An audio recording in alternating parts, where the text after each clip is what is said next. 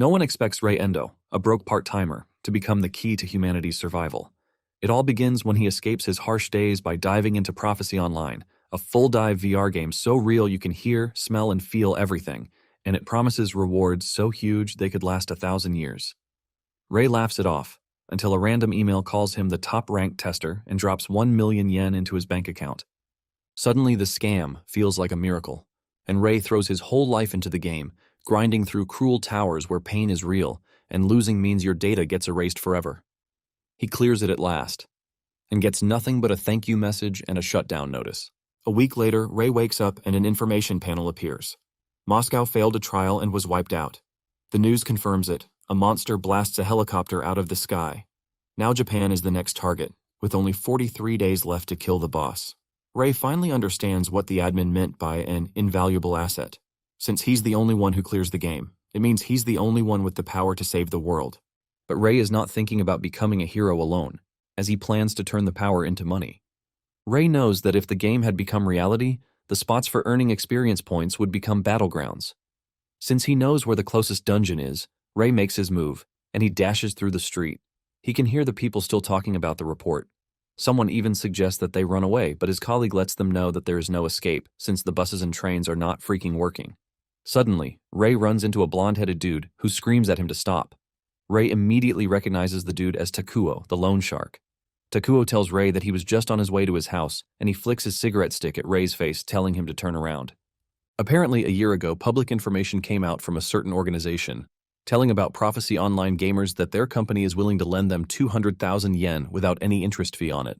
However, this is for those who pass screening, and with this cash, they assure the players that they will have less time gathering funds but more time playing the game. However, the company lets them know that they are going to be taking half of the rewards earned from the wealth. When Rei sees this offer, he realizes that it is a good offer, since the money is interest-free. In addition, Rei is relaxed because he only has to pay the money when he has earned enough. Without thinking twice, he borrowed the money, but he soon realized that it was a trap. Just as promised, 200,000 yen was deposited into his account, but the moment he finished using up the money, a contract with an outrageous interest rate was sent to him. The company told him that he didn't pass their screening, and because of this, he owed 50% interest in just 10 days. Threatened and scared, Rei started looking for ways to pay the debt. He even sought out card loans with lower interest rates to gather repayment funds. However, whenever Rei tried to repay, the company would intentionally cut off contact and wait for the interest to grow. When Rei could no longer repay the money, the company resorted to using forceful collection methods. Now in the present day, Takuo has tracked him down, telling him that it is time for him to pay the money. Rei then reminds the dude that they refused to take the money when he tried to repay. Takuo laughs at Rei, telling him that he is only making up excuses because he doesn't want to pay his debts. Takuo then tells Rei that he needs something else from him, since he already said he would be diving into the game. Takuo suddenly grabs Rei, screaming at him to tell him everything he knows about the game. Rei simply tells the dude to get his filthy hands off him, but Takuo is pissed that Rei has the effrontery to speak to him the way he likes. Rei then tells him that he is going to give him just one piece of advice, or rather show him. Out of nowhere, Rei activates a skill called the Fist of the Novice, which ultimately increases his fist power by 50%. A blue-like element covers his fists, and before Takuo knows what is happening, he is punched into the distance. He crashes to the ground in pain, and Rei lets him know that in the current world, he outranks him. With the dude barely breathing, Rei leaves him by the roadside and runs off. Meanwhile, some guys are in their vehicle, and they witnessed Rei just use a Prophecy Online skill. There is a strange dude wearing a hoodie in the car, and with his demeanor, he appears to be experienced in the game too, but he is surprised that he is meeting an experienced player too soon. The dude can clearly see that things are about to get even more interesting because very soon, law and order will collapse. Moments later, Rei arrives at the dungeon called the Sanctuary of the Goat. Upon arriving at the entrance, Rei realizes that the dungeon actually looks exactly the same as in the game. However, he notices a car parked outside and he realizes that someone is already in the dungeon. Nonetheless, he proceeds into the dungeon, and as he moves closer, he can smell blood. He gets to the dungeon lobby hall to find a bunch of dead monsters, and standing above them are a group of players. Surprisingly, the dude wearing a hood is there, and Rei asks him if he was the one who killed the monsters. The dude confidently replies that he is responsible, while saying the monsters are called flare lizards. In fact, the dude believes he is the reason Rei is still alive because the flare lizards are dangerous. Rei is surprised to hear this because, with what he knows, the flare lizards are the weakest of the weak. The dude finally takes off his hoodie, telling Ray to become his subordinate since he doesn't have any friends. The dude tells Ray that all he has to do is hand over half of his earnings and he will protect him. Ray then calmly tells the dude that he is not interested because he likes going solo. Ray then adds that he is super sure that the group cannot beat the boss there. The hoodie is pissed when he hears this, and he turns to his subordinates, telling them that once they finish killing the boss, they have to kill him too. The lady among them is surprised to hear this, saying they are already going too far by doing that. However, the hoodie guy says other players are just obstacles, and it is better that they have fewer people who know the game information. He confidently tells them that what he decides is final, and whoever opposes him will suffer an accidental death. Apparently, the boss in the dungeon known as the Smoldering Goat isn't a tough enemy, and once it is defeated, it usually takes 7 days for it to respawn. The dude tells his comrades that they cannot allow anyone else to get the last attack. He then adds that Ray has to stay outside until they have killed the boss. They check the timer, and they realize that there is just over 5 minutes for the door to open. Ray soon realizes that 3 of the players, including the girl, are standing guard to make sure he doesn't enter. Ray playfully asks the trio if their plan is to block his way, and they say yes. They suggest that he wait outside, and even though Ray can easily wipe them out, he decides to just wait around because he knows the end result of their foolish decision. Ray figures out that he is going to make his move after they have all been slaughtered, and he just lets them stroll into the boss's room without challenging them. While they are entering the boss's room, Ray is busy sipping a packet of straight tea, waiting to see how far the dudes can go. The moment the door closes, the team leader asks his comrades if Ray didn't follow them, and they assure him that he didn't. He is glad to hear this, saying it is not convenient for them to have any nuisances around. One of them mentions that Ray might have realized that they were planning to make it look like an accident, but the team leader believes that Ray is not that sharp. The team leader then turns to the shield dude, telling him to stay focused, and the dude assures the team leader that with his shield, the dungeon boss is nothing because he is wielding an epic-grade sealed shield. Suddenly, they are hit with a fearsome gust of wind that is accompanied by a huge fire. Fear grips the team leader when he realizes that something horrible might have just emerged. When the fire effect cools down, a large giant goat with a human upper body, wielding a large hammer, appears in the room. It turns out that this fearsome beast is known as the Scorching Goat, and not the Smoldering Goat that they were expecting to see. The goat lets off a loud roar that sends the players in different directions. They all get hurt just from its roar alone, and the team leader realizes that they are in a big mess. The team members start asking him what they are supposed to do, and he screams at them, telling them that it is time they retreat. However, they soon realize that they are screwed because the door won't open from the inside. While everyone is scurrying to safety, the team leader tells the shield dude to stay back and be the decoy because his shield should be able to block the goat's attacks. The shield guy wants to argue this, but the team leader insists, and the shield guy has no choice but to turn around to face the goat. However, by the time the goat makes its move, the shield guy realizes that he is done for. The goat's hammer alone is huge enough to take in 10 of his shields, and before he knows it, he gets slammed into the ground. When the others see this, they scream out in pain and horror because they know what this means. The goat adds to their fear by picking the dude and his shield to chew them as if they are biscuits. The team sees this and cries out in fear, calling the goat a coward and a monster, which obviously it is.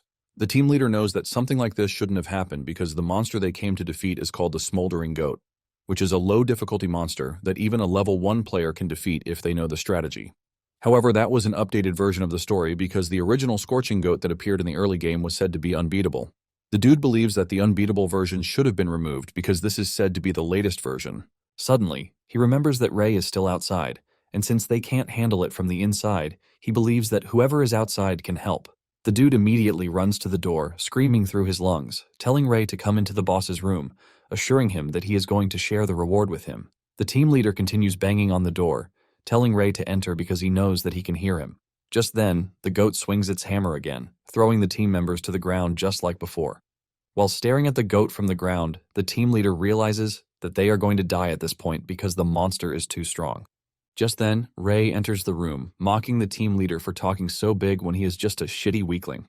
With a smirk on his face, Ray tells the dude that he is not cut out for the leadership role. The team leader is pissed at the humiliation, and he decides to use Ray as a distraction to escape the boss's room. The team leader then rushes toward the exit, telling his team members to run too, so that they can leave the monster for Ray to handle. The team members acknowledge his order and start running to the entrance, but as the lady runs past Ray, Ray tells her to stop. He tells her that they can't leave the room. This is proven as the team leader rushes to the door, trying to make it out before it closes. However, he gets caught between the doors, and he screams out in severe pain. The goat is pissed at just how noisy the dude is, and the goat walks over to the team leader to smash him to nothing with his giant hammer. This is when it dawns on the surviving team members that they are done for. They start asking what it is that they are supposed to do, and Ray cuts in. He picks up the dead team leader's sword, admitting that he has a good sword even though he is a weakling. Ray then turns to the beast, telling it that the sword is enough to deal with it, but the beast is pissed at this. The goat tells Ray that since he wants to die, it is going to grant him his wish. The goat swings its hammer at Ray and it shatters the floor, but by the time he realizes what is going on, Ray is already above his head. Before the goat can make a move, Ray easily cuts off its horns to embarrass it. Ray then walks up to the girl and the dude who survived with him. He lets them know that he is willing to save them as long as they pay him 10 million yen. The girl is surprised to hear this, and Ray reiterates what he said just in case they have both gone deaf. The dude then fires back, saying they don't have 10 million to pay him, and the girl supports him, telling Ray that he is basically taking advantage of them. Ray then tells the dude that if they don't have the money, they have to work for it, since they don't want to die so young. Ray tells the two that they are going to work under him and hand over 90% of the rewards they earn from defeating monsters. He tells them that he would have taken everything, but as a service, he is going to let them keep 10%. The two are shocked to hear this, and they scream at Ray for mocking them. They add that even their scum-dead team leader was only asking for 50%, since they are not ready to pay him. Ray tells them that he has no choice but to abandon them. Just then, the goat regains its strength and it screams at Ray for cutting its proud horns. The goat assures Ray that it is going to kill it in the worst possible way. The goat breathes fire on them, but Ray dodges the attack. On the other hand, the girl is able to create a barrier to block the fire, but even the after effects of the fire send them to the ground. When everything clears off, Ray expresses his surprise that the two are still alive, but he tells them that he will be waiting to see how long their luck will last. Realizing the danger, the two quickly tell Ray that they are ready to do what he wants. Since they have both agreed, Ray finally decides to protect them. Ray turns to the goat, telling it that it's been a while since he last defeated it.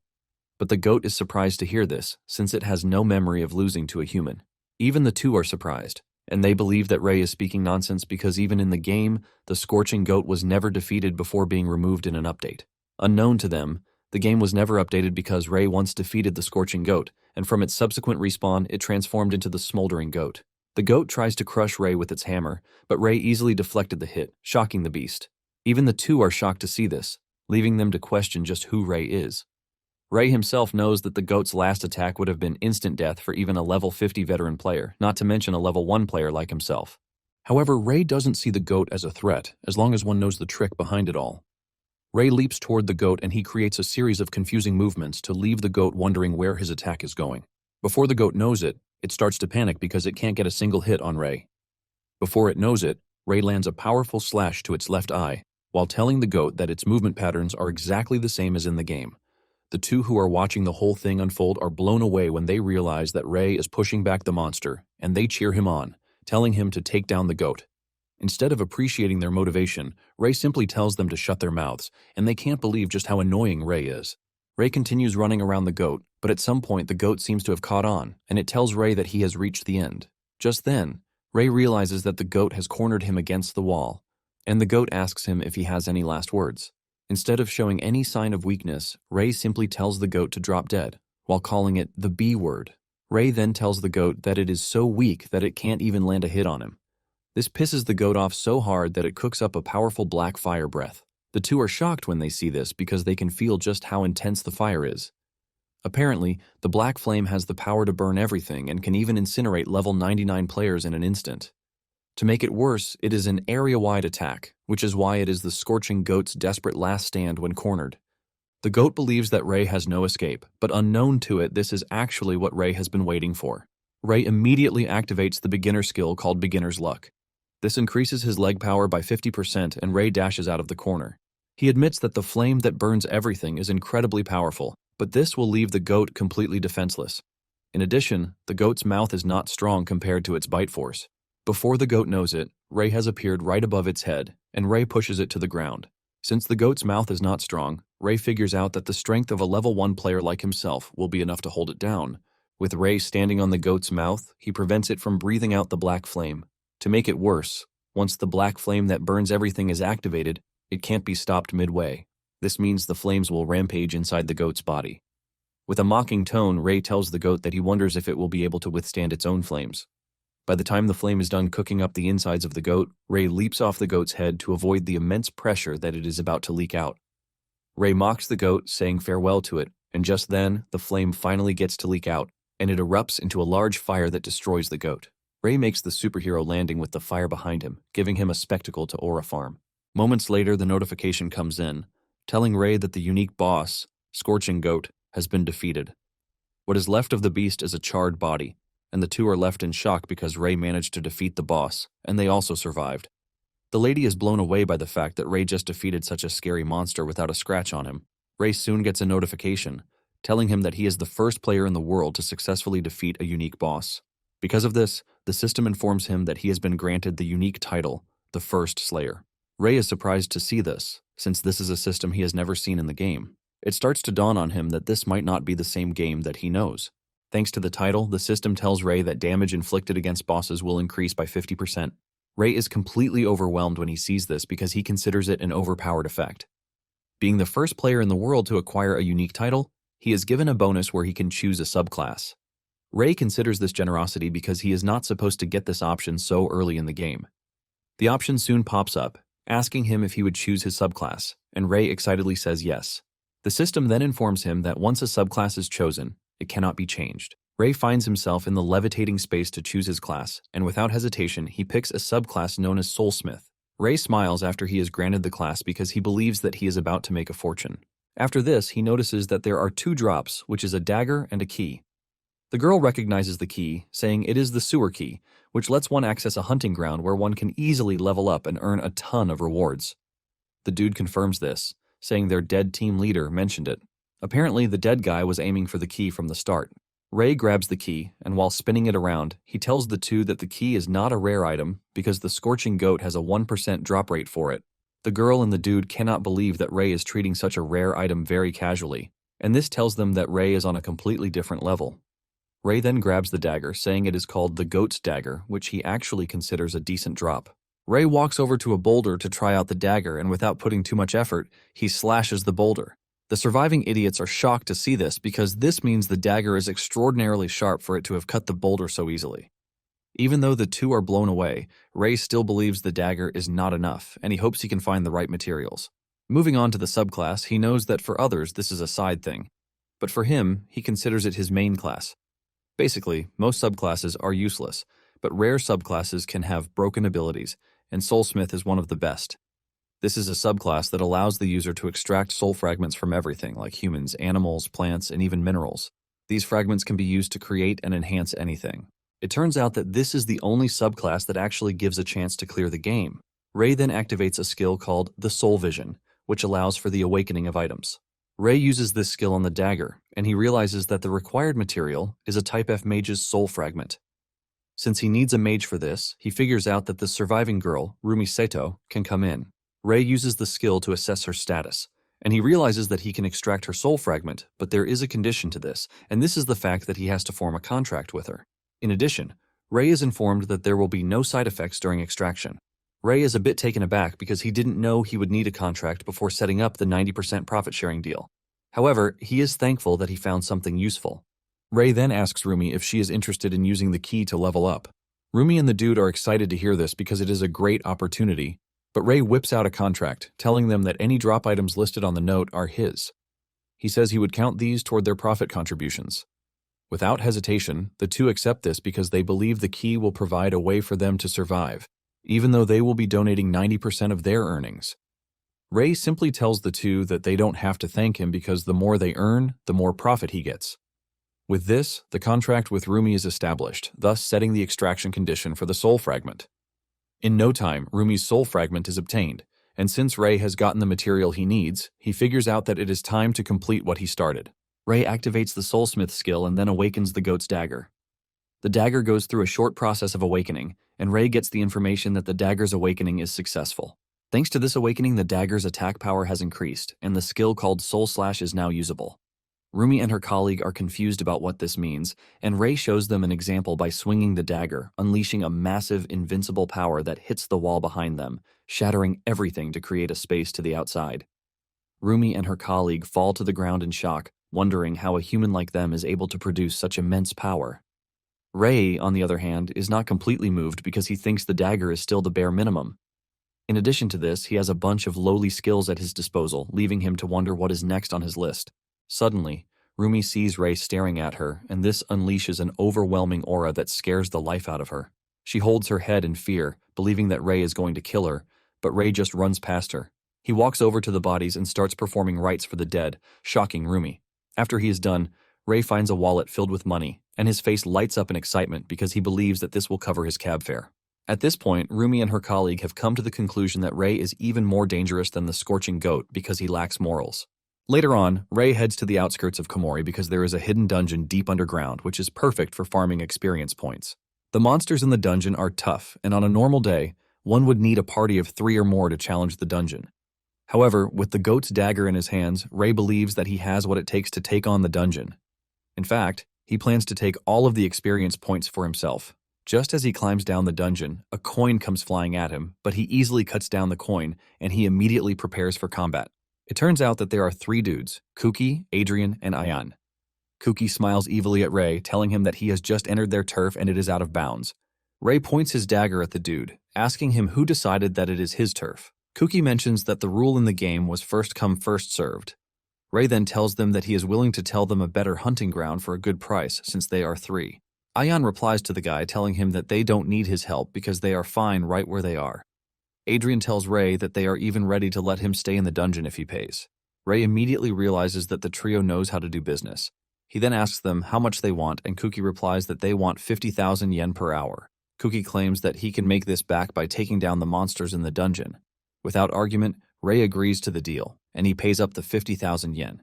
Kuki collects the money, telling Ray that he now has exactly 1 hour from when he paid the money. Moments later, Ray makes his way to the wolf's cave, and as he steps in, he finds himself surrounded by a pack of dire wolves. The wolves are aggressive, but Ray knows that they are a mid-tier monster that is easy to farm for a good profit. In fact, this is the only place that they appear in packs. Even though Ray can use the Soul Slash to take out the wolves in an instant, he decides to save it in the meantime. Just then, the wolves make their move and lunge at Ray, but with quick movement, Ray cuts them into pieces. After taking out the entire pack, Ray whips out a packet of straight tea so he can relieve his thirst. Suddenly, Adrian attacks him from behind, but Ray's quick reflexes allow him to dodge the strike, and he manages to block the dude's knuckle attack with his dagger. However, he loses his straight tea in the process, and Ray swings his dagger in a counter, almost decapitating the dude. This leaves a small cut on his head, and Adrian admits that Ray's attack was a close one. Because the dude was able to dodge the strike, Ray easily figures out that he is used to fighting. Ray then berates Adrian, telling him that he and his guys really like ambushes because they came right after he just finished fighting monsters. Ray mentions their tactics, saying he knows all about it. And the other two finally step out, saying Ray must have noticed right from the start. Ray replies that he is aware of all of these because places like these are where scavengers like them like to stay. In addition, he found it suspicious that they were the only ones there. Ray then tells Kuki that he should have planted a decoy party if he really wanted to fool him. Kuki is pissed when he hears this, and deep down, Ray had already noticed everything the moment he saw their weapons. Adrian has knuckle guards on, and the rocket punch knuckle is basically a reckless super acceleration attack. Ayan's sword, on the other hand, uses high-frequency vibrations to create strong cutting power for a short time. Ray knows that if he didn't know this, one hit would have sent him straight to his ancestors. And Kuki, the leader, his ring is actually a troublesome piece of equipment. Kuki then tries to play cool, apologizing for sneaking up on Ray. He then suggests that they settle it with some hush money.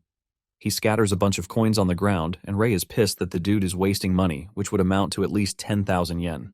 Kuki smiles at Ray, claiming that his hand slipped and asks if he can pick it up for him. Since Ray is not a fool, he knows that the whole thing is a trap, and he asks the dude if this is how he hands over hush money to someone, telling them to kneel to take it. It turns out that the ring he is wearing is an item that triggers a small explosion centered on a coin. Ray easily figures out that the dude is underestimating him because he thinks he doesn't know.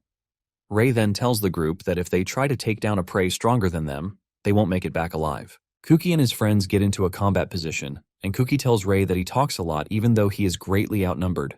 Ray then confidently tells the trio that he doesn't care how many weaklings they are because if they count them, they are not worth a single yen. Kuki is pissed when he hears this, and he activates the coins to blow them up. Adrian also charges in, telling Ray that he had plans to kill him quickly before, but he has changed his mind. He promises to tear Ray limb from limb and inflict so much pain on him till he dies. Adrian is the first to reach Ray, and he throws a powerful punch at him, but Ray dodges the punch. The punch shatters the ground, and while Ray is still trying to balance himself, Aion appears behind him, ready to cut off his head. Ray is able to turn around in time to block the strike, but this immediately puts him between the two dudes. Even with the two jumping him at the same time, Ray is able to push them back, and he reminds them that he paid 50,000 yen for the space, but they have broken the contract. With a stern face and voice, Ray tells them that he will be taking back his 50,000 yen with interest. Kuki confidently tells Ray that he would pay the interest with exploding coins as he prepares to launch a full-on assault on Ray. Kuki then activates a coin explosion that sends flying coins at Ray, forcing him to run. While he is on the run, Aion leaps at him, ready to cut him down, but Ray blocks the strike. Surprisingly, this shatters Aion's sword, and while he is still watching in shock, Ray almost cuts his head off. At this point, Kuki starts to figure out that Ray's dagger might be an epic item, but at the same time, he doesn't think he and his guys are going to lose to Ray. The dude sends another wave of coins at Ray, forcing Ray to run around the room. Ray is pissed that Kuki is busy wasting coins, and suddenly Adrian appears behind Ray, ready to punch his head off. The attack appears to land, leaving catastrophic damage to the ground. A crater is left on the ground, and Ray's dagger flies into the air. Adrian raises his hand in celebration, saying he felt the hit, and he is pretty sure that Ray is already dead. While Adrian is busy celebrating, Aion is pissed that Ray broke his sword, leaving him to ask if there is a way to fix his sword. Kuki boasts that no matter how great the weapon is, if the user is just a regular human, it is useless. Kuki bends to take Ray's dagger, and he tells the team that it is time to collect the spoils of battle. Out of nowhere, Aion and Adrian get hit with the soul-binding skill that generates chains that lift them up and restrain them. Adrian and Aion scream in pain, while Kuki watches in confusion. From behind, Ray's voice emerges, talking about how he used the power of a soulsmith that directly tightened the soul. With a mocking voice, Ray says he knows that the pain must be worse than dying. Ray finally appears, and Kuki angrily dashes toward him, but Ray easily blocks the dude, telling him that he is too slow. However, Kuki argues that he is not slow as he unleashes a ton of coins from his body, ready to blow Ray away with them. Before the coins can activate, Ray activates the soul-binding skill to restrain Kuki. Kuki screams out in pain, demanding to know why his coin explosion didn't activate. Ray tells him that soul-binding can seal an enemy's skills, and if there is a level difference, Ray says it is basically easier than twisting a baby's hand. Kuki yells at Ray, demanding to know what trash level difference he is talking about because he is level 7, and he has been raising his level as fast as possible. After hearing this, Ray tells Kuki that he has done pretty well for a beginner, but he tightens the restraints more. Since he now has control of the situation, Ray suggests that they start their negotiations afresh.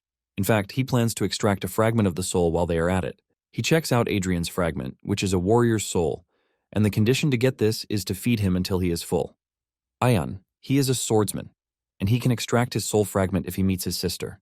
As for Kuki, he is a mage, and to extract his soul fragment, Ray has to terrify him so much that he thinks he is going to die. When Ray sees this, he realizes that he can immediately extract Kuki's fragment right there. Ray then tightens the chain around his neck, causing him so much pain that he starts begging Ray not to kill him. Ray replies that he is saying trash because he actually needs him alive. Ray whips out his dagger, and this scares Kuki, who asks Ray what he means by this. Ray starts talking about his eyes, his blood, his organs, saying there are people all over the world who would buy everything he just listed. Looking like a villain, Ray tells Kuki that the 50,000 yen interest is pretty high. With fear in his voice, Aion asks Kuki if he thinks Ray would really do what he is threatening to do. Deep down, Ray is not even ready to go through the trouble of doing this because he believes that it is not worth the trouble. In addition, he can't believe that the dudes are so dumb that they believe a part-timer like him would have an organ trading route. However, when Ray speaks, he acts tough, telling Kuki to think of a way that makes more money than selling organs if he wants to live. Kuki then replies that he can't suddenly think of this, and he starts begging Ray, telling him that he would do anything. Tears of fear fall from his eyes as he begs Ray to spare his life, and as the tears touch the ground, it meets the condition to make Kuki fear Ray from the bottom of his heart. Ray then extracts his soul fragment, and after this, he releases the trio from the soul-binding chains. The trio crashes to the ground in pain, and Ray whips out contracts for them to sign. When the trio checks out the contract, they can't believe that Ray is demanding 90% of their income with a clause that they will always obey him. Ray simply overwhelms them with his scary aura, asking them if they have any complaints about this. The trio quickly replies that they have no complaint at all, and Ray commends them, saying that they are now his cash cows. Ray tells them that if they show any sign of rebellion whatsoever, the operating table will become their grave. Ray then adds that he would like them to take him to the person backing them. Kuki is shocked to hear this, and he asks Ray how he knows. Ray replies that their equipment isn't something that weaklings can prepare on their own, and because of this, he is pretty sure that someone is pulling the strings behind the scenes. Realizing that Ray is onto them, Kuki falls to his knees, begging him not to allow him to take this route, because if it gets out that he sided with someone else aside from his boss, he is going to get killed. Ray kicks the dude in the face, asking him what is scarier, his boss or an organ transplant with no anesthesia. Ayan stands up and runs off, saying he doesn't even want any. Ray simply grabs the guy with the soul-binding restriction, telling him that he cannot escape. Seeing their friend raised high in the air with the possibility of death, Kuki and Adrian immediately agree to cooperate. Ray then tells them that he is going to confiscate all of their weapons and money. It turns out that Ray is pretty confident that no one can hurt him now, and his confidence is right to have because he is currently a level 36 player with impressive stats to boot. Elsewhere in a circus, a dude, Roku, is seen beating up another guy, while there are a bunch of other guys stuck in a cell. Roku looks absolutely thrilled while beating up the innocent guy, claiming that he is useless. One of the dudes in the cell screams at Roku, telling him to stop beating up the dude because he might as well die if he continues that way. Roku replies that the dude is free to die because they are all useless idiots who have been holding the boss back. Just then, the boss appears from behind the curtain with a clown painting on his face. He asks Roku if he is done training the dude, and when he walks over to the dude, the boss claims Roku has gone too far. He tells Roku that there might be after effects if he breaks the guy's bones.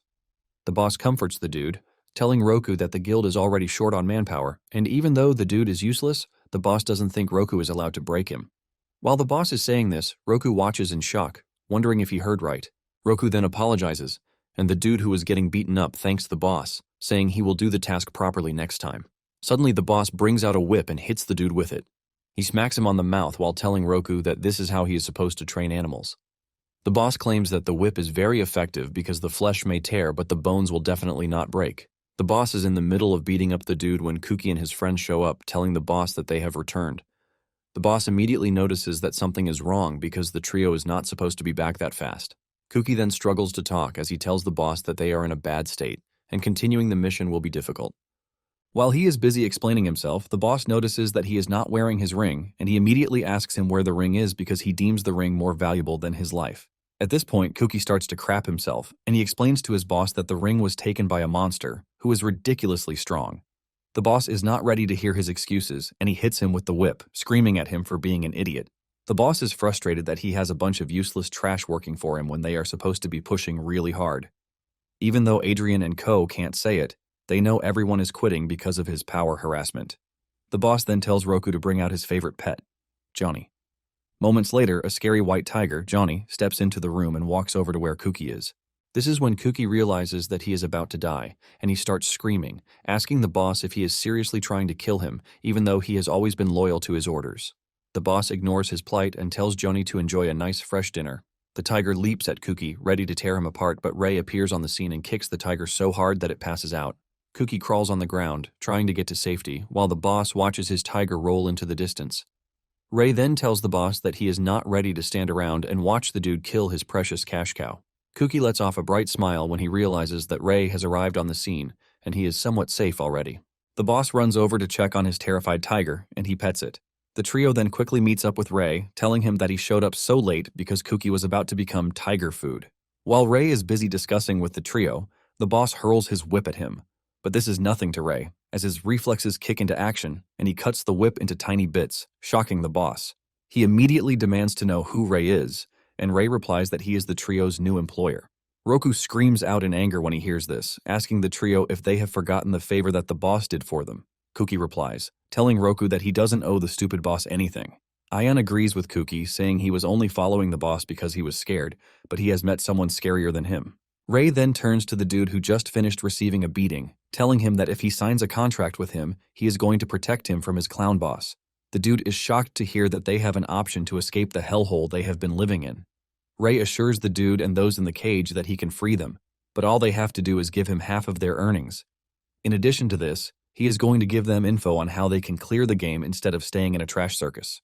When Kuki and his friends hear this, they start protesting, reminding Ray that he is taking 90% from them. Ray simply replies that he is taking 90% because they tried to kill him. The boss soon loses his cool, saying Ray beat up his tiger and he is also trying to steal his subordinates. Annoyed, he promises to kill them all and send them straight to hell. Ray teases the dude, telling him that he is in Japan and such barbaric behavior is not allowed. The clown then replies that whatever he does is allowed as long as he has the golden card with him. He whips out a golden card, which is a guild operation permit, giving the clown, Andrei Lukic, the right to be a guild master. Apparently, the permit is granted by the Ministry of Internal Affairs and Communications, the Player Association Management Bureau, and Director Kenzo Yamano. When Ray sees this, he immediately figures out that the Japanese government is desperate after seeing what happened in Moscow. Andrei mentions that he has been given the guildmaster authority that surpasses the law just so he can clear dungeons. In fact, as long as he has the cards, even the police can't mess with him. Andrei tells Ray that power holds everything, and as it stands, he can kill Ray without any consequences. Ray cannot believe that a lot has happened while he was dungeon diving. Ray then whips out his dagger, asking Andrei if he would be able to do shady business just like him once he becomes a guildmaster. Andrei collects his gun from Roku, telling Ray that he is a fool because to become a guildmaster, he needs to be recognized as player rank B or higher. However, Andrei believes that Ray doesn't have to know this, since he is about to die. He aims his gun at Ray and fires off like a maniac, ready to put several holes in Ray's body. As the bullet approaches Ray, he activates a unique skill, the Soul Barrier. This is a skill that can only be activated by level 25 players and above, and a mage's soul fragment is needed. The barrier immediately comes up, and when Ray sees it, he realizes that he is in a big mess. Apparently, Russia used nuclear missiles in Moscow's ice trial, but they still couldn't clear it, and Ray asks Andrei if he knows why so many players don't use guns to clear dungeons. While saying this, Ray keeps moving toward Andrei with the barrier. Andrei panics, screaming at Ray to stay away from him, while firing his gun in desperation, hoping that it will crack the barrier. Before he knows it, the barrier pins him to the wall, forcing him to drop the gun in his hand. Andrei struggles to breathe, while the barrier pins him tightly to the wall, and Ray only lets him go when he has almost crushed all of his internal organs. By the time the barrier is taken down, Andrei is already coughing up blood, and he crashes to the ground while Ray lets him know that guns cannot clear dungeons, because skills will always surpass weapons. When the dudes in the cell see this, they are all left in shock, since they don't expect their leader to be taken down so easily. Ray then asks them for the final time if they are going to contract with him or not. Ray lets them know that, as a bonus for forming a contract with him, he will allow them to do whatever they like to Andrei. The moment they hear this, they get even more interested and agitated because they have a lot of grudges against Andrei that they need to settle. Andrei then tells Ray that whatever he is doing is illegal, but Roku urges him to calm down. Ray then replies that he doesn't really care, while reminding him that he was the one shouting "power is everything" some moments ago. Before the clown knows it, all the others have been set free, and he watches as they stand tall above him, ready to beat him to a pulp. Ray, on the other hand, is glad that he has managed to gather a lot of cash cows. He decides that he is just going to continue making easy money off of them. He then decides not to do anything yet until more impatient people show up for the trial. At this point, the trial is about 1 month left, and Ray believes that he is still on track. Sometime later, Ray decides to visit the Player Association headquarters, the Rank Certification Examination Hall. On his way to the headquarters, he hears some guys discussing the latest news. Apparently, if a player is ranked B or higher, they can get scouts from famous guilds for a high salary. In fact, there is a saying that they are going to get an annual income of several million yen. One of them then mentions that only 1% of players in the country are ranked B, and only 9 people in Japan are ranked A. Apparently, it has now been 2 weeks since the game became reality, and many people have tried to earn the initial price of 100 million yen set by the Japanese government, but the result was catastrophic. This was when the Player Association made membership mandatory, and one can't challenge the trials or get rewards unless they join the association. Because of the interests available for this, Ray wants to be a part of it. Meanwhile, someone strange is watching Ray from above, and Ray soon gets the feeling that something is wrong. Suddenly, a sign pole falls from above, which is aimed directly at Ray, but he dodges it. Everyone is shocked to see this, and suddenly, an annoying voice calls out Ray's name. This annoying voice turns out to be Takuo, the loan shark dude. He jumps down to challenge Ray, asking him if he believes he has escaped the debts. Ray then asks Takuo if he is there to take the rank certification test too. Ray then reminds the dude that he was defeated with 1 punch from the fist of the beginner last time, and trying to take the test would be a total waste of time. Takuo confidently tells Ray not to think of him as the same person he was because he is now the strongest profession, spearman. Ray laughs out loud when he hears this, telling Takuo that he chose a profession that is usually picked by amateurs who don't know anything. Ray tells Takuo that the profession is strong at first, but in later stages, it becomes a burden because it can't keep up with inflation. Takuo is pissed to hear the mockery, and he asks Ray about his own profession. Rei replies that he is just a beginner, and Takuo almost dies of laughter when he hears this. Takuo tells Rei that he is practically jobless, and Rei assures him that he is not lying about being a beginner. Takuo then decides to punish Rei for the last time. He pulls out the sign pole and hurls it at Rei, using his spearman power. Surprisingly, Rei didn't even sweat before dodging the attack, and before Takuo knows it, Rei appears in front of him. Even though Rei has no intention of causing trouble before the exam, he cannot wait around because Takuo actually attacked first. Without putting too much effort into his strike, Rei sends Takuo flying into the distance, embarrassing him in front of everyone. To Rei, he is not concerned because he acted in self-defense. He then makes his way into the headquarters where he learns that the rank certification exam fee is 8,000 yen. Rei pays the money, and after a while, an attendant shows up telling him that it is time for his rank certification exam. The attendant takes Rei into a room that houses a giant purple crystal. Rei is expected to put his hands on the crystal, and without wasting time, Rei stretches his hand to the crystal. As he gets closer, an electrical signal interacts with the touch, and this lets off a bright white light that shocks the attendant with Rei. She is left wondering what is going on in front of her. When they return to the office, the attendant frantically tells him that the test shows that his rank is equivalent to A rank. The attendant then tells Rei that players can change jobs to various professions, like Swordmaster, Archbishop, and Magic Master.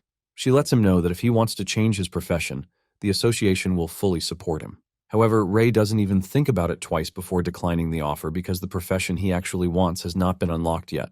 The attendant is curious, and she asks Rei which profession it is, and Rei replies that he has no intention of telling her.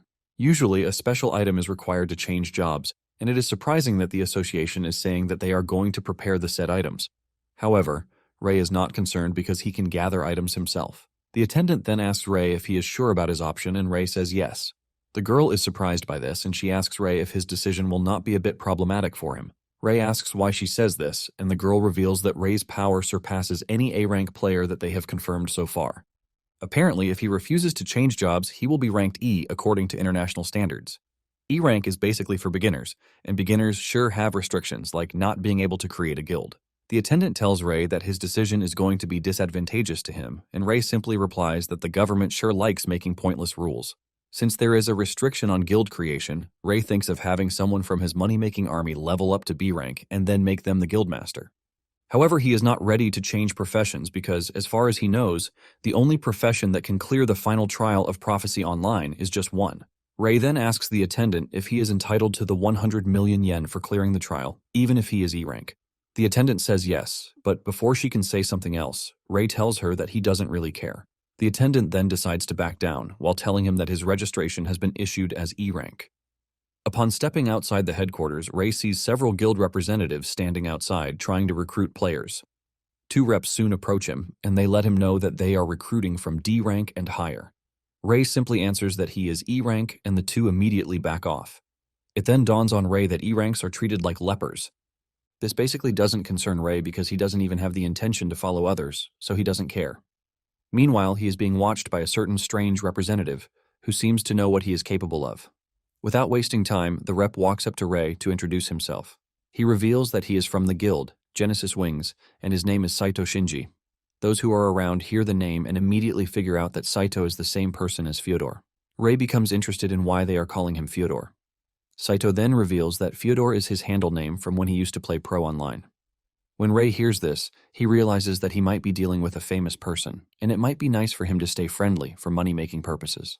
Rei then asks Saito what he wants from him, and suddenly Takuo appears out of nowhere, saying he is the person Genesis Wings Guild has been looking for. Takuo starts saying trash like how expensive he is because he is B rank, and Rei cannot believe that a weak dude like Takuo is B rank. Saito tries to act cool, asking Takuo who he is while making sure he avoids trouble. Believing that Saito is weak, Takuo oversteps his boundary, and he grabs the dude's tie, asking if he should show him how strong he is.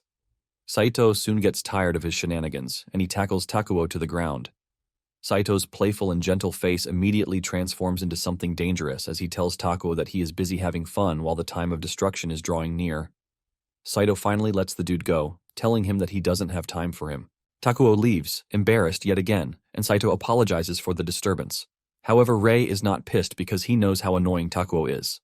The 2 then head to a cafe to talk, and Rei asks Saito why he is meeting with an E rank like him. Saito urges Rei to stop being modest because he is only an E rank because he refused to change jobs. When Ray hears this, he realizes that Saito got the information from the player association because it is personal information. Saito reveals that his guild is cooperating with the association in several activities because Japan's destruction is imminent and they cannot afford to be picky. However, he lets Ray know that this whole thing is quite expensive. Saito tells Ray that if he joins Genesis Wings, they are going to pay him the same amount as the information fee that they paid to the association. When Ray sees the amount, which is 10 million yen, he almost suffers a brain freeze. At the same time, he realizes that this type of money might have moved his previous self, but not someone like his present self. Ray then replies to the dude, telling him that he has no intention of joining a guild. When Saito hears this, he figures out that such a small amount won't move Ray because of the type of person he is.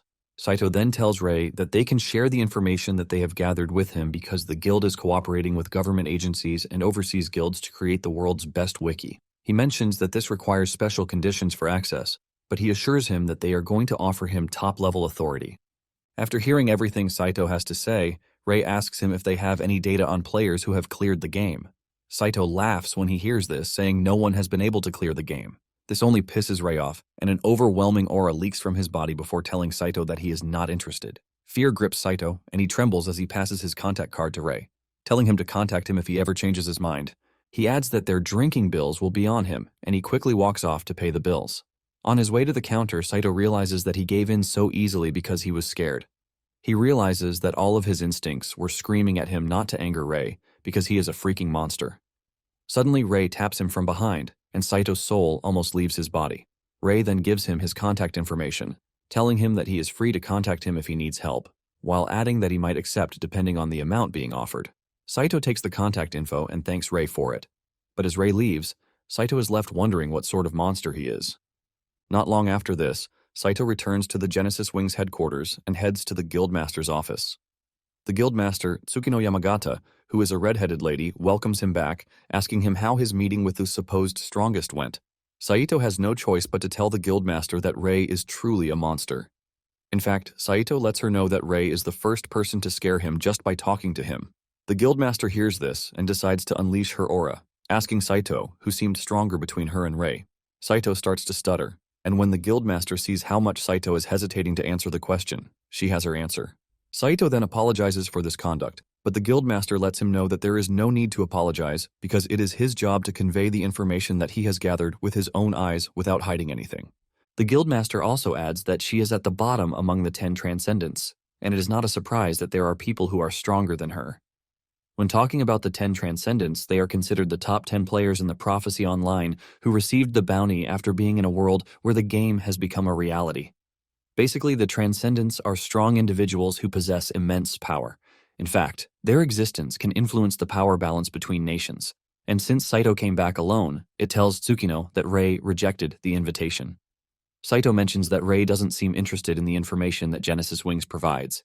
Tsukino then says that if Ray is one of the Transcendents, he would have no need for money and fame because he already has this. Tsukino then says she doesn't think there is a way one of the 10 Transcendents would remain a beginner. She believes that there are players who gain their powers by using dark items that increase stats in exchange for severe side effects. Tsukino then tells Saito that she really trusts his discerning eyes. And if what he says is true, then Ray is truly the strongest in the world. Apparently, there is only one name that is missing from the 10 Transcendents, and this is the number 1. It turns out that the United States used electronic espionage networks to pinpoint the whereabouts of 9 of the 10 Transcendents. But the data on the number 1 is corrupt, which is why the name is unknown. However, there have been reports that the US is lying about the data being corrupted because they are hiding the last person. Saito lets Tsukino know that he didn't believe this rumor until he saw Ray. However, after meeting Ray, he is convinced that he might be the last one. Tsukino then says, judging by Saito's report, the report of Ray being the last person is pretty high. Tsukino then tells Saito to notify the guild members, telling them that from that moment onward, all hostile actions toward Ray have been banned. Tsukino considers Ray a ticking nuclear bomb that must be handled carefully. A few weeks after this, Ray rented an office in a shared building, which is basically the hideout for the money-making gang. The entire gang comes together to work on the new office to make sure it is well furnished. Kuki also shows up telling Ray that he has gathered the day's tribute. Ray checks out the money, and he admits that it is pretty good. He then asks Kuki how the party strengthening is going, and Kuki assures Ray that everything is progressing just as he wants it. He mentions that leveling using the underground waterway key is going smoothly, and he makes 1 million a day. In fact, The newbies are earning at least $100,000 a day, and Kuki thanks Ray for the help so far because he didn't know they could earn this amount of money. Ray smiles, reminding Kuki that he already told him that he would make him earn because the more they earn, the more profit he makes. Ray then tells Kuki that the tribute is for the information fees. Deep down, Kuki admits that the fees are high, but at the same time, he believes that it is worth it because Ray has a lot of information to boot. Kuki then reminds Ray that the Earth trial will end in 10 days, asking Ray what he plans to do.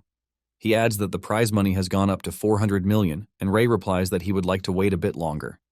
Just then, the news comes on showing a live report of where the Earth trial is currently being challenged. However, the situation doesn't seem to be progressing, and if it continues this way, it is evident that Japan is done for. Suddenly, the reporter receives a new update from the government, saying they have raised the reward for the trial to 1 billion yen. The reporter believes that the government has run out of options, and they can only pray that a capable player shows up to clear the trial. When Ray sees this, he figures out that foreign guilds might start coming in if they delay the whole thing any longer. Ray picks up his shirt and decides that it is time he tackles the situation. Kuki is shocked to see Ray leaving to clear the trial alone. Ray tells Kuki that he is offering to go alone because he can't put his money-making gang in danger. The gang hears this and starts blushing, but Ray wastes no time shattering their hearts by reminding them that the prize money is 1 billion yen, which means he gets to keep everything if he clears the dungeon alone. Shortly afterward, Ray arrives at the dungeon where the trial is being held.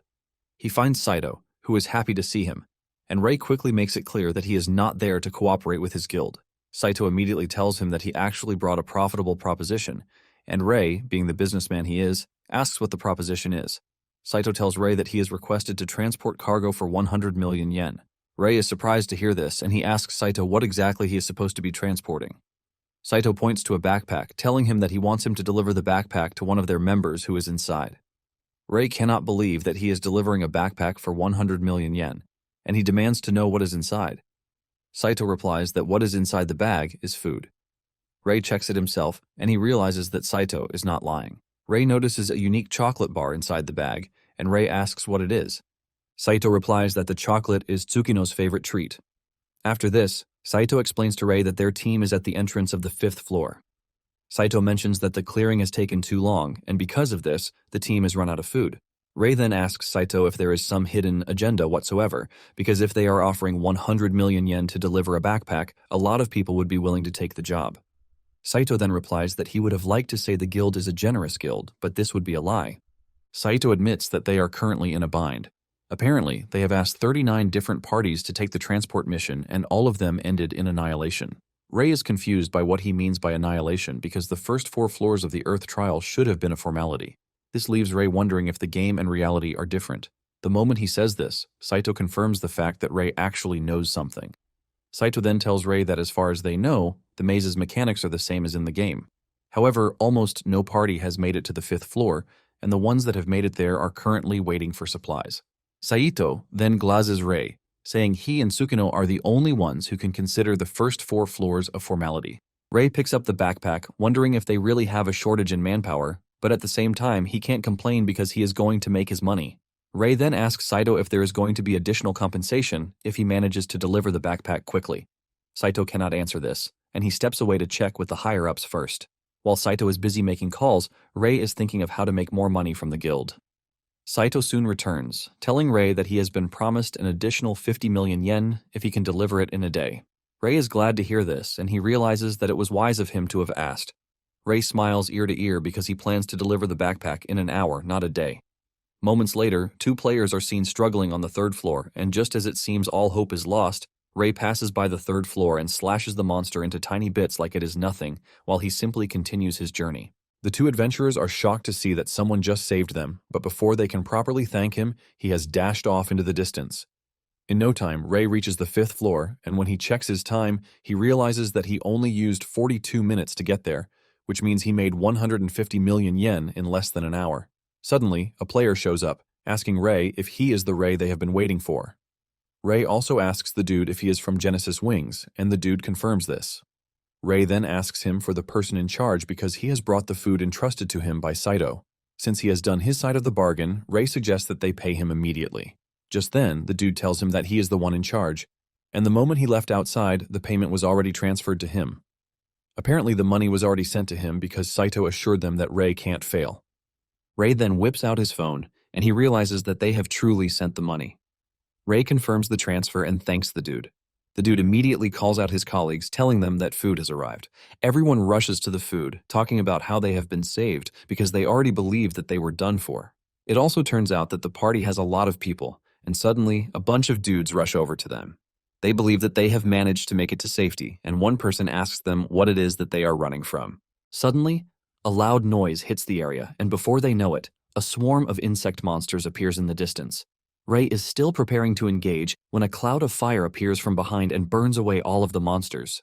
Ray is shocked when he sees this, and when he looks around, he sees that Tsukino is the one who just unleashed the attack. Apparently, this is an advanced skill of the elemental blader class called Hellfire Slash. Ray is impressed to see that there are still some people who can actually fight back. After wiping out the monsters, Tsukino walks up to Ray, thanking him for accepting the transport mission. With a bright smile on her face, she introduces herself and reveals her excitement to work with Ray. Tsukino initially looks like a fearsome tiger with her aura leaking everywhere as she approaches Ray, but she trips and soon finds herself in an aura debt. Ray manages to catch her before she hits the ground, and she blames this on the fact that she hasn't eaten in 3 days. Ray then tells Tsukino that he heard that she and her party are having trouble with supplies. In the background, the rest of the group is already fighting for the food that Ray just brought, which proves his point. Later on, Ray and Tsukino sit down to talk, and Ray asks Tsukino if she is the strongest among the party, and she confirms this. However, she confesses that she is the least among the 10 Transcendents. When Ray hears this, he just mocks the name, saying it is such a cringe-worthy name.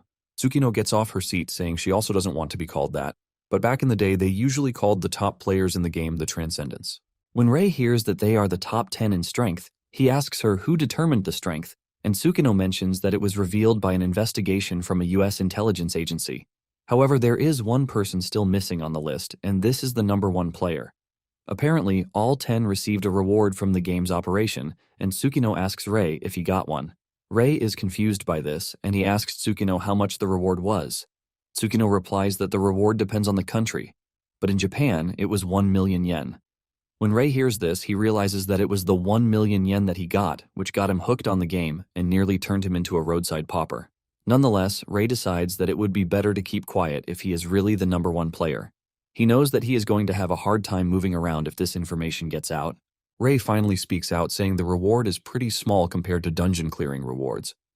Tsukino admits that the reward is small when looked at from a money perspective, but the knowledge gained from the game was far more valuable than the reward. However, even their experiences didn't work on all the bosses in the dungeon, and Ray is surprised that even the top 10 players couldn't clear the Earth Trial. Tsukino replies that no matter how skilled they are still mere humans, and if only they had the level and equipment from the game, they might have been able to somehow crack it. However, she believes that clearing the dungeon in the current state is impossible. Ray then stands up, reminding Tsukino that his mission is done. He urges her to tell him if anything else comes up, and he might consider taking it up depending on the reward. Ray then prepares to leave the tent with the intention of taking down the boss on floor 5 so he can get the 1 billion yen reward. Suddenly, Tsukino screams at him, telling him to stop. She asks him if he would like to cooperate in taking down the boss on the floor. Tsukino's subordinates are shocked to hear this, and they tell Tsukino that they can handle the boss themselves. They all believe that Ray's intentions are clear, and they cannot trust him. Tsukino immediately reminds the group that she already banned all forms of hostility toward Ray. Tsukino assures her subordinates that she understands how they feel, but she lets them know that she is not ready to lose any more comrades. Apparently, the group has been through a lot, and they have lost a lot in the process. In fact, the shield guy on the team had to sacrifice himself so that Tsukino and the others could escape from the front lines when things got really intense. Tsukino watches in horror as her comrade is torn to pieces by a monster, and she can't do anything about it. With pain in her voice, Tsukino lets her surviving comrades know that the more of them who survive, the better it is. She tells them that she is ready to bet on the possibility that Ray can clear the trial. Tsukino stands strong while addressing her comrades, letting them know that clearing the dungeon and bringing peace to Japan would be the best tribute to their comrades who gave their lives. Tsukino is able to motivate them into believing in what she believes in, but Ray speaks harshly, telling the group that he doesn't want any deadweights on the team because he can actually handle the boss himself. Tsukino is blown away by Ray's confidence, and she realizes that this increases the likelihood that he's the last of the 10 Transcendents. Since she is curious about all of these, Tsukino is eager to see how Ray is going to fight in the battle. Once everyone is ready, Ray suggests that they move out. Upon stepping out of the tent, Tsukino reminds Ray that he said he would take a job depending on the reward. Tsukino then tells Rei that they would like to join the battle against the boss. The moment Rei hears this, he realizes that a business opportunity is about to open up for him again. Rei then turns to Tsukino, asking if she is not after the reward for the boss kill, and Tsukino replies that she is aware of the fact that they are a burden. Since this is the case, she wants Rei to think of the reward as compensation for the trouble they have caused him. When Rei hears this, he immediately negotiates his price, saying he is going to need 10 million yen per person. He mentions that the first half will come as an advance payment and whatever happens in the battle stays between them. Rei says these are his conditions, and since there is no guarantee for their lives, he tells them that the reward will be split among the survivors. After hearing everything, Tsukino tells Rei that she is cool with the deal. Meanwhile, most of the party is not happy with Tsukino's decision that they are going to join Rei in the boss fight. While they are busy arguing, Rei is busy thinking of the amount of money he can make. Moments later, the group runs into a swarm of monsters, and just like before, Rei is about to wipe them out, but Tsukino offers to take care of them. She places her chocolate bar in her mouth and talks about how angry she is whenever anyone interrupts her meal. She unleashes the Inferno Cyclone skill, which consumes all of the monsters at once, leaving Rei impressed. Her party members also praise her, saying this is the norm for Tsukino. With the monsters out of the equation, Tsukino swallows the chocolate bar, and she tells Rei that it is time they leave. Rei cannot believe that Tsukino finished the huge pile of snacks in just 10 minutes. Rei then brings out his phone, saying he has confirmed the advanced payment, and it is finally time for them to face Japan's first trial so that they can conquer it. As they proceed further down the dungeon, one of Tsukino's party members, a bald-headed dude, downplays Rei's efforts, saying he is disappointed that he doesn't have any flashy skills. He mentions that he is only using physical attacks when he was expecting something really great from him. However, Tsukino opens his eyes to the real situation of things, telling him to look at the monsters that Rei is taking down. Tsukino explains that the monsters have no external injuries whatsoever, which means he is killing them with a single thrust. The dude finally realizes that Rei is a skilled fighter. Tsukino can also see that Rei's movements are overwhelmingly precise, as if he doesn't even have to use any big techniques. Sometime later, they arrive at the front of the 5th floor boss room. The bald-headed dude from earlier says he has a bad feeling about the whole thing, but Tsukino motivates the team, telling them that it is time they take on the challenge so that they can avenge their fallen heroes. Tsukino even reveals her decision to go all out from the start, and the whole gang is behind her. They dash into the room to find a spider boss standing tall in the room. The fire users on the team, including Tsukino, all go all out from the start, throwing powerful attacks at the spider boss. This leaves a loud cloud of fire that leaves some of the party members believing that they have won, but Rei quickly corrects their delusion. When the fire clears out, the spider boss emerges with no damage to its body whatsoever. When Tsukino sees this, she is shocked because insect-type monsters are supposed to be susceptible to fire. Rei then mentions that they are right about the spider being weak to fire, but the power attack is actually not enough. Suddenly, the spider hits them with its webs, forcing them to all start running around to dodge. Tsukino urges her subordinates not to get caught in the sticky webs because if it happens, it will be hard for them to escape on their own. At this point, the party members now realize that things are worse than they thought. 2 members slack off and almost get shot with the web, but Rei swings in to save their lives, grabbing them off at the right moment. The 2 thank him for saving them, but he tells them that they don't have any reason to thank him because if any one of them dies, the reward will be reduced by 10 million, and he doesn't joke with his money. However, he urges them not to overdo it because it is still stressful for him running around and saving them. In fact, he suggests that they start paying him 1 million each once he saves their lives, and the 2 scream at Rei because he is already practicing pure extortion. Deep down, Rei knows that if he deliberately drags out the battle, he could make a killing on the rescue fee of 1 million per person. But at the same time, the group is a part of a big guild, which is connected to the government. He figures out that going too easy might just affect future money-making opportunities for him. Rei then activates the Soul Vision skill, and he realizes that if he surprises Tsukino, he might actually get a bonus from the battle. Apparently, the condition to extract Tsukino's Type D Swordsman's soul fragment is to make her experience the greatest surprise of her life. Rei then decides to do something flashy, and he finally joins the battle. He leaps toward the spider and, with just a single strike, he cuts off one of the spider's limbs. Rei finds himself standing in front of the spider, and it hits Rei with one of its legs, which appears like a clean hit because the ground under Rei shatters. This leaves a cloud of dust in the air, and when Tsukino sees this, she starts to panic because she believes that there is no way they can defeat a monster that even Rei couldn't beat. Just then, they hear Rei's voice coming from the dust, and it appears that he easily caught the spider's leg with just one hand. Rei had used a skill called Soul Strength to block the hit as if it were nothing. The party members are shocked when they see what Rei has just done. Rei grabs the spider's leg and flings the spider into the distance, causing it to fall on its back. Rei dashes toward the spider, and it turns out that by flipping the spider on its back, Rei has opened up its weak spot. Rei immediately delivers a clean cut through the spider's abdomen to eliminate it. When the party members see this, they start celebrating that they have defeated the spider, but Rei lets them know that they are actually misunderstanding the whole thing. He lets them know that they have not defeated the monster because it is just the beginning. Suddenly, a large burst of substance bursts out from the spider's tummy, and it immediately regenerates all missing limbs and internal organs. As if this is not bad enough, the spider monster has gotten way bigger than before. This is not new to Rei because he knows that this is the spider's second form and its aggression is far greater than its first form. When the party hears this, they start to panic because even its first form is too hard for them to handle. Rei lets the guys know that they have difficulty fighting the spider because they are a bunch of weaklings. Rei takes charge of the fight again and he activates the soul web, flying around the monster to incapacitate it with this. Once the spider is restrained, Rei activates the soul incineration array, which can only be activated by a level 40 player and above. This skill also consumes a mage's soul fragment, a flame user's soul fragment, and a warrior's soul fragment to activate.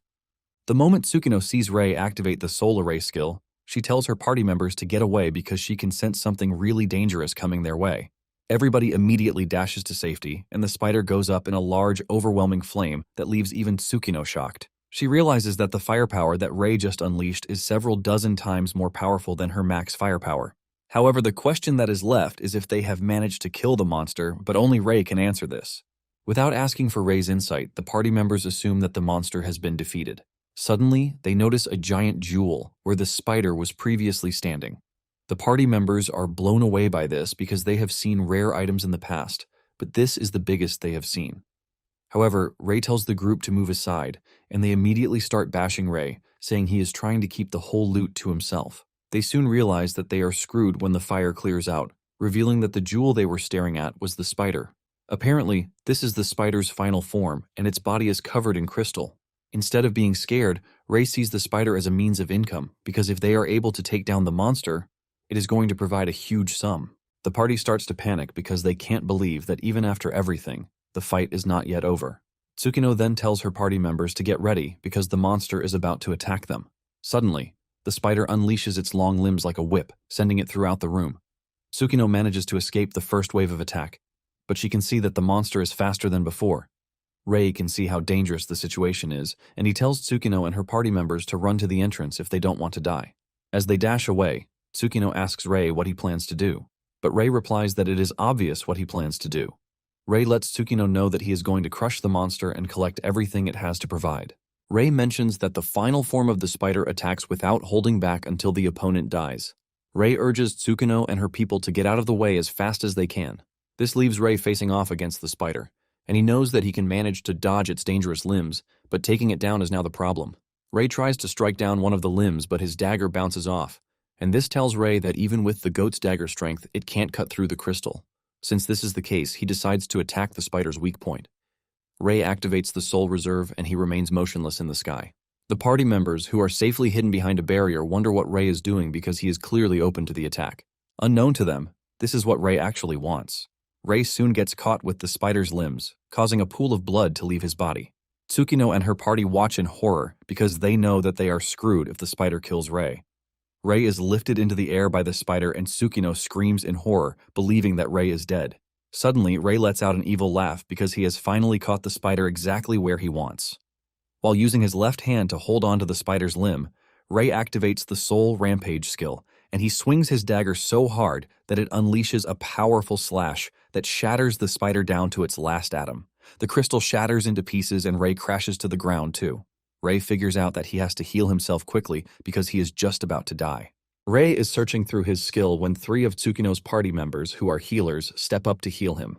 The trio is able to come through, and their magic heals Rei completely. Rei thanks them for this because he didn't have to use his own skills. Tsukino soon notices the smile on his face, and she immediately asks Rei if he intentionally took the hits.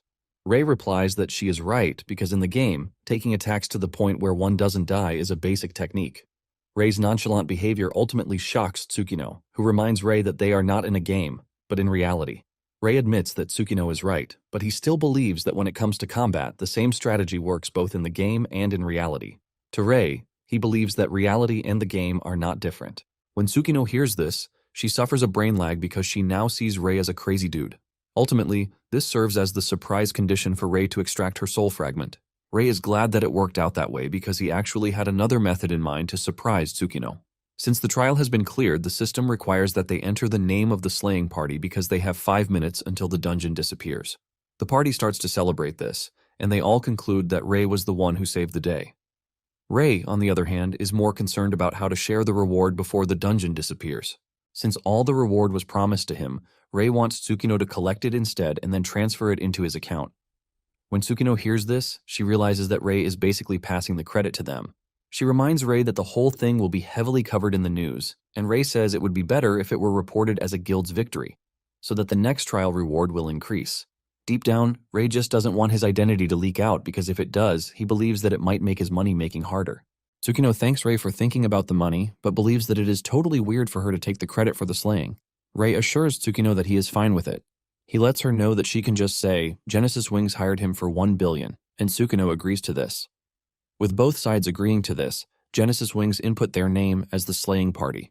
Rei is confident that with this method, no information from Genesis Wings will leak, because if it does, it would be like announcing that they stole someone else's credit.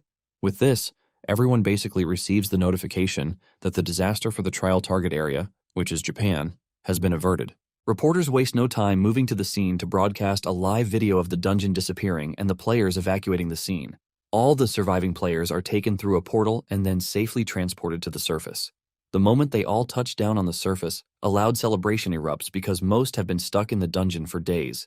A monument appears on the scene, which will carry Genesis Wing's name as the conqueror of the trial. As if it were a race, reporters are seen flooding to the scene en masse because they all want to get the name of the guild that cleared the dungeon.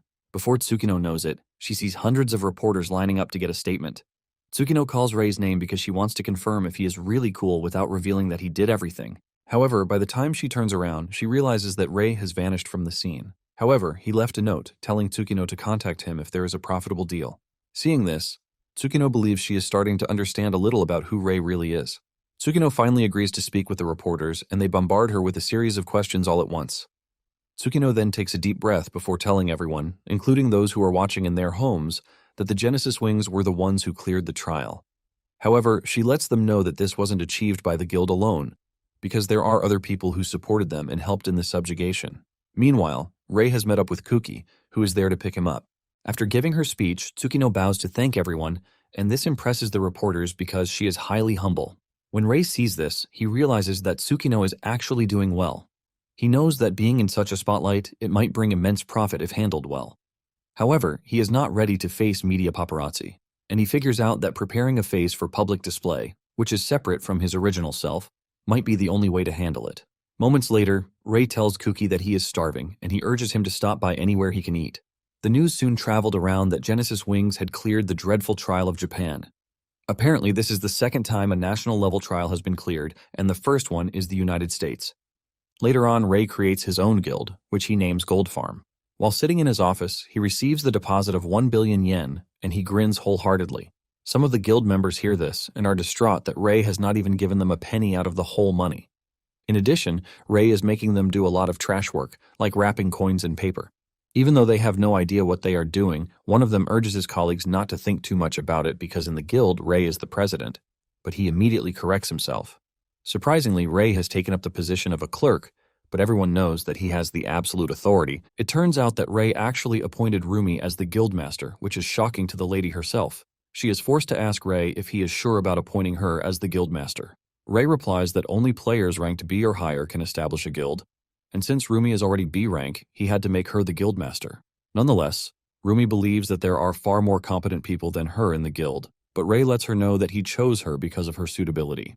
Apparently, all the members of the Cash Cow squad have all grown to B rank or higher thanks to the information he is providing on where to level up.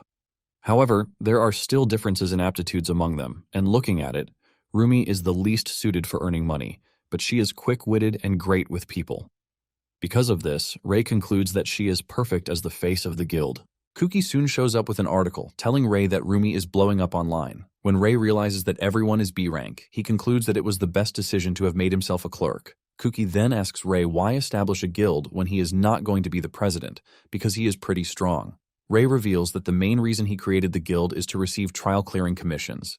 He mentions that aside from large-scale trials, which target nations or continents, there are also smaller trials targeting areas like towns, cities, or prefectures. And since only official guilds that are recognized by the state can take on trials, he has no choice but to establish one. Kuki and Rumi are blown away by this because they didn't know this if Rei had not explained it to them. After the short lecture, Rumi tells Rei that she has listed the trials with low difficulty and high rewards for him. However, Rei tells her to abandon those ones first, and he gives her a trial request that she is supposed to take on. Rumi checks it out and realizes that it is a small trial with a 5 million yen reward. Rumi is surprised to see this because there are other trials that offer better rewards than the one Rei is choosing.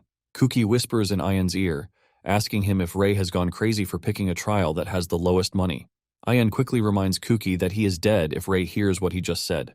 Rumi is the first to figure out that Rei must have a reason for picking the trial, and she suspects that there is something more valuable than the reward in it.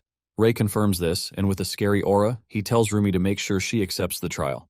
Soon afterward, Rei heads to the trial site, and on his way there, Rumi calls him, telling him that the requested task has been successfully accepted, and the reward remains 5 million yen.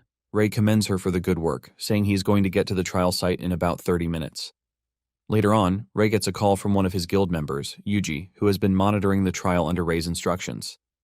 Yuji mentions that some suspicious individuals have entered the trial site, and Rei asks him how many there are. The dude replies that they are 5, and Rei asks him if they have noticed him, but he assures Rei that they haven't. With this, Rei tells Yuji to leave the area and leave the rest to him. When Rei realizes that some people have gained unauthorized entry into the trial, he figures out that they are not ordinary people. He then decides that it is time to hide his face.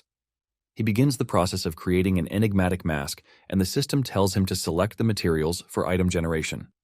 Rei plans to use the fragment of the swordsman's soul type D, which he got from Tsukino. The system tells him that he has an option for auto-generation of the enigmatic mask, but the success rate for this is less than 1%. The system asks to proceed with the process, but Rei declines, saying he is going to do it manually. The system informs him that the success rate for manual creation is undefined. In addition, failing might cause mental and physical backlash, and the system asks him if he still wants to continue, to which Rei says yes. Rei is then taken into the soul world, where he will be required to harmonize the soul. There are pieces of soul fragments scattered everywhere, which Rei is required to piece everything together. He is informed that the base success rate is below 1%, which increases the difficulty. Rei is then given 60 minutes to piece everything together, and in the last second, Rei finishes the harmonization of the fragments. This turns out to be a success, and he is returned to the real world, where he is informed that the enigmatic mask has been created. After the mask has been created, Rei tells Ayan to drop him off just before they get to the trial site. Rei then puts on the mask, which immediately transforms his appearance into a blonde-headed dude. With this, Rei strolls to the trial area, and from the entrance, he finds monster carcasses everywhere, which he realizes that the burnt is still fresh. This tells him that someone else has entered the trial site before him, just like Yuji said. He continues further and notices that the hidden door is open, and with this, Rei realizes that the group is after the hidden trial. Basically, trials are categorized by their scope, and those targeting nations are large-scale trials. However, those targeting towns or villages are small-scale trials. Although small-scale trials are easier, the rewards are trash. However, there are exceptions because there are hidden trials. These are secret trials generated within small-scale trials, and their difficulty is greater than that of the main trial, although rare items can be obtained inside the trial area. Since it is a hidden trial, Rei figures out that the players who have infiltrated it are players with considerable information. Moments later, Rei runs into a bunch of shady dudes in black robes. The leader of the team looks cool, and he asks Rei if he's from the gold farm. Rei takes a minute before answering, and he feigns ignorance of what the gold farm is. The team leader then tells Rei that it doesn't matter if he is from the gold farm or not. Rei lets the dudes know that he has no intention of clearing the hidden trial for their sake. But the team leader tells Rei that he has no need to clear the trial because they have already cleared it. The team leader whips out an item, which he calls the Box of Evolution, which is the reward for clearing the dungeon. When Rei sees the box, he realizes that the team has beaten him to the item. Just to be safe, he hides his right hand behind his back and he activates his weapon. Just then, the team leader throws the box to him and he catches it. With a smile on his face, the team leader tells Rei that they are willing to give him the box as a token of goodwill. However, in return, the dude wants Rei to take on a task for them. Rei asks what the task is, and the team leader tells him that they want him to stop the completion of a certain small-scale trial, and the dude assures Rei that he can use whatever method he deems fit. The team leader, Ridge, says he can tell that Rei is a capable player, and eliminating the party attempting to clear the trial should be nothing to him. When Ray hears this, he immediately starts wondering why they would want to stop a trial's completion. Ray finally replies to the request, saying he can see that they are from the Dark Guild. He figures out that the group is trying to do the same thing that happened in Argentina. Apparently, 2 weeks ago, one of Argentina's cities, Mendoza, failed an easy trial request and was destroyed. However, the problem was what happened a week before this. It turns out that the companies based in Mendoza were hit by a massive wave of short selling. When Rumi and Ray saw this, she mentioned that it was as if Mendoza's fall had been predicted in advance. It turns out that the culprit was rumored to be a Dark Guild, but Ray didn't know that they were already targeting Japan as well. Ridge then tells Ray that they are going to leave him to imagine why he was given the request, but the main thing is to know if he is interested in accepting or not. Ray sharply says no, telling Ridge that the whole request is tempting, but if he would like to destroy a city, he wants to be the one to short sell it himself because it would be more profitable. Ridge expresses his disappointment and tells Ray to return the box, but tells him that they will also be collecting interest for temporarily lending the box to him. Ray is confused when he hears this, and Ridge confirms that the interest is his life. Ridge and the rest of the team bring out a syringe containing a dark liquid, telling Ray that his options are to either cooperate with them or die. Ray shows no sign of weakness as he whips out his sword, asking Ridge and his team if they think they can win. Ridge replies that they might not win under normal circumstances, but he reminds Ray that they just cleared the hidden trial, so it would be disastrous for Ray to underestimate them. Ridge and his team then inject themselves with the contents of the syringe, telling him that they are going to show him that player skills are useless against the Dark Guild. The moment the content of the syringe gets into their system, they start moving funny, and Ray realizes that the team injected themselves with a doping item. This leaves Ray wondering whether such a thing was present in the game. However, he notices that there are no changes on their body. But since he doesn't know what the syringe contained, he doesn't even know what to expect. However, he notices that there is something weird with the box he is holding, but he decides to play along. Just then, Ridge reaches into his pocket, and he activates a remote-controlled device that immediately detonates the box that Ray is holding. Ray is engulfed in a cloud of fire, and Ridge and his friend start laughing like maniacs. They make fun of him for falling for such an easy trap. Ridge talks about how they directed Ray's attention to their bodies so he won't focus on the small box, which is the real deal. Even though the plan went smoothly, Ridge says it is a shame that he won't get himself a pawn. Ridge then walks to the explosion site, but to everyone's horror, there is no body. Out of nowhere, all of Ridge's men are taken out in an instant. They scream out in pain, and Ridge reacts to this with a fire blast from his hand.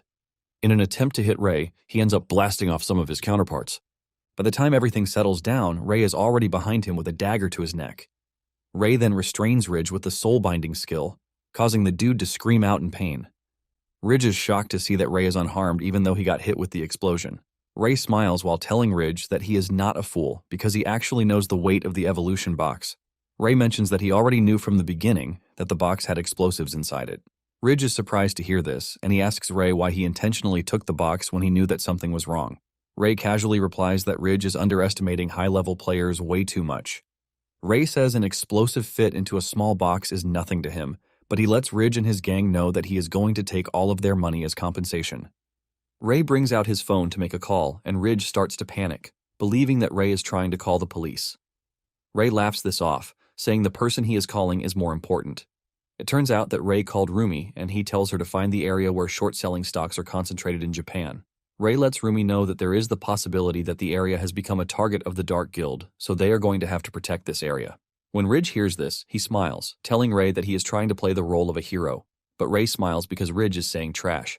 Ray explains that the Dark Guild is short-selling like crazy, which means the stocks are cheap like crazy at the moment. Ray plans to buy all of them up and then conquer the trial to make a huge profit from it. Ridge panics when he hears this, and he asks Ray if he is seriously planning to oppose the Dark Guild, and Ray replies that for money, he doesn't mind making the Dark Guild his enemies. However, he tells Ridge that he would have to cooperate with him, but Ridge demands to know why Ray is so confident that he is going to cooperate. Ray ignores him and puts a call through to Rumi again, asking her if the re-education course is ready. It turns out that the education course that Ray is talking about is a bunch of torture devices that he plans to use on stubborn enemies. Even Rumi is skeptical about using it on humans, but Ray assures her that he has gotten a suitable test subject and he is going to deliver them later. Ray also uses the evolution box to evolve the fragment of the sorcerer's soul type F to type E. Later on, Ray heads to the Modern Art Museum, which is the target of the Dark Guild. Just like before, Ray is wearing the enigmatic mask to disguise his identity. It turns out that he was able to get this information after the cash cows tortured Ridge and his friends into submission. However, Rumi is worried that Rei is heading into danger, even though they don't know how many enemies there are. Rei assures Rumi that she doesn't have to worry about anything, but urges her to keep an eye on his stock movements. Apparently, a dude named Takahisa posted a request for people to gather to protect the town, but let them know that there will be no reward. He sets the meeting place at the city hall's front square. Now that people are gathered, he asks those who are willing to participate in the museum trial to gather. Rei is surprised that a lot of people have gathered to protect the town, even though there is no reward being given. Thanks to the number of people there, Rei figures out that it would be easy for the Dark Guild to sneak in a spy, and he figures out that finding the spy before everything starts is the way forward.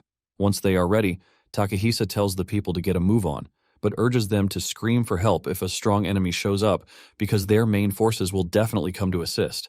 When Rei realizes that there is no strategy being employed, he figures out that he will get the chance to act the way he wants. At the same time, he happens to have figured out who the spy is because among the 107 participating players, everyone present is a spy except for Rei himself, which means the other 106 players are out to get him. Upon entering the museum hall, Rei realizes that he's already surrounded by a bunch of players who clearly have hostile intentions toward him. The ones close to him hold a can of igniting gas each, and once they believe that they have cornered him, they unleash their can of gas, igniting a large fire in an attempt to roast Rei. However, Rei leaps into the air to dodge the fire, and while he is in the air, he notices that the other circle of enemies is armed with swords and the like. With this information, Rei knows how to properly engage them. He descends upon them and knocks out a few with his incredible skill. He is disappointed that they are coming at him right from the start without a strategy. Takahisa soon shows up in the distance, asking Rei what happened. While Rei is still trying to explain that he was suddenly attacked by the group, Takahisa himself swings his fist at Rei. Surprisingly, there is a hidden knife in his hand that he plans to use on Rei, but Rei easily grabs the knife. Takahisa is shocked to see this because Rei basically projected much power at the moment. Realizing that Rei might be dangerous, he leaps backwards, and Rei breaks the knife, berating Takahisa for coming at him with a weapon that is not even a game item. With Takahisa back with the rest of the squad, Rei asks them if they are all minions of the Dark Guild. Takahisa smiles evilly when he hears this, and he tells Rei that since he already knows all of these, there is no need for tricks again. Surprisingly, two members of the group express their shock that Takahisa is working with the Dark Guild because they only came for a request to protect the place from an environmental organization. Takahisa nervously smiles, saying it was an environmental protection under the Dark Guild. He feigns ignorance, saying he forgot to mention it, but then he asks Rei to join them. Takahisa claims that it is not their job to kill him, but to protect the trial. Takahisa says it would be nice if they could avoid fighting, assuring Rei that he is going to speak to the higher-ups so that he can get a daily wage of 100,000 yen. When the rest of the group hears this, they protest against the decision, reminding Takahisa that they are only getting paid 30,000 yen. Rei, on the other hand, is surprised that the Dark Guild is willing to pay such a huge amount of money, and he knows that his previous self would have jumped at the money. However, he is now a changed person, and he tells Takahisa that he would have to refuse the offer. This pisses Takahisa off, and he tells Rei that he has to die. To motivate the group, Takahisa promises to give whoever lands the first attack, the person who delivers the last blow, and the MVP of the battle, 100,000 yen. This works really well as the group rushes toward Rei in an attempt to kill him. Rei smiles because he knows that they are all rushing to their deaths. With little to no effort, he knocks them all down. Suddenly, Takahisa comes rushing at him, but Rei meets him halfway with a knee kick to the face. Rei then jumps over him and activates the soul-binding skill to restrain him. Rei then looks back to see the two from before begging Rei to spare their lives. Rei decides not to touch them because they don't know anything about the Dark Guild, and in addition, they look like people who can be easily used. Rei then picks up his phone to call Rumi, telling her that he managed to run into a big harvest because he has just secured at least 100 new cash cows for the army. However, Rei says the leader of the group, who is Takahisa, would have to undergo the re-education course. Suddenly, a sword imbued with a dark aura comes flying at Rei, but he manages to dodge the strike. He looks up to see the culprit standing by the balcony, and Rei smiles, saying the dude finally decided to show himself. The dude is also wearing a mask, and he asks Rei when he noticed his presence. Rei replies that he was aware from the very beginning. He could easily see that those who first attacked him were weak, and they were decoys. Rei sensed that the dude on mask was the only one radiating a different aura, even though he was trying really hard to hold back his power. The new dude is surprised to hear all these, and he finally understands why he couldn't find any gaps to attack Rei. Nonetheless, he is curious to see if Rei can withstand his recurrent attacks. He lunges at Ray and starts swinging at him like crazy. But even with how fast his movements are, Ray could still follow through with his dagger. The dude then starts talking to Ray as if he knows him, saying he has become stronger since the game. Ray replies with a familiar tone, telling the dude that he has gotten stronger than he was in the game. As the fight continues, Ray manages to cut the dude's mask to get a good look at his real face. Ray is not entirely surprised because he was already suspecting that it was his counterpart in the game, Yuto. Yuto also offers his greetings to Ray, telling him that he is sad that they have to reunite in such a way because now he has to kill Ray. Ray takes off his mask to reveal his real face, and he asks Yuto if he really thinks he can kill him. Yuto gets into a combat position and activates a skill called Duel Blader. As he dashes toward Ray, he activates another skill, the over-acceleration, with the intention of blitzing Ray. He manages to get the drop on Ray as he cuts his left shoulder, forcing Ray to quickly readjust, while commending Yuto because he is still very fast. However, Ray still doesn't think Yuto has what it takes to deal with him. Ray then activates the Soul's Eye skill to assess Yuto's strength. He realizes that Yuto is currently a level 38 player, and his stats are pretty impressive too. Thanks to this, he is able to easily follow Yuto's movements, and when Yuto tries to attack him from behind, Ray easily blocks it. Yuto is shocked, and while he is still trying to pull himself together, Ray lands a counterattack by kicking him in the face, sending him straight into a wall. Yuto groans in pain, and Ray lets him know that his speed is decent, but there is no strength behind his sword. Ray tells him that attacks like this won't even scrape him. Ray then activates the Soul Bind to restrict Yuto from moving, shocking him. Yuto expresses his shock that the skill is working, since he believes that he and Ray should be on the same level. However, Ray lets him know that the difference in level is really overwhelming. Ray then urges Yuto to quit the Dark Guild and join him in making money, since he is an exceptional player. Ray lets Yuto know that with his skills, he can actually earn a lot of money. Yuto hesitantly replies that he can't, and Ray asks him why he can't join him. Yuto replies that he can't say, and Ray decides to strengthen the soul bind to cause him pain so he can force him to talk. Yuto screams out in pain, but still lets Ray know that he can't talk because if he does, something will happen. Without even finishing his statement, Ray already figures out that there is something. He then asks him about his brother, Hisashi, but Yuto finds it hard to answer. Everything starts becoming clear to Ray, and he asks Yuto if Hisashi is being held hostage. Yuto admits that Ray has seen right through him, and this just confirms Ray's theory that there is more to the story. In the past, Prophecy Online was infamous for its unreasonable difficulty, which caused players to run away from playing the game. While the low difficulty areas were manageable, the higher difficulty dungeons had almost no one challenging them. To find comrades who share the same perspective was rare, and among these comrades are Yuto and his brother Hisashi. Even though in his current state he can take on bosses alone, it was he and the brothers who were fighting against the bosses. However, as the difference in their abilities grew, they stopped adventuring together, but they still kept in touch via chat. However, Ray never thought he would meet Yuto the way he just met him. After releasing him from the soul binds, Ray asks him where Hisashi is, and Yuto comes clean, saying he doesn't know because they didn't even tell him where Hisashi is being held. Just then, Yuto remembers that Ray's subclass is Soulsmith. He begs Ray to help him use this skill to find his brother. Ray replies that he is actually using the Soulsmith in real life, but he reminds Yuto that they are no longer in a game, but in real life. Ray confesses that in real life, he only moves for the money. Yuto immediately offers everything he has in his wallet just so he can save his brother. Ray then asks Yuto if he has anything related to his brother that he can use for the search. Yuto brings out a baseball cap and hands it over to Ray. Ray takes the cap and he activates his skill, Soul Search, and to their dismay, the system reveals that Hisashi is already dead. Yuto cannot believe his eyes, but the system doesn't stop there as it reveals Hisashi's killer to be a dude named Raven. Yuto almost goes crazy when he sees this, and Ray asks Yuto if he knows who Raven is.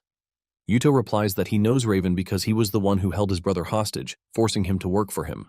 Yuto goes really mad as he declares his intention to kill Raven for what he did. Yuto tells Ray that he is going to work under him as long as he wants, but he wants Ray to help him kill Raven. Ray admits that he is pissed about Hisashi's death because he was just like a little brother to him too. Yuto already believes that Ray is going to accept the task, but Ray just walks past him, telling him not to jump to conclusions because he is busy making money. As he walks away, Ray tells Yuto that he doesn't have time for battles that don't pay. Yuto is shocked and horrified to hear this. And just then, Ray receives a text from Tsukino. Tsukino says she is aware that Ray fought the Dark Guild in the trial of the museum, and Ray wonders how Tsukino knew this. Tsukino then asks Ray if he took any other requests, but Ray is confused about what she means. Tsukino mentions that there is a government request to wipe out the Dark Guild headquarters, and the reward is 1 billion yen. Ray almost goes crazy when he sees this because he didn't even know that such a request existed. Ray then asks Tsukino where she heard about the request, and she mentioned that it was an unofficial request to Wings of Genesis. She urges Ray to keep the information confidential.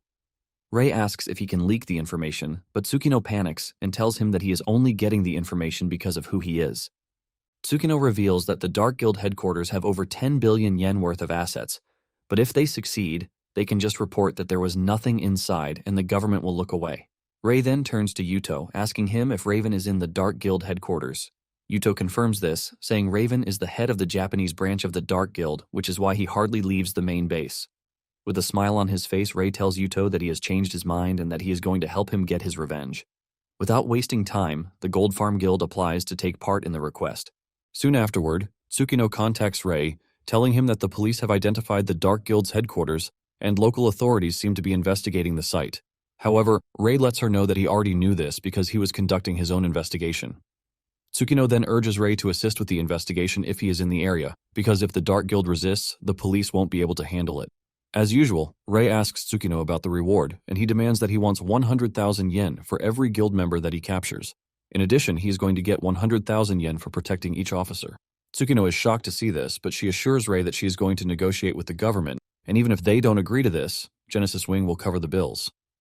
Ray smiles happily when he hears this and tells Tsukino that she has herself a deal. After he is done texting Tsukino, Ray tells Yuto that the police have discovered the Dark Guild's base, and Yuto suggests that they finish the whole thing once and for all. However, Ray tells Yuto not to come with him because, to the guild, Yuto is dead, and he would like to keep it that way in the meantime. Yuto agrees with him and tells him that he is going to wait for him while he settles the mission. As Ray leaves, Yuto urges Ray to be careful because the Dark Guild would have rigged the building with traps, since they know that the police are coming. Moments later, Ray arrives at the location, and without hesitation, he passes under the police line. One of the detectives tries to stop, lying that the building is closed off because of a gas leak, but Ray lets him know that he is there to assist Genesis Wings with the investigation. The moment he hears this, the dude apologizes and takes Ray to the operation table, where the chief detective is laying out the plan for the operation. When the chief detective is informed of Ray's presence, he is not pleased because he believes that players have no business in police investigations.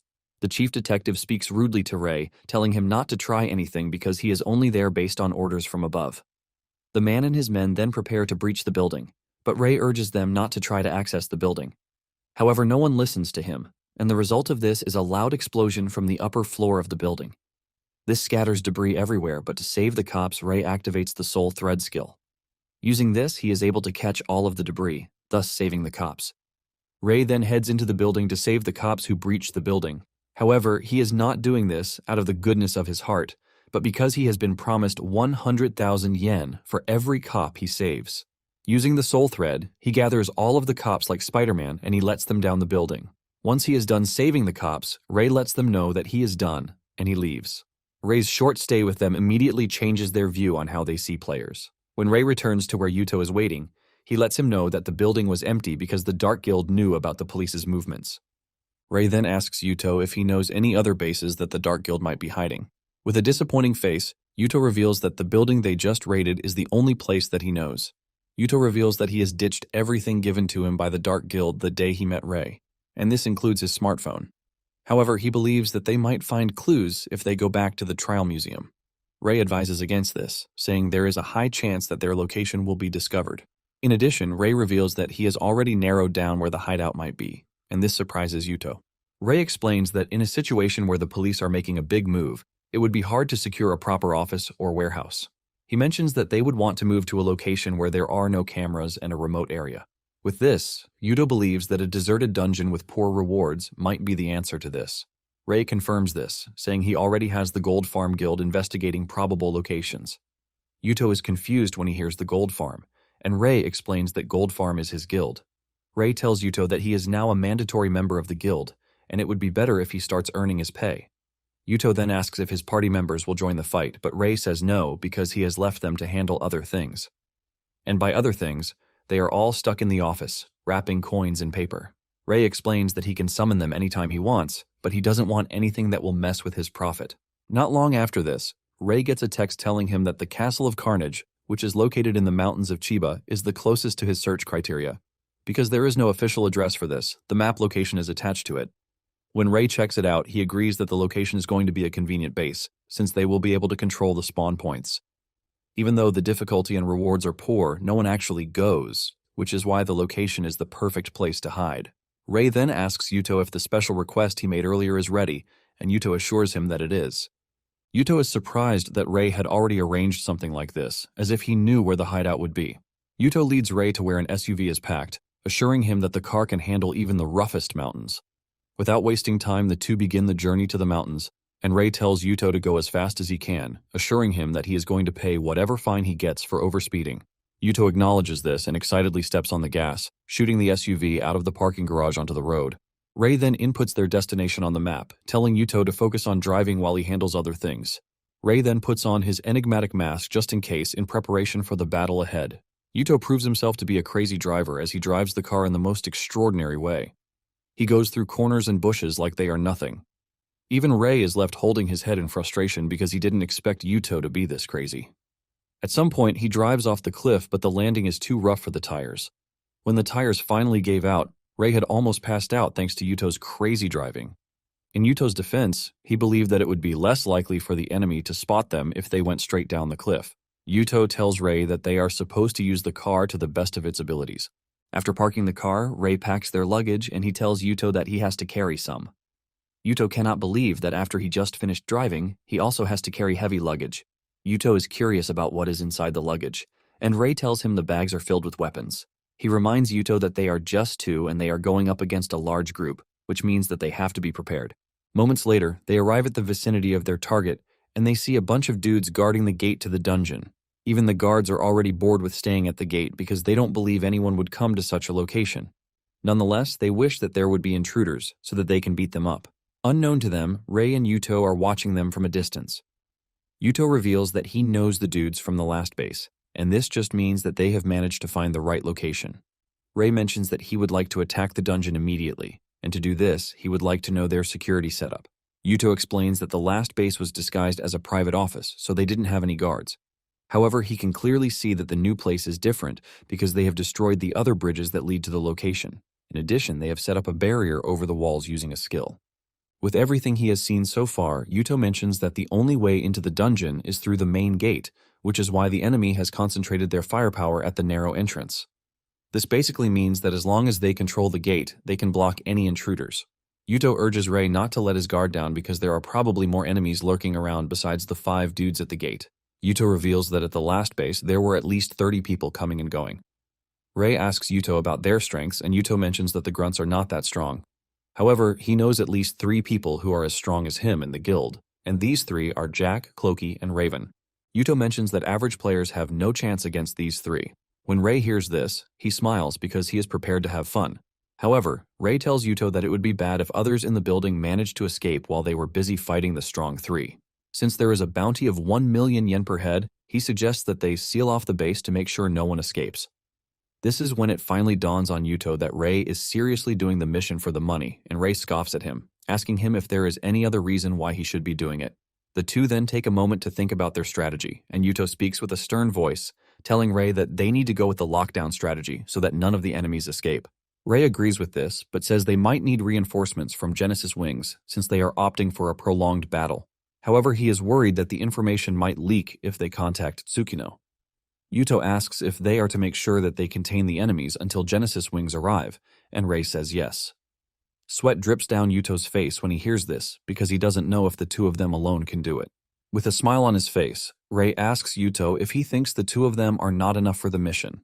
Ray then brings out his phone to contact Tsukino. In the text that he wants to send to her, he tells her that they have located the enemy base and they are conducting a lockdown. Ray wants Tsukino to send people who are suited for the strategy as soon as she gets the message. Ray then urges Tsukino to only send trusted players if she believes that there are spies in her guild. Ray then tells Yuto that the moment he sends the message to Tsukino, they have to take out the guards at the entrance, which will immediately signal the start of the lockdown. Ray starts the count from 5, and the moment it reaches 1, he sends the text. Yuto kicks into action and activates the acceleration skill. He dashes through the bridge in the blink of an eye, and he gets to the gate before the 5 even know what is happening.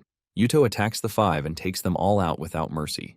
Ray is impressed because Yuto is still pretty fast even though he is carrying a heavy luggage on his back. Yuto rides the wave, telling Ray that the luggage is nothing to him. Once they get access to the building, Ray suggests that they prepare everything ahead of the fight. Ray opens his luggage and starts pouring out the contents of the luggage, which are wrapped coins. He spread the coins everywhere, and he told Yuto that everything is set, which means they just have to wait for the enemies to come out. The CCTV soon catches their presence, and it warns the soldiers inside the house. The soldiers waste no time rushing outside, toward Ray and Yuto. Instead of seeing humans, Ray can only see money running toward him. He smiles while telling Yuto that it is time for them to rake in the cash. Once the soldiers are in the middle of the yard, Ray activates the coin explosion, which results in a large, devastating explosion that leaves the enemies trapped in the thick smoke. While they are trying to find their way in the smoke, Ray goes after them, and he starts cutting them one after the other. In no time, he realizes that he has taken down a bulk load of people, and he smiles because this means a lot of money for him. He admits that this might be better than some trials in terms of profit. Yuto also takes the other side of the yard, trashing the enemies like toys. Suddenly he sees an enemy lunging at Ray, but Ray is not even moving. Realizing that Ray is not going to move on time, Yuto jumps in to decapitate the enemy, thus saving Ray. Yuto berates Ray for not moving even though he noticed the enemy coming at him. In Ray's defense, he says he cannot expose all of his tricks in front of a surveillance camera. In addition, he tells Yuto to stop saying his name because even though the camera doesn't have the audio capture function, Ray believes that they might still be able to read their lips. After setting out this warning, Ray tells Yuto that they have provoked the enemy enough, and it would be nice if they destroyed the camera because it's in the way. With a single strike, he cuts down the camera. Meanwhile, Raven and his counterparts were watching everything unfold on the outside. They have been able to recognize Yuto, who is given the codename Mouse in their organization.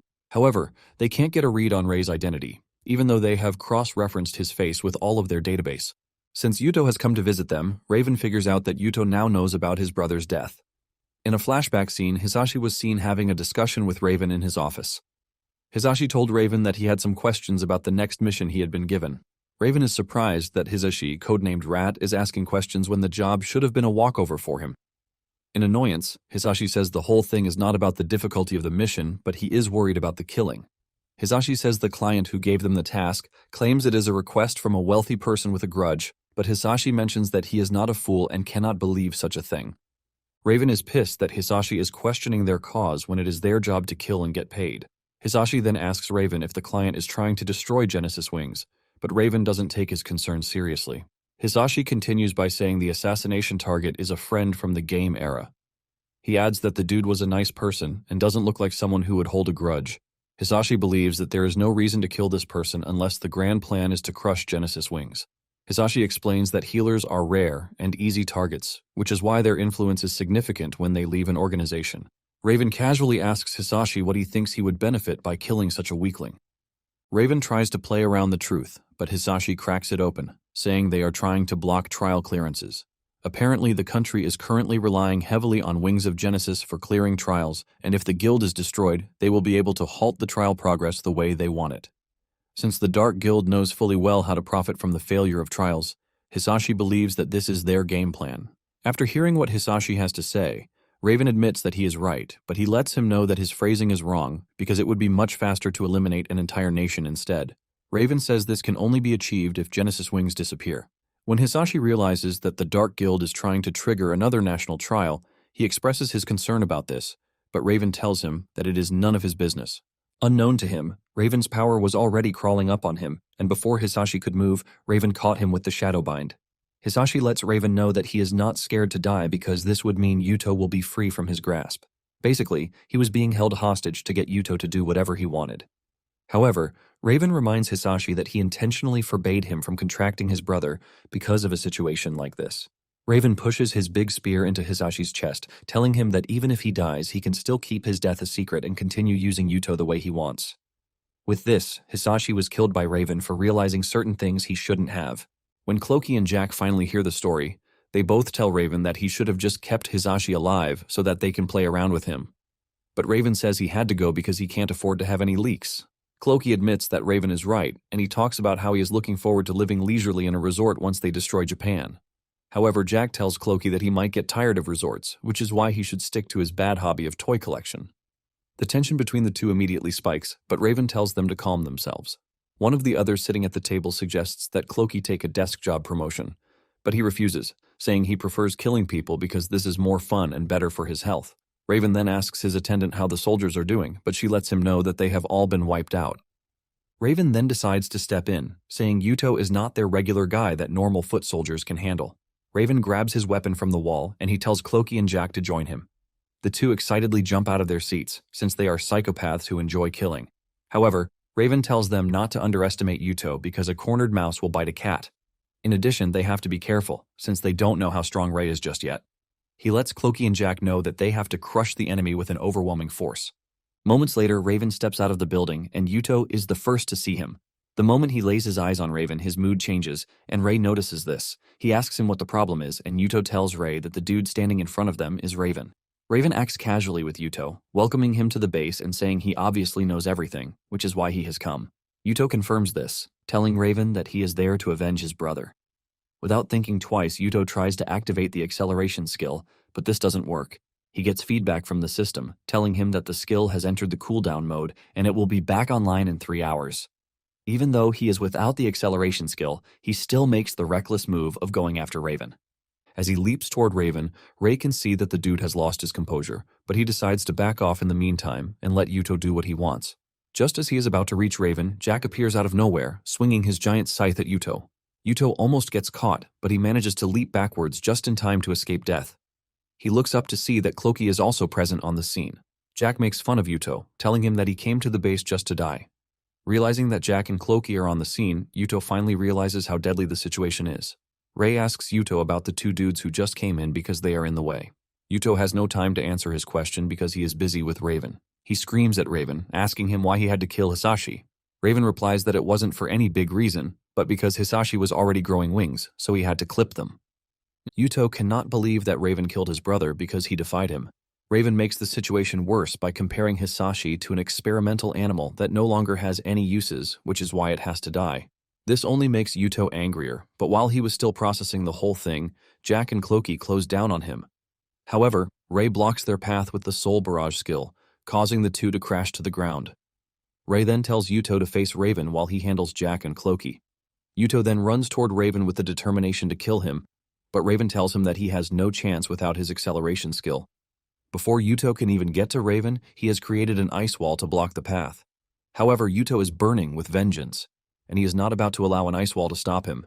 He taps into a skill called Overheat Explosion, and with this, he crashes the ice wall, giving him direct access to Raven. Yuto believes that he is about to kill Raven, but he doesn't know that there is something else at play. Even though Ray is busy handling two strong guys, he could see what was wrong. Just as Yuto is about to dive headfirst for Raven, Ray activates the coin explosion, which throws Yuto back. Yuto screams at Ray, asking him why he did what he did, but Ray urges Yuto to stay vigilant because something disastrous would have happened if he had not interfered. Suddenly, a giant ice spear falls from above and lands right where Yuto was previously standing. This is when it dawns on Yuto that he would have been dead if not for Ray's intervention. Ray, being Ray, tells Yuto that he just saved his life, which means he now owes him 100,000 yen. Ray also assures Yuto that he is going to make sure he wins because if he dies, there is no one who is going to pay his money. Raven becomes curious about Ray, and he asks him if he was the one who interfered with the guild during the mansion trial and the museum trial. Ray plays dumb, telling Raven that he has no idea what he is talking about. Since Raven is asking, Ray realizes that the guild has not figured out his identity yet, or even the fact that he is affiliated with Gold Farm.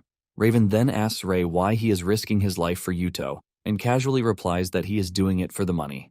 Raven is surprised that Ray is willing to make an enemy of the Dark Guild because of money, but Ray tells Raven that money is the most important thing in the world. All while discussing with Raven, Ray is casually fighting Jack and Clokey with one hand. Ray then explains that the dudes are worth 100,000 yen each, and this also gives him the opportunity to sign Yuto to work for him for free. Ray then gets serious as a blue aura surrounds his body.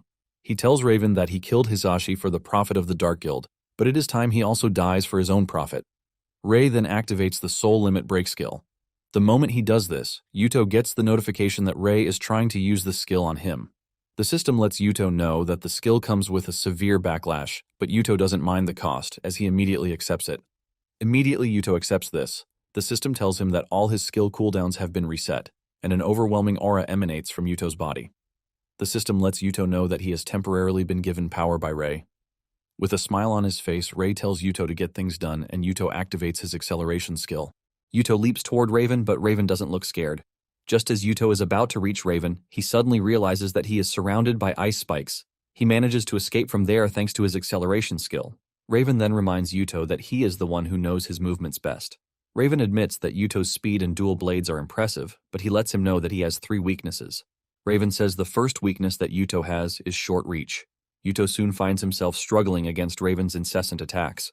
Yuto realizes that Raven's spear is a direct counter to his speed because of its reach. Raven then continues by saying Yuto's second weakness is the lack of power. Raven proves this by swinging his spear at Yuto, releasing a wave of energy that pushes him back. Raven then mentions that Yuto's last weakness is the time limit on his skill. Raven continues making life difficult for Yuto by creating ice spears everywhere, while telling him that he is guaranteed victory as long as he can outlast his acceleration skill. Yuto admits that he has no chance at defeating Raven with his strength, but it turns out that he has a plan in mind. Raven can sense this, but he makes fun of Yuto, telling him that no matter what he tries, he can see through all of his movements. At the same time, Yuto knows Raven's skills very well, and he knows that he just has to be wary of one, which is the recoil reverse. This is a skill that amplifies the force of an attack and returns it to the opponent. Yuto knows that if Rei's power could have given him a boost, this also means the recoil will grow. Yuto realizes that he is left with one option, which is to break through before Raven can activate the skill. Yuto then makes another daring move to close Raven down. Raven is shocked when he sees this, leaving him to wonder what sort of boost he is running on. Even Yuto admits that he doesn't know, which shows how incredible Rei's power is. Just as Yuto is about to reach Raven, Raven activates the recoil reverse skill and hits Yuto in the chest. Yuto is sent crashing into the wall, and as he coughs up blood, Raven mocks him, telling him that he is going to send him to the afterlife just like he did to Hisashi. Just then, Rei's dagger comes flying at Raven from behind. He barely dodges the dagger, but it cuts his face before getting stuck in the wall. Raven screams at Rei, telling him not to interfere because his own turn is also coming. However, Raven didn't know that the dagger Rei threw was for Yuto. Before he turned around, Yuto had pulled out the dagger from the wall. Yuto pushes the dagger into Raven's chest while telling him that he learned how to use daggers from Rei. Raven coughs up blood before finally crashing to the ground. Seeing Raven on the ground, Yuto lets off a bright smile while talking about how he has managed to avenge his little brother. Images of his brother and their time flash through his head when he says this. With his revenge mission complete, the effect of the soul limit break skill also comes to an end. The system then tells Yuto that his health has decreased due to the recoil. Yuto softly reveals how he wished he killed Raven with his own moves.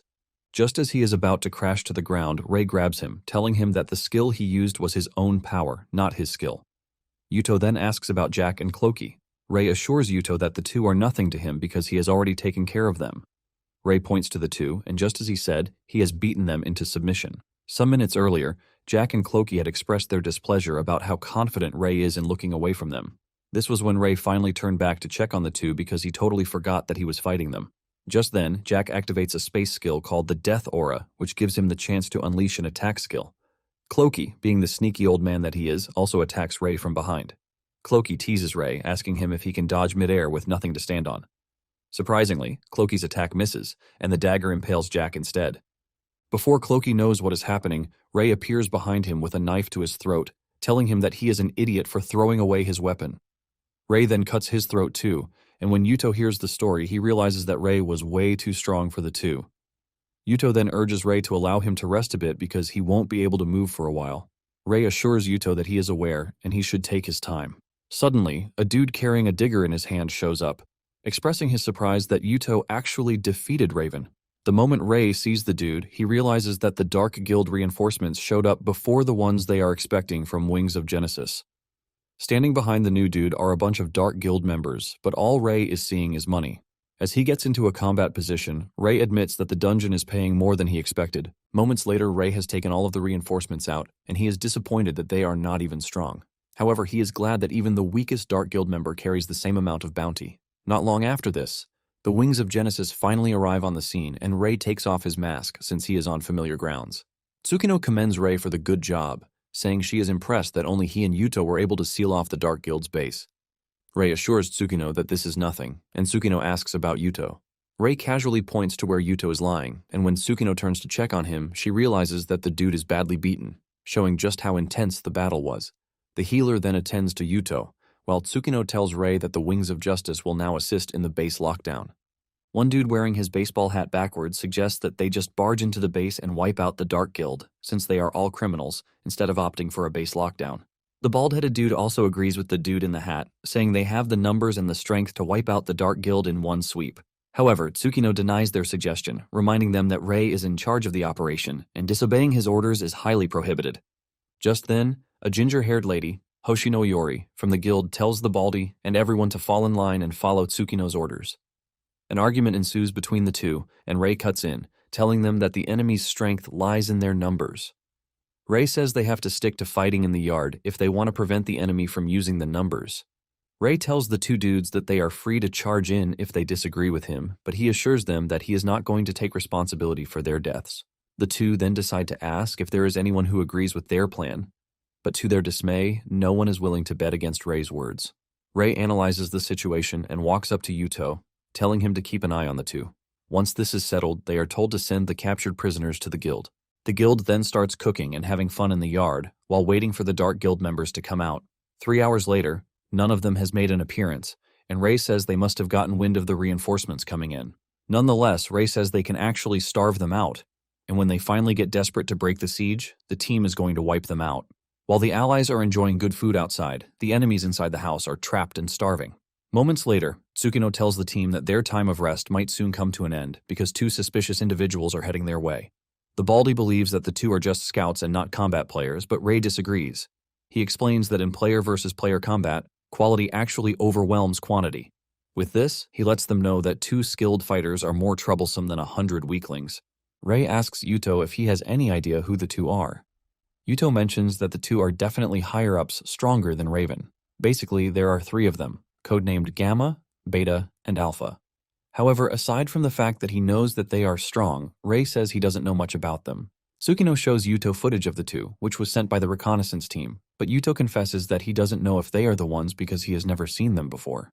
However, judging by the situation, he is convinced that they are Beta and Gamma. When Rei hears this, he figures out that there is someone else hiding in the castle, and they are probably planning a pincer attack. Tsukino then makes the plan, saying she is going to handle one, while Rei handles one, and the last one is handled by everyone else. Yuto urges the group to be careful because he has only met Alpha once before, but he can categorically say there is no one as evil as him. Rei then asks Tsukino if the reward for stronger enemies is higher, but Tsukino says no, reminding him that the reward per person has been fixed. Rei is disappointed to hear this because he believes that with this, it is much more profitable to take down weaker enemies. Once they have all come to an agreement, they prepare for the assault from the 2 incoming enemies. Suddenly, the group notices that the animals in the area are all scurrying for safety, which is pretty weird. Tsukino is the first to notice that something is wrong, and she screams at the group to fall back. Out of nowhere, a large beam hits the yard, destroying everything in its path, creating a fiery crater in the ground. Even though they were warned by Tsukino, some still got caught in the beam because of how destructive it was. Those who are injured are immediately attended to by the medical team. Gamma and Beta finally show their faces, and they are disappointed that the group wasn't wiped out by the powerful beam. The moment Tsukino spots them, she concludes that the two are pretty dangerous and would not be easy to deal with. Yuto suggests that he take on the dual-wielding dude, but Tsukino tells him not to worry. Tsukino then leaps into the air, and she unleashes a powerful fireball of her own at the two. With the amount of fire that Tsukino just generated, she believes that she has taken care of the two. Meanwhile, Roof is lying on the roof behind them, and he is waiting for the right time to join the fight. While Tsukino is still boasting about how destructive her fire is, the sword-wielding dude on white comes charging at her through the fire. He leaps at Tsukino and aims to cut her head off, but Tsukino is able to block the attack at the right time. The dual wielder is also charging in at Tsukino, aiming to catch her off guard, but Iori comes in just in time to block the dude. The dual wielder is surprised that there are skilled fighters among the group. Tsukino knows that she would have died, and she thanks Iori for coming clutch at the right time to save her. The dude in white laughs at Tsukino, telling her that she would have been dead if not for Iori's intervention. The dude trash-talks Tsukino, saying the Transcendent 10 are just a bunch of weaklings. He says they might be capable against monsters, but they actually lack real battle experience. However, Tsukino smiles at the dude, telling him not to underestimate the Transcendent 10 because when it comes to battle experience, they are way above the likes of him. The dude then leaps backward, telling Tsukino that she is getting it wrong. He lets her know that the battle experience he is talking about revolves around killing people, not monsters. The dude then takes a deep breath before activating a weird skill. Tsukino has no idea what is coming for her, and before she knows it, she gets hit with a strange attack that the dude released from his ugly mouth. Tsukino screams in pain and falls to her knees while wondering what just hit her. Before she knows it, she realizes that her vision is already blurry, and this is when the system informs her that she has been poisoned. The healers panic when they see their guildmaster in this state, and they quickly swing into action to heal her, but this only makes things worse. Tsukino screams in pain as the poison spreads further into her body. The healers are shocked when they see this, and the dude who poisoned her tells the healers that their powers are useless because there is no healer strong enough to cure his poison. When Tsukino hears this, she only becomes more motivated to fight, and she tells the dude that she just has to finish the fight before the poison spreads. Tsukino unleashes another wave of destructive flames at the dude, but the dude easily dodges this. He leaps over the fire and lunges toward Tsukino, telling her that she only has flashy moves because she is used to fighting monsters only. The dude gets closer to Tsukino, aiming to land a hit, but Tsukino dodges and returns the favor with a counterattack. A ball of fire emerges again, but the dude dodges just like before, while confidently telling Tsukino that her attempts are useless. He mentions that he has a skill that nullifies fire, but unknown to him, another member of the team has used the fire as a cover to get behind him. Before he knows it, the dude slams a big hammer into him, sending him to the ground. While he is still trying to get himself together from this, 3 other members of the guild charge in at once. The dude tries running, but their long-range attacks catch up to him, leaving a big explosion. Tsukino smiles while telling the dude his mistake. Tsukino finally loses mobility, and she crashes to the ground while her guild members rush over to her. Thankfully, the dude who poisoned her died from the last attack, which ultimately removed the poison he inflicted on Tsukino. The hammer guy carries Tsukino up, telling her that the distraction spell worked really well.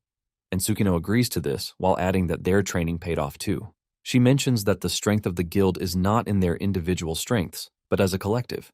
Meanwhile, Yuto and Iori are currently taking on the dual wielder, and he is getting pushed back. He is surprised that Yuto is getting one over him, since he knows that he is stronger than Mouse.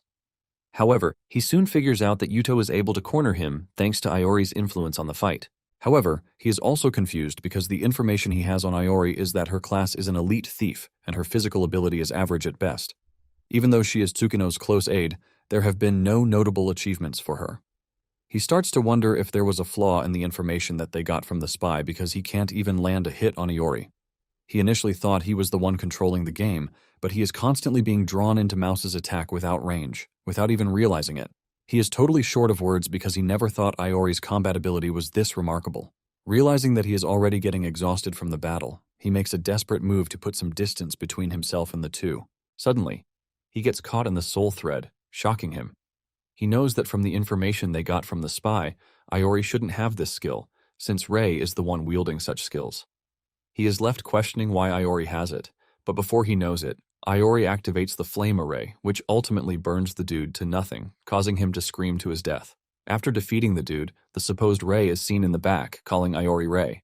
This confuses everyone because they actually have no idea what is happening. Just then, Iori deactivates a skill known as visual exchange, leaving a bright light that almost blinds those who are watching. By the time the process is done, Iori has her face back, and Rei has his original face back too. Iori talks about how nervous she was while pretending that she was Rei. The Baldy is totally confused when he sees this because he can't believe that Iori just transformed into Rei. Iori mentions that she has a skill called Visual Exchange that allows her to switch faces with Rei. Since the guild specializes in dungeon strategies, they decided to let a pro like Rei handle PvP battles. Rei smiles, saying it was all Tsukino and Iori's idea, but he is glad that it worked out well. Once they are done marveling at what the Visual Exchange skill can do, Rei turns to the roof and tells Alpha to come down because it is high time he stops looking down on them. He urges Rei not to get cocky because they are a bunch of weaklings whose fates have been decided. He assures Rei and his subordinates that the yard is going to become their mass grave. The dude then leaps over them and unleashes powerful firepower from his sword. This forces the group to scatter, and Rei tells Tsukino and Yuto to take everyone to a safe spot. Before Rei knows it, Alpha has hurled his sword at him, forcing him to leap backwards yet again. However, Rei soon realizes that he has to deal with a bunch of swords coming at him at insane speed. Rei is forced to run while Alpha mocks him, telling him that he has no escape route. Surprisingly, Rei is able to dodge most of the swords and block those that he can. When Alpha sees this, he commends Rei, saying he is really an incredible player. Meanwhile, Tsukino and the others are freaking out about Alpha's multiple arms, which is why he is able to handle a bunch of swords at the same time. Rei, on the other hand, is not a rookie, and he knows that Alpha is able to do this thanks to the Spirit Berserker's invincible hands. This is a skill that attacks the opponent with the arms of a spirit duplicate, and because of how powerful the skill is, it actually drains stamina rapidly. Rei then tells Tsukino to back him up to make sure that the enemy healers are not able to help Alpha. Tsukino acknowledges this and tells her long-range combat team to aim for the castle. When Alpha realizes that Rei and his team are planning to drag him into a battle of attrition, he tells Rei that his plan is useless. Alpha proves his point by hurling a long-range attack at Rei, forcing him on the run again. Rei even gets cut in the face while trying to make an escape. Rei knows that the Berserker's spirit is considered to be one of the strongest skills because their number of attacks is always overwhelming.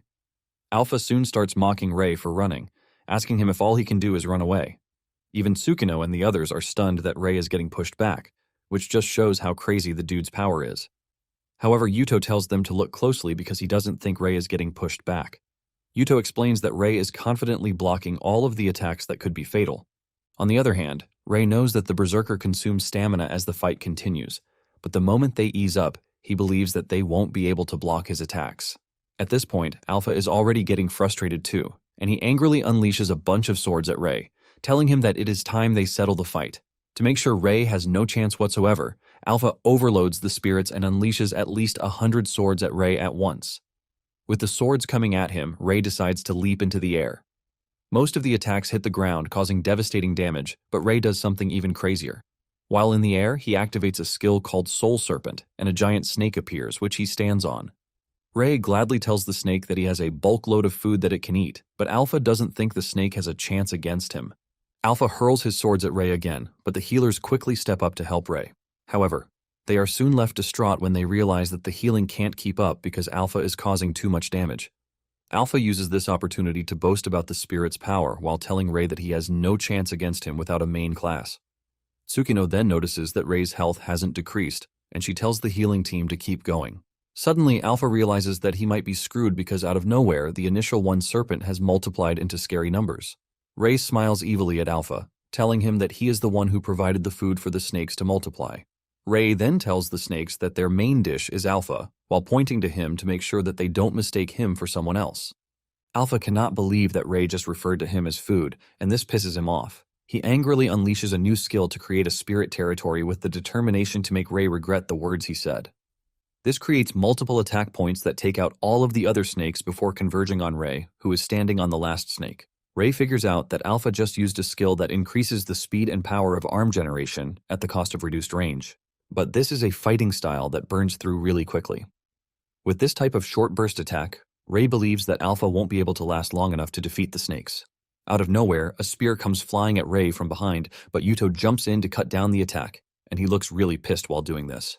Yuto stares down at the culprits responsible for the surprise attack, and it turns out to be the Baldy and the dude in a hat from earlier.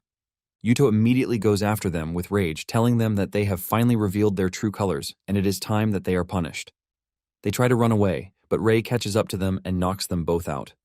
With Rei watching Yuto deal with the traitors, Alpha tries to sneak up on him, but Rei easily dodges the surprise attack. With Alpha not expecting Rei to dodge the strike, he leaves himself open for an attack, and Rei uses the best of it. Rei lands a counterattack by pushing his dagger into Alpha's chest, shocking him. Alpha crashes to the ground, and as he bleeds out, he starts asking Rei how he was able to block the last attack when it was supposed to be the perfect surprise attack. Rei quickly corrects his delusion, telling him that there is nothing perfect about the attack because he already knew that the Baldy and the Hat Guy were spies from the start. Alpha coughs up blood while asking Rei if he really thinks he can survive after turning the Dark Guild against himself, and Rei calls Alpha's attention to the reality of things. He reminds him that with him, Gamma, and Beta gone, the Dark Guild's main forces have been mostly taken out. Rei boldly reveals that what is left is to enjoy the spoils left behind. After the enemies are defeated, they take the head count and, since it is 1 million yen per person, get 452 million yen for the 452 people defeated. Rei also packs all the treasure found inside the building, and it was transferred to the Gold Farm headquarters. Rei commends Tsukino for the good work and tells her that she is free to take anything left in the castle. Tsukino cannot believe that Rei is seriously saying this after taking even the tiniest treasure that can be found in the building. Rei tries to console her, saying he found some strange white powder left behind, but Tsukino quickly tells him that she is not interested in his trash white powder. Later on, Rei is at the office when Rumi tells him that the government reward has been transferred. Rei is relieved to hear this, and Rumi adds that in recognition of his work, the government has assigned an assistant to the guild. Rei is not entirely pleased with this because he doesn't want the government monitoring his movements. Rumi is not surprised because she was already expecting Rei to say this. Rumi then moves past this and asks Rei how they are supposed to liquidate the treasures that they got from the Dark Guild. One of the guild members suggests that they sell them at a precious metals exchange, but Rumi tells him that this is impossible since the treasure was obtained from bad guys. Moments later, a strange lady enters the office asking after Rei. Rei scornfully asks the lady who she is, and the lady is surprised that Rei doesn't recognize her. She reminds Rei that she was the attendant whom he met during the rank certification exam. Rei lets her know that he is not really interested in remembering things that don't make him money. She tries to play it cool and finally introduces herself as Misaki Sakuma. It was after she introduced herself that Rumi explained to Rei that she was the one from the rank exam reception desk. After explaining to him like a baby, Rei finally has an idea who she is, and he asks Misaki if she is there to make him money. Misaki nervously says yes, telling Rei that she has been assigned by the Japanese government as his assistant.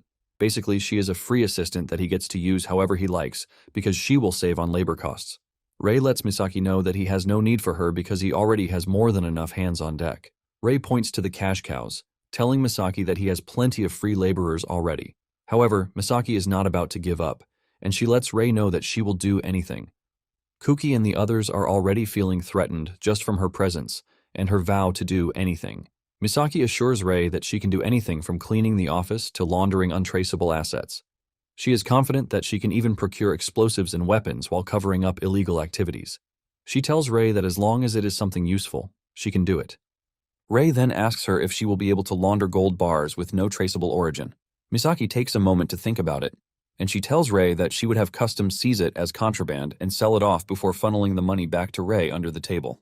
Misaki lets Rei know that if she processes the funds as a special commission from the Player Association, it shouldn't appear suspicious. Misaki stares at Rei with a gold digger expression, and she asks him if she should try what she just said. Rei expresses his concerns, saying he doesn't trust her. Misaki tries to repair her image, asking Rei if he will collect 6 billion as an advance payment for the gold so he can give her a trial. Misaki knows that the gold's value will be higher, but she assures Rei that she is going to transfer the difference later. Rei is surprised to hear this, and he asks Misaki if she is authorized to do all she just said. Misaki replies that she has been authorized to manage funds up to the set amount without having to ask for permission. She urges Rei to give her a minute while she figures it out, and Rei immediately whips out a timer to show Misaki that she is on the clock. Misaki gets down to business on her tablet, and after working her magic, she tells Rei that 5 billion yen has been sent by the Player Association.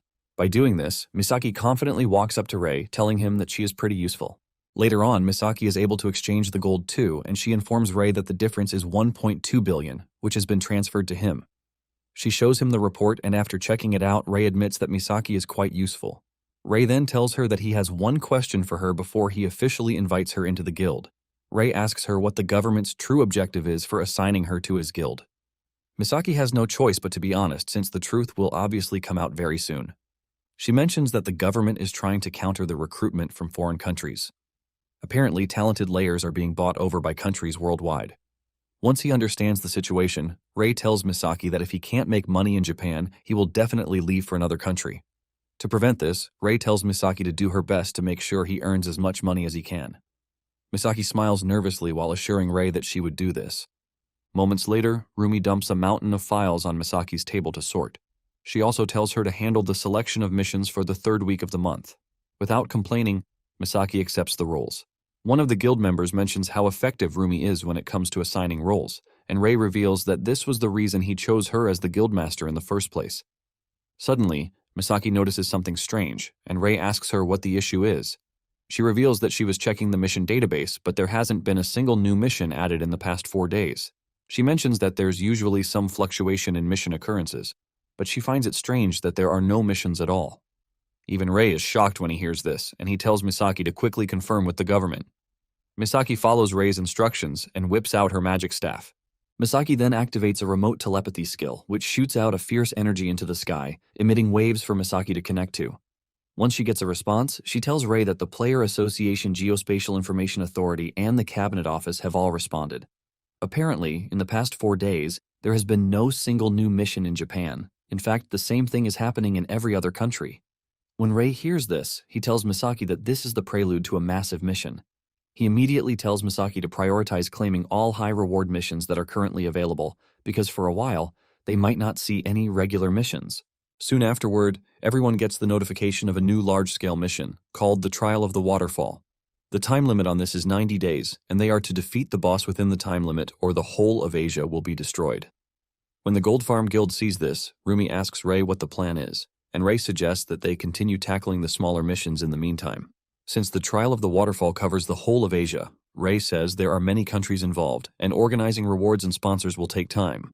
Ray tells the guild that they are going to leave the mission until they have organized the rewards. In addition, Ray says continental missions occur simultaneously worldwide, and depending on the amount, the guild might abandon Asia to focus elsewhere.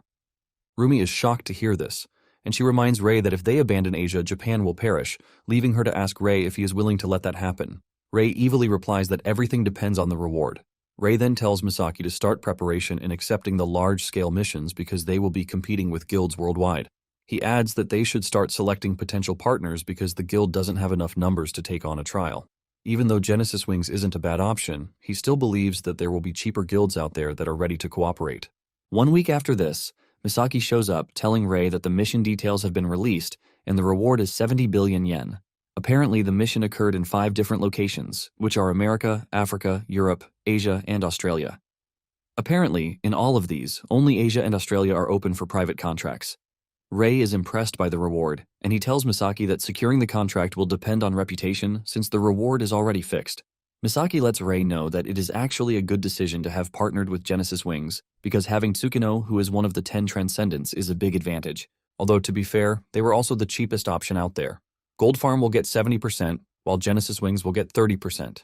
Ray then asks Misaki if she thinks the guild will be able to secure at least one of these contracts, and Misaki replies that it is hard to say. She explains that in terms of mission completions, both Genesis Wings and Gold Farm rank around 100 globally. When talking about numbers, they are considered mid-tier compared to Chinese and American guilds. Apparently, most large guilds focus on sheer numbers, taking on low-level missions at once. On the other hand, Gold Farm and Genesis Wings focus on elite members instead of numbers. Misaki then mentions that the identity of the number 1 player remains unknown, but there are rumors of an unknown player in Thailand clearing a national-level mission. However, the international meeting to finalize who the contract goes to is in 2 weeks, and Misaki assures Ray that until then, they are going to gather information and prepare. 2 weeks later, at the International Conference Hall, Ray and his subordinates show up for the final bidding. Misaki tells Ray that only 4 teams are currently in play, and Ray is surprised that there aren't more than 4. Misaki tells him that there were more than 10 guilds that initially expressed interest, but they couldn't gather enough members. It is well known that for large-scale missions, the number of capable players is limited. Tsukino buys into this, saying it was pretty hard for them to even gather volunteers. Tsukino asks Ray how many people Gold Farm is bringing, and he reveals that he is including everyone in his guild in the mission. Ray then asks Misaki if they stand a chance against the assembled teams. Apparently, there is Blaue Vogel and Black Dragon competing against them. Misaki mentions Vogel is an internationally renowned guild, and they have declared that they will take the Australian mission. However, as for the Asia mission, they are going to be competing one-on-one with Black Dragon.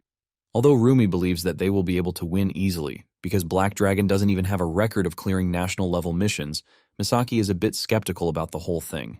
Moments later, they announce that the Blau Vogel has gotten the Australian mission, and the host tells everyone that they will be moving to the Asian continent mission. The host mentions that the floor will hear the presentation from the Japanese team first. Tsukino then stands up to represent the team, and everyone on the team wishes her luck. After laying out why the Gold Farm and Genesis Wings Guild should get the trial, Tsukino gets off the stage, and she receives a resounding applause. Misaki and Ray smile at each other because they believe that they have the edge, since the response from the floor is quite good. However, Ray is worried about how Black Dragon is going to present their case. Moments later, the leader of the Black Dragon Guild, Dragon King, stands up to present their case. The first thing he does is to piss on Tsukino's presentation, calling it an extremely dull presentation. He boldly tells the committee that he has something more interesting to tell them to prevent them from falling asleep. The dude then points to the healers in Tsukino's guild, saying that they are all weak points in the team. This shocks the healers, and the dude continues by mentioning the research that they have supposedly conducted. He mentions that over 70% of party wipeouts revolve around healers. Because of this, the dude believes that it would be better if they got rid of healers. The Dragon King says the healers and other fragile classes have no room in the team because their party consists of sword masters, staff masters, and fist masters. He claims that these are classes that can all protect themselves using the aura that surrounds their bodies. Basically, as long as they have aura, they can't get injured, which means that the use of healers is not needed. The Dragon King confidently says his party has no weaknesses, while adding that this was the same strategy that they used in clearing tough missions during their days in Prophecy Online. He admits that they have no experience with the Trial of the Waterfall, but he believes that it can be cleared using the same methods. The reception in the room immediately brightens up, and Rei lets his team know that they are done for. Tsukino cuts in, telling Rei that she doesn't think a party without healers will be able to conquer a continent-level mission. She asks for Rei's opinion, and Rei tells her that it depends on the mission. Rei admits that when it comes to the Trial of the Abyss, the Black Dragon strategy might actually be the best approach. However, he lets Tsukino know that the strategy is completely wrong for the Trial of the Waterfall because they are definitely going to be wiped out. Tsukino is shocked when Rei says this, leaving her to wonder why he said so. After the Dragon King is done presenting, the host tells everyone that a review meeting will take place and the results will be announced momentarily. Rumi nervously asks Rei if he thinks that they are going to get the mission, since they look like the better team to handle it. Rei replies that he can't say, but he is sure that whatever happens, it can't be a bad outcome for them. Just then, Dragon King walks up to them to gloat, calling Rei and his team losers. He tells Rei and his team that he didn't think they would apply, while consoling them on the loss. Tsukino screams at the dude, reminding him that the results haven't been announced yet. However, the Dragon King lets Tsukino know that the results have already been decided even before the meeting. Rei casually asks the Dragon King if he bribed the board, and he smiles without giving a definite answer. The dragon tells Tsukino and her team that the whole thing is a blessing in disguise because they can at least avoid dying a pointless death. This pisses Tsukino off, and she tells the Dragon King that he is arrogant and dull. But even so, she admits that his guild has cleared missions and protected towns where people live. Because of this, she tells the Dragon King that it would be a big loss for his guild to be wiped out by a reckless attempt, and she suggests that he withdraw. This gets to the Dragon King, and he screams at Tsukino for underestimating them, assuring Tsukino that they have no intention of backing down. The dude loses his composure and prepares to attack, but Tsukino is ready for whatever he throws at her. Suddenly, Rei appears beside the dude and grabs his hand, telling him to calm down. The Dragon King is shocked because he didn't even sense Rei until he got close to him. Rei then apologizes for how Tsukino behaved, and he urges the Dragon King to ignore Tsukino's request to back down.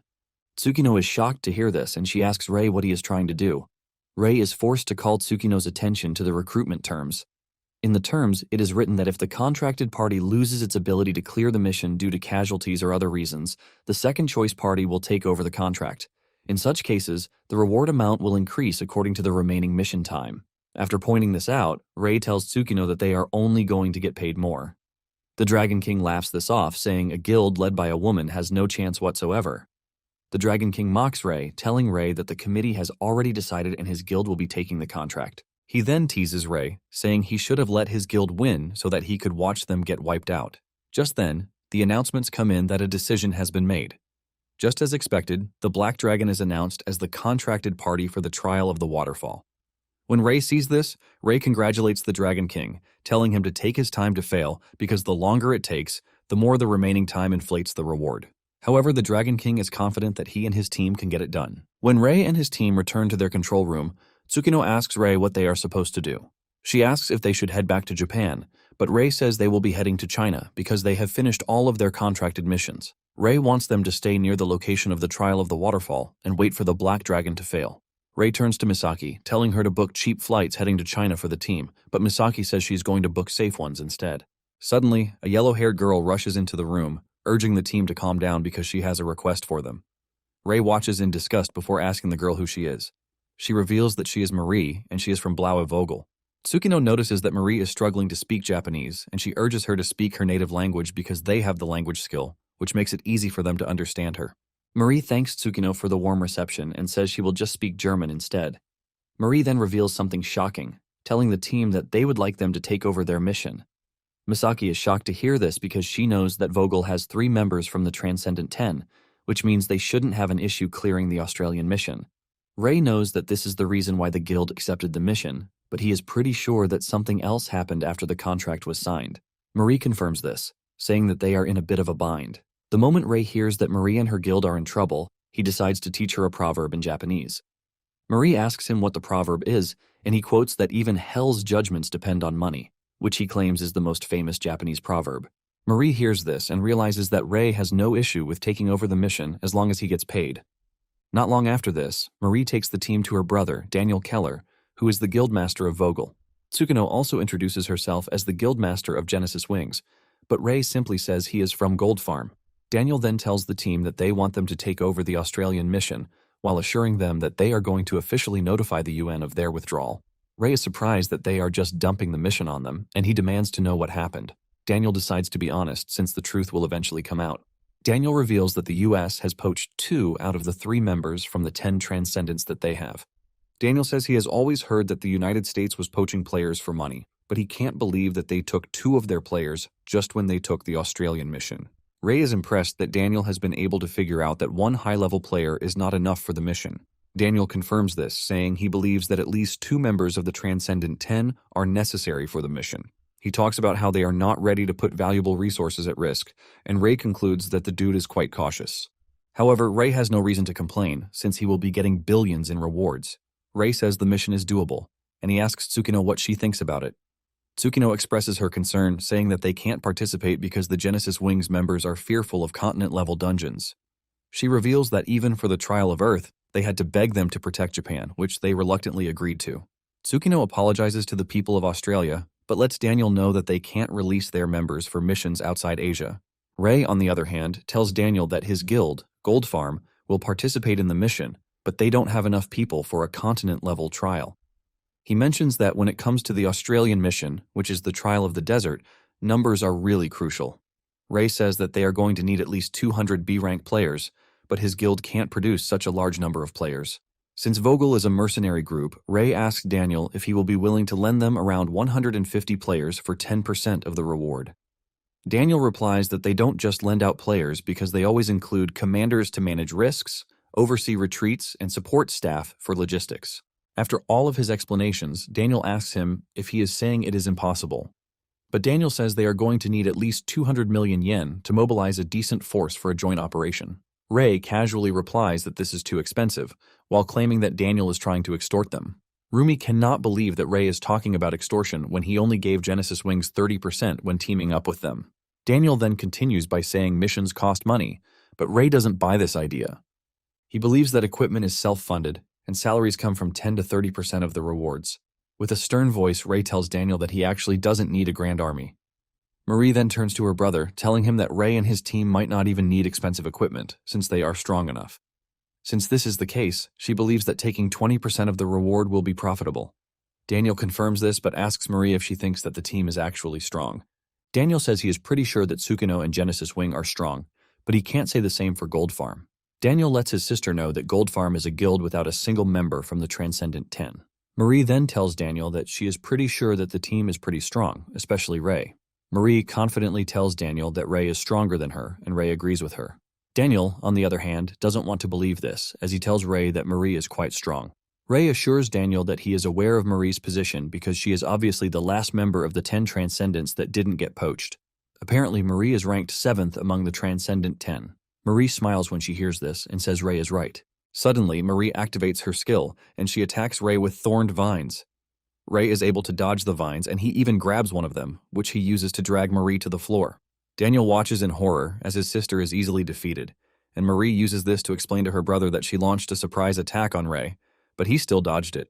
In fact, he even had the strength to pull her to the ground without using any skill.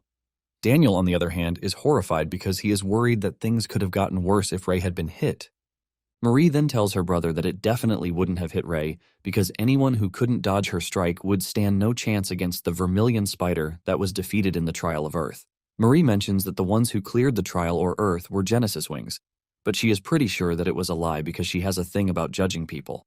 Marie cracks open the truth, saying she is pretty sure that Tsukino wasn't the one who cleared the Trial of Earth because the one who really cleared it was Ray.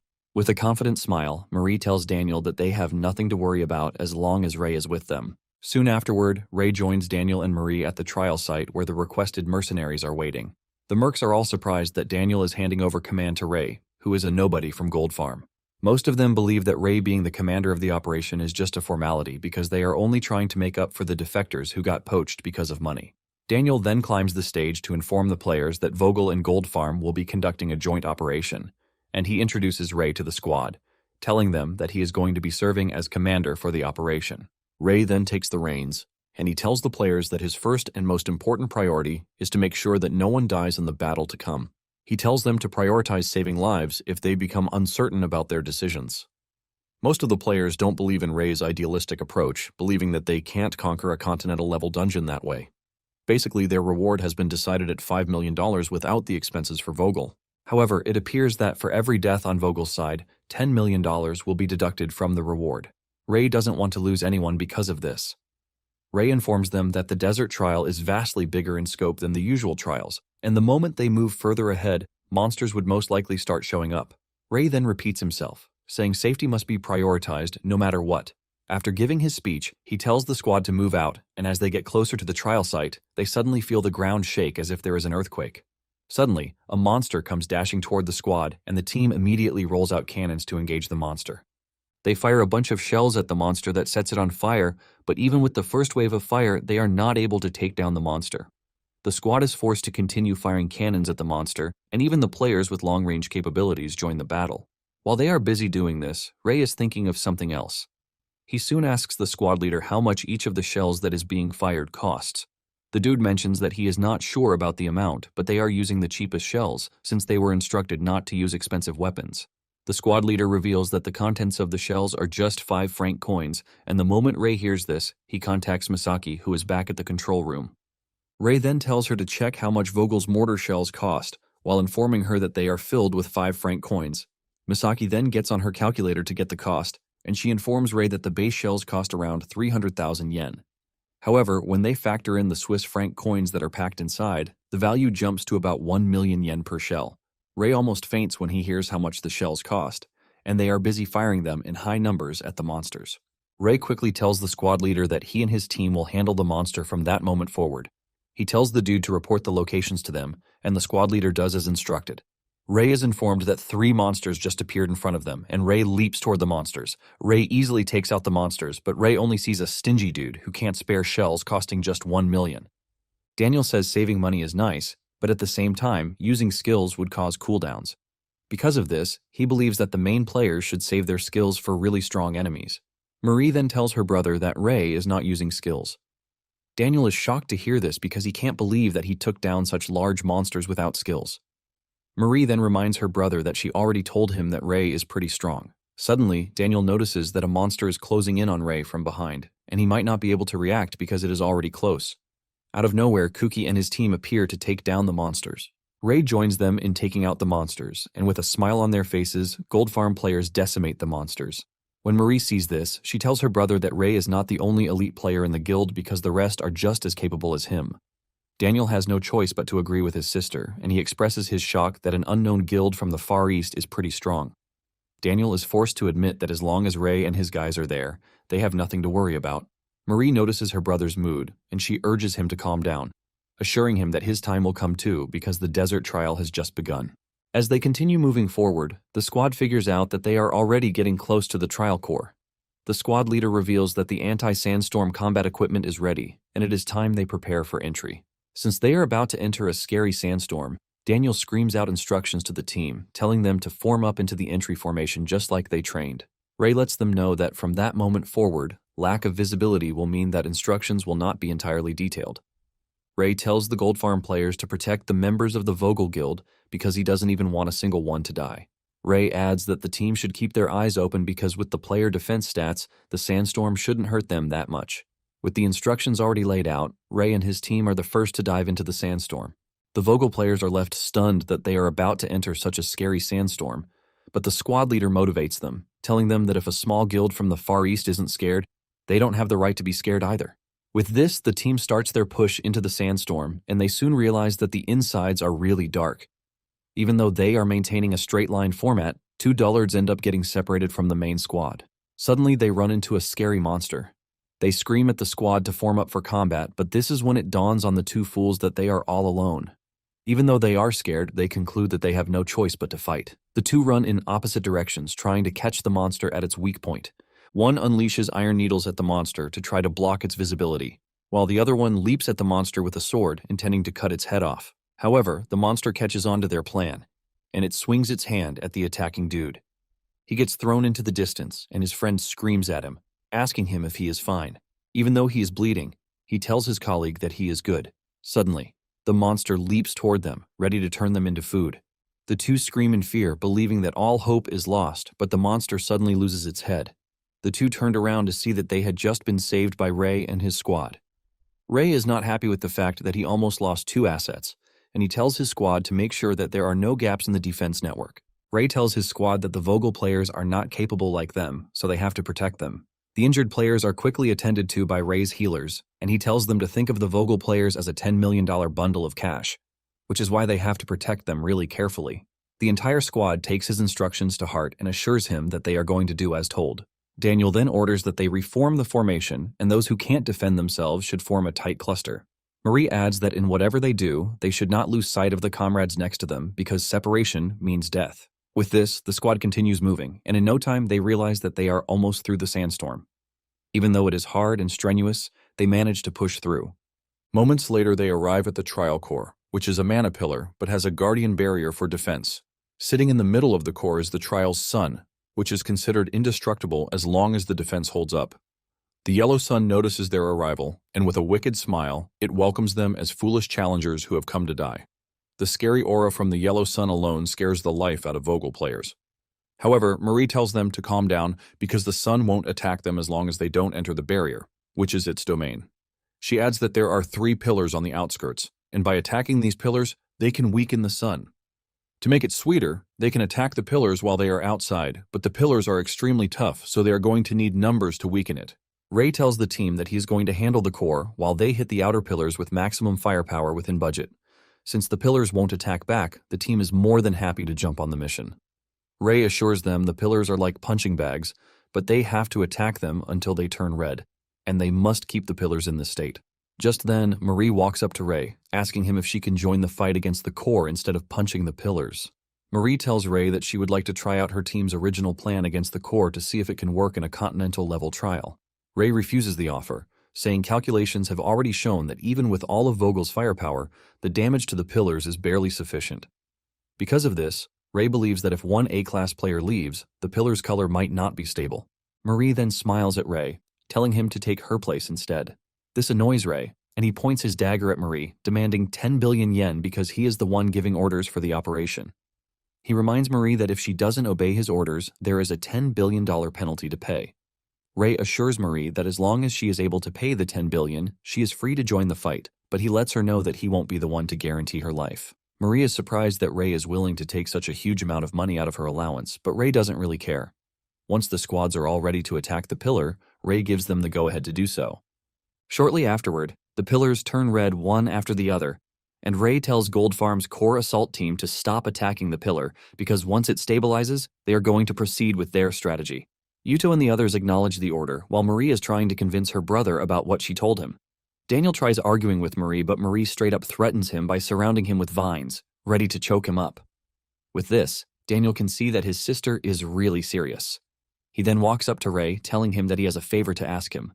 Ray asks him what it is, and Daniel tells Ray that he would like Vogel to handle the boss. Ray is surprised to hear this because the main reason Daniel employed Gold Farm was that they decided it wasn't possible. Daniel then says they called Ray and Gold Farm because failure isn't an option, because if they fail, having backup ensures that they can fight with peace of mind. Ray sighs in disappointment, asking Daniel if he is trying to say that they are backups. Ray then reminds Daniel that what he is about to do is a breach of contract, which attracts 10 billion. Ray asks him if he can pay the fee, and Daniel assures him that he is aware of the penalty fee.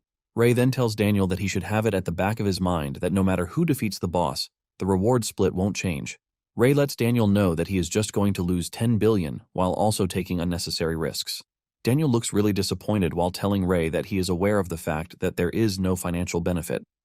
Just as he is about to mention why he is taking the risk, Marie appears behind him, and her voice sends chills down his spine. He quickly changes what he was going to say, claiming that Vogel is a globally renowned large-scale guild that needs to gain experience in conquering continental-level trials. Daniel tells Ray that the Vogel team is pretty experienced and that they are going to be of benefit to the organization in the future.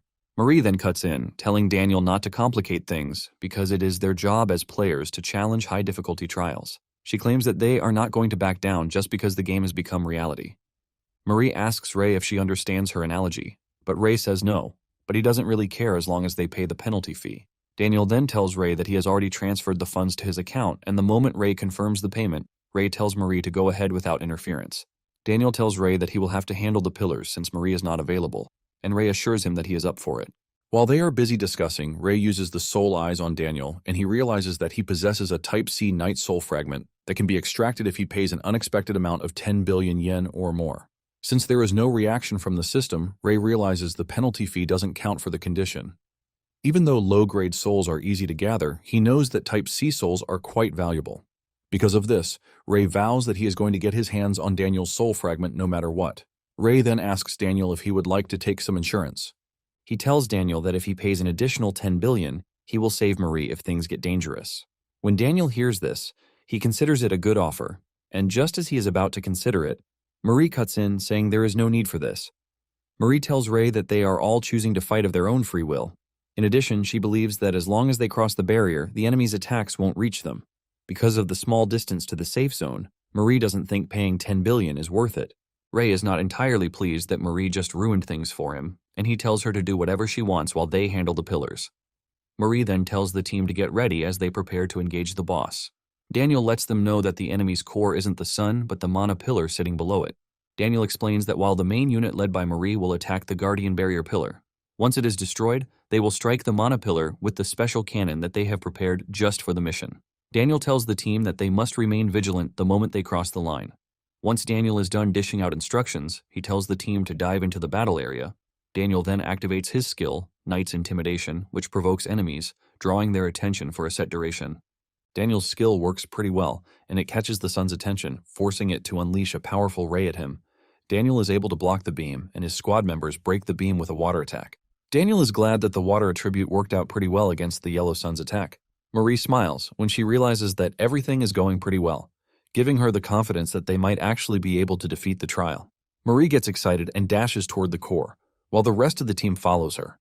They all throw powerful attacks at the guardian pillar, and after a confident attack, they step back to see how much damage they did. Instead of the yellow sun getting weak, it actually becomes angrier as it tells the team to get ready for their deaths. The yellow sun unleashes an overwhelming beam that forces everyone to try to evade. However, most get hit, and even Marie can feel the intensity of the attacks. Realizing that human ability alone is not enough to handle it, she tells the team members to fall back.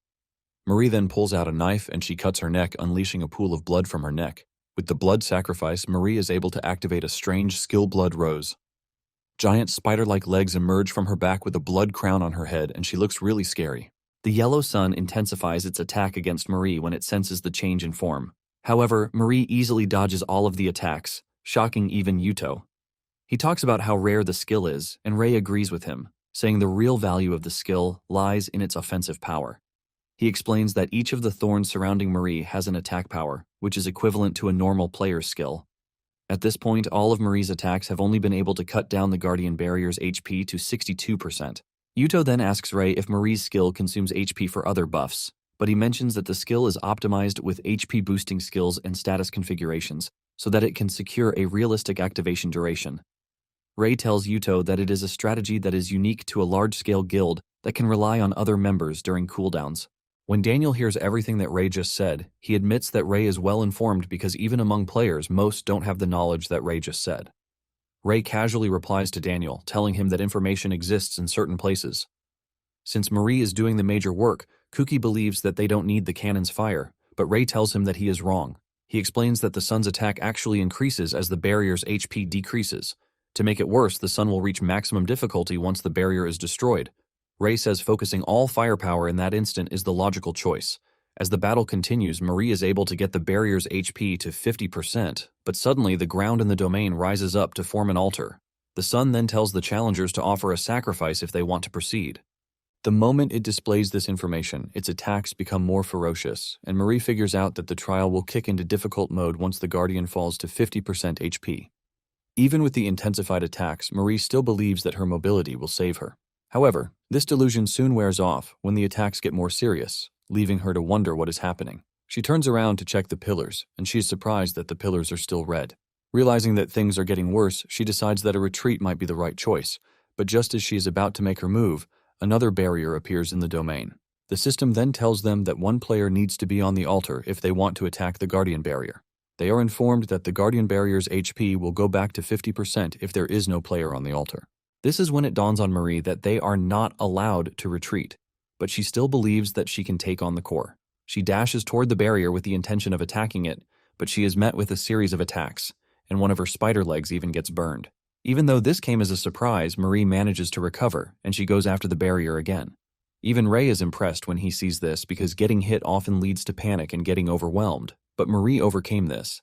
Daniel then asks Ray if the difficulty has stabilized, and Ray replies that it will remain that way until the guardian barrier is broken. But even with this, it is still risky. Ray then tells Daniel that he is ready to help Marie for $5 billion, and this shocks Daniel, who thought the insurance fee was $1 billion. Ray then mentions that he just raised the price, and the price will go up even higher later. Daniel takes a moment to think about it, and he tells Ray that he is going to pass on the offer because he trusts Marie. Moments later, the barrier HP remains at 49%, which is just 1% difference from everything Marie has thrown at it so far. Marie then tells the team to push harder, but suddenly the sun unleashes a scary attack on her. She manages to dodge the first wave, but before she knows it, a series of attacks converges on her position. When she sees this, she realizes that she is screwed. Without being able to dodge, she gets hit pretty badly and her right arm gets torn off alongside her left leg. Daniel screams out in horror when he sees this, and even the Vogel forces realize that things have gotten really bad. The squad leader screams at the team to help Marie, but they tell the dude that they have no chance if Marie can't handle the attacks the sun is dishing out. Before they know it, the attacks get even worse, with Marie getting hit really badly, causing her so much pain that she screams out. This is when Daniel finally falls to his knees, begging Ray to save Marie. Ray smiles at Daniel and names his price, and Daniel assures him that he is going to pay whatever it takes. Ray considers the deal done and breaks through the barrier, while the sun awaits his arrival. Ray gets to Marie, and he manages to get her out of the danger zone back to the rest of the team. Daniel screams at the healers to come to Marie's aid, and they all engage their best spells to make sure they save Marie. Ray then tells Daniel that the injuries are not life-threatening, which is thanks to the fact that Marie had a durability-focused build. Daniel thanks Ray because if not for him, Marie would have definitely died, but Ray tells him that there is no need to thank him because he is getting $10 billion for his services. Surprisingly, Daniel uses the Japanese proverb that Ray told Marie the first time they met. Since Daniel has agreed to pay the fee, Ray is able to meet the condition to extract his soul fragment. Suddenly, Marie starts to laugh like a crazy woman, leaving Daniel to believe that his sister has mentally lost her mind. Marie then points to the sun, saying it would have been absurd if it were heard that they lost one or two transcendents while fighting it. Before they know it, tears start dripping down her face while saying everything has been meaningless. However, Daniel tries to console her, telling her that she fought well, so her struggles were not meaningless. Daniel lets her know that they were able to come this far because of her sacrifice. Marie tells her brother that after fighting the sun with everything she has and wasn't able to scratch, she doesn't think it is something humans should try to handle. However, Ray disagrees with her, saying trials are meant to be cleared. Marie is surprised that Ray thinks they still have a chance, and Ray lets her know that this is why they came. Ray confidently tells Marie that fighting the core is the gold farm's job. As Ray and his team prepare to take on the core, Marie tells her brother to carry her to one of the pillars. Daniel asks her what she is planning to do, and she assures her brother that she is not going to do anything dangerous because she just wants to attack the pillar. She lets Daniel know that the pillar will maintain its weakened state if she is able to contribute. Daniel is worried about her condition, but she assures her brother that she can still use her skills as long as she is alive. She mentions that her lost arm and leg can be regenerated later, and Daniel finally agrees to take her to the pillar. Meanwhile, Ray has started his plan, and he tells the team that as long as there is a sacrifice on the altar, the attacks from the outside can get through. However, it is left for the sacrifice to keep dodging, which in this case is him. Rumi tells the team to focus their attacks on the guardian barrier, while Ray is acting as a decoy. However, she tells them to save skills with cooldowns till after the barrier is destroyed. The team then starts their assault on the barrier, and in no time they get the HP down to 45%. Seeing how Ray and his squad are handling the core, Marie asks Daniel if he thinks they would have been able to clear it if they had the same method as Ray's team. Daniel tells her that they still won't be able to because it might look simple, but it isn't. Daniel tells Marie that whoever is inside the altar would have to be dodging the attacks in real time. Marie admits that she would have run out of stamina if she tried to do the same with Blood Rose. Daniel then asks her if she thinks the difference in level is the key, but Marie says no. She says her mobility is actually higher than Ray's. However, the ability to see and dodge countless attacks consecutively requires a top-notch level of focus and anticipation, which is something only the player can develop for themselves. When Daniel realizes that Ray is basically relying on technique alone instead of skills to actually do what he is doing, he starts wondering if he is the last one of the 10 transcendents. Marie says she doesn't know, but she is pretty sure that Ray is on par with whoever is number 1 on the list. Moments later, they are able to get the barrier down to 0 HP, which leaves them with just the main pillar, which is the trial core itself. Since the barrier is destroyed, Rumi tells the team to concentrate all of their power on the main mana pillar. They do as told, and the moment their attacks land on the pillar, it lets off a loud explosion that leaves the team questioning if they have taken down the trial. Suddenly, the yellow sun turns red, and instead of the clown appearance, it looks more horrific. To show how dangerous the core has become, the system tells them that all attacks have become instant kill. The team cannot believe their eyes when they see this, but Ray also prepares himself for the deadliest showdown. The core then unleashes a series of attacks at Ray, and surprisingly, he doesn't dodge. It turns out that Ray has activated a skill that delays death for 10 seconds. In addition, the attacks are only going to aim to kill him without wounding his body. The moment the sun's beams hit him, the countdown begins, and Ray knows that he has to take down the trial within that time frame. Ray goes after the sun, and he activates another skill, Soul Disaster. This gives him a dangerous level of cutting power that he unleashes against the sun. With 3 seconds left on the clock, Ray shatters everything holding the core together, thus destroying the sun and the altar. The system then displays the notification that the trial has been defeated. The team erupts in celebration because they finally cleared the trial after so much effort. Ray also descends to join them, admitting that it was a close call. He is surprised that the pillar was considered the boss, and just then, he gets a notification from the system, congratulating him as the first player in the world to have successfully conquered a continental-level trial. The system then grants him the title of the first conqueror, but the moment the system detects that he already possesses this title, the system automatically merges the titles. This then evolves into a new title, which is the Ancestral Conqueror, which increases damage by 100% against bosses and large-scale trials. When Ray sees this, he almost loses his mind because 100% damage is too broken. He knows that things would have been only him if he had such a title during the game era. Since the destruction of the trial area has been averted, the system requires that they enter the name of the party that defeated the trial. Ray and Daniel both input their respective guild names as a joint effort in defeating the boss. Later on, Ray visits the Vogel branch in Sydney, and after all the calculations, he is told that he will be getting 62 billion yen. However, adding the 10 billion for saving Marie pushes it to 72 billion yen. Daniel then tells him to sign the contract if he has no objections. Ray smiles, saying he has no objections, but he is curious to know if Daniel and his guild can pay out 70 billion with immediate effect. Daniel admits that they lost 20 billion, and even though it hurts, he is confident that this is not enough to sink them. In addition, he believes that his sister's life is worth more than the money. Marie reveals that it will take a week for the reattached limbs to stabilize, but she urges her brother that they should work hard once she is back into shape. Marie then tells Ray that she has something to ask him, and Ray reluctantly tells her to go ahead. Marie mentions that the skill Ray used was reliant on individual skills and qualities, which leaves her to wonder if there is another method. Ray replies that there is definitely another method, and the trial itself even told them this. Marie is confused when she hears this, and Ray reminds them that the trial told them to offer a sacrifice if they wish to proceed. Basically, they were supposed to have a player who is willing to die. This player will run into the barrier, while the high-damage players attack it. Ray lets them know that the altar was basically a sacrificial altar. When Daniel hears this, he screams out saying it is too great a cost. Ray then points out the risk, saying it is the whole continent against one life. In fact, Ray believes that they could have tied up death row prisoners and thrown them onto the altar. Basically, as long as there is a sacrifice, player skills don't matter, which shows that the trial was indeed a simple one. Marie then tells Ray that executing such a plan in modern society would be challenging. She believes that the trial is not only testing the player's strength, but the society itself. Daniel agrees with this, but to Ray, he maintains the fact that it was a simple trial. However, he doesn't really care as long as it is profitable to him. Later on, Ray finds himself in the first-class section of a plane. He is blown away by the food and luxurious things because it is his first time. However, Yuto wonders why the plane is not fully booked when Gold Farm is not the only one that could have paid for it. Rumi believes that the plane is not fully booked because it is a flight heading to China, which might be destroyed by the trial, so naturally, people won't want to go. On the other hand, with what she heard, flights to Australia are fully booked. Ray is not surprised, since Australia is the only place with no risk of being destroyed by a trial. Yuto then says they might be the only ones leaving the country. A flight attendant shows up asking Ray what drink he would like to have, and Ray tells him to provide the most expensive drink that they have. Suddenly, the plane gets rocked aggressively, shocking everyone on board. The alarm goes off, and the seatbelt sign shines bright in the plane. Ray asks the attendant if they got hit with turbulence, but the attendant says it feels different from normal turbulence.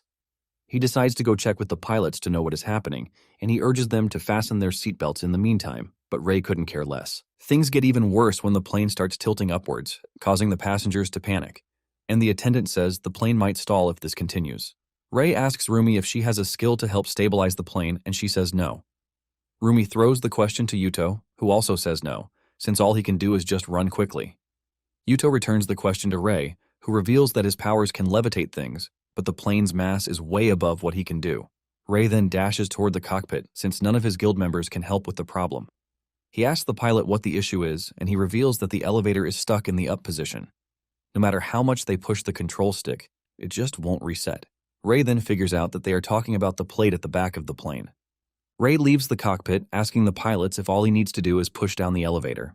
The pilot realizes that Ray is trying to go outside, and he tells him that he must have gone crazy. He mentions that it is minus 30 degrees outside, and even the air pressure will most likely crush you. Even if he survives this, the airspeed is currently over 1,000 kilometers per hour. Ray ignores them and makes his way to the door. He knows that the high-level players might survive if the plane crashes, but the rookie cash cows are definitely not going to make it, and he is not about to lose any of his money-making humans. He grabs the lever and tries pulling it with all of his strength. The attendant sees this, and he tells Ray that at the current altitude, coupled with the pressure difference, the door won't open. He adds that even if it opens, Ray will just be blown away. Ray ignores the dude and tells Yuto that the moment he steps outside, he should close the door to avoid decompression. Ray then steps out of the plane, but he uses the soul thread to keep himself attached to the plane. The attendant is left in awe because Ray just opened a door under tens of tons of pressure with his bare hands. Once Ray has gotten to the affected area, he realizes that it is truly cold outside, just as the pilot said. Since the oxygen level is low, he figures out that he has to finish quickly. Ray is able to get it done, and the plane starts to stabilize. While those inside are celebrating, Ray contacts Misaki via telepathy to tell her about the plane's situation. Misaki starts to panic, but he tells her to calm down, while revealing that the plane is stabilized, but he is currently holding the tail fin in place. Ray then asks Misaki what he is supposed to do after this, and this is when it dawns on Misaki that Ray went outside without confirming with the captain. Nonetheless, she tells him to hold on while she confirms with the captain. The captain is shocked when he hears Misaki's voice in his head, asking him what to do. After getting the information, she relays it back to Ray. Apparently, he has to destroy the elevator, since it is not responding to commands, which means it's better not to have it at all. Ray is skeptical about this, but Misaki tells him that the captain already gave the go-ahead, so it should be fine. Ray then whips out his dagger, and he cuts off the plane's tail. This causes the plane to rock really hard, and when Ray returns to the plane, he tells the pilots that he has taken care of the elevator just as they asked. The pilots are impressed by Ray's bravery, and they start asking if he is even human. Since Ray has done his part, the captain tells his co-pilot that it is up to them to land the plane. The captain makes his announcement, telling the passengers that the plane will make an emergency landing. He urges them to fasten their seatbelts, and also put on their oxygen masks while they prepare for a water landing. The captain manages to gently land the plane on the water, and fortunately, they all make it. While they are stuck in the lifeboat, Ray is already thinking of catching the most expensive fish in the water. Rumi then tells Ray that Misa has contacted her to let her know that the rescue will arrive in about 2 hours. The captain is thankful that there are no casualties in the accident, but Ray doesn't believe that it is an accident. Ray contacts Misa, asking her if there's been any update on the cause, and she lets him know that the whole situation is still under investigation. However, it appears that planes traveling between Australia and China had devices installed on them to trip off the elevators. Misa tells Ray that if the plane was really targeted, this means that the attack was aimed at Gold Farm. Ray is curious to know how the perpetrators bypassed the airport security, and Misa says it shouldn't be hard for a player. Thankfully, the plane wasn't blown out of the air. Yuto then mentions that doing something of this magnitude can only mean a big organization is behind it. Rumi mentions her worry, saying the Dark Guild might be trying to sabotage the Asian trial. Ray says this is the most obvious assumption, but he believes that short-selling profits from trial failures should already be addressed by national countermeasures. This leaves Ray wondering if another method of profiting has been devised, but Misa says no, according to the last report she had. Misa says that for the attack to be on this level, it shows that whoever is behind it means business, leaving her to wonder if it is revenge from the Japanese Dark Guild that they destroyed. Ray replies that even if it is a grudge, targeting the plane is going overboard because even if the plane exploded mid-air, high-level players would still be alive, and he is sure that the Dark Guild also knows this. This leaves them asking who it might be, and to what purpose is it that they tried to crash the plane. Deep down, Ray believes that it was done to delay the team from getting to China on time.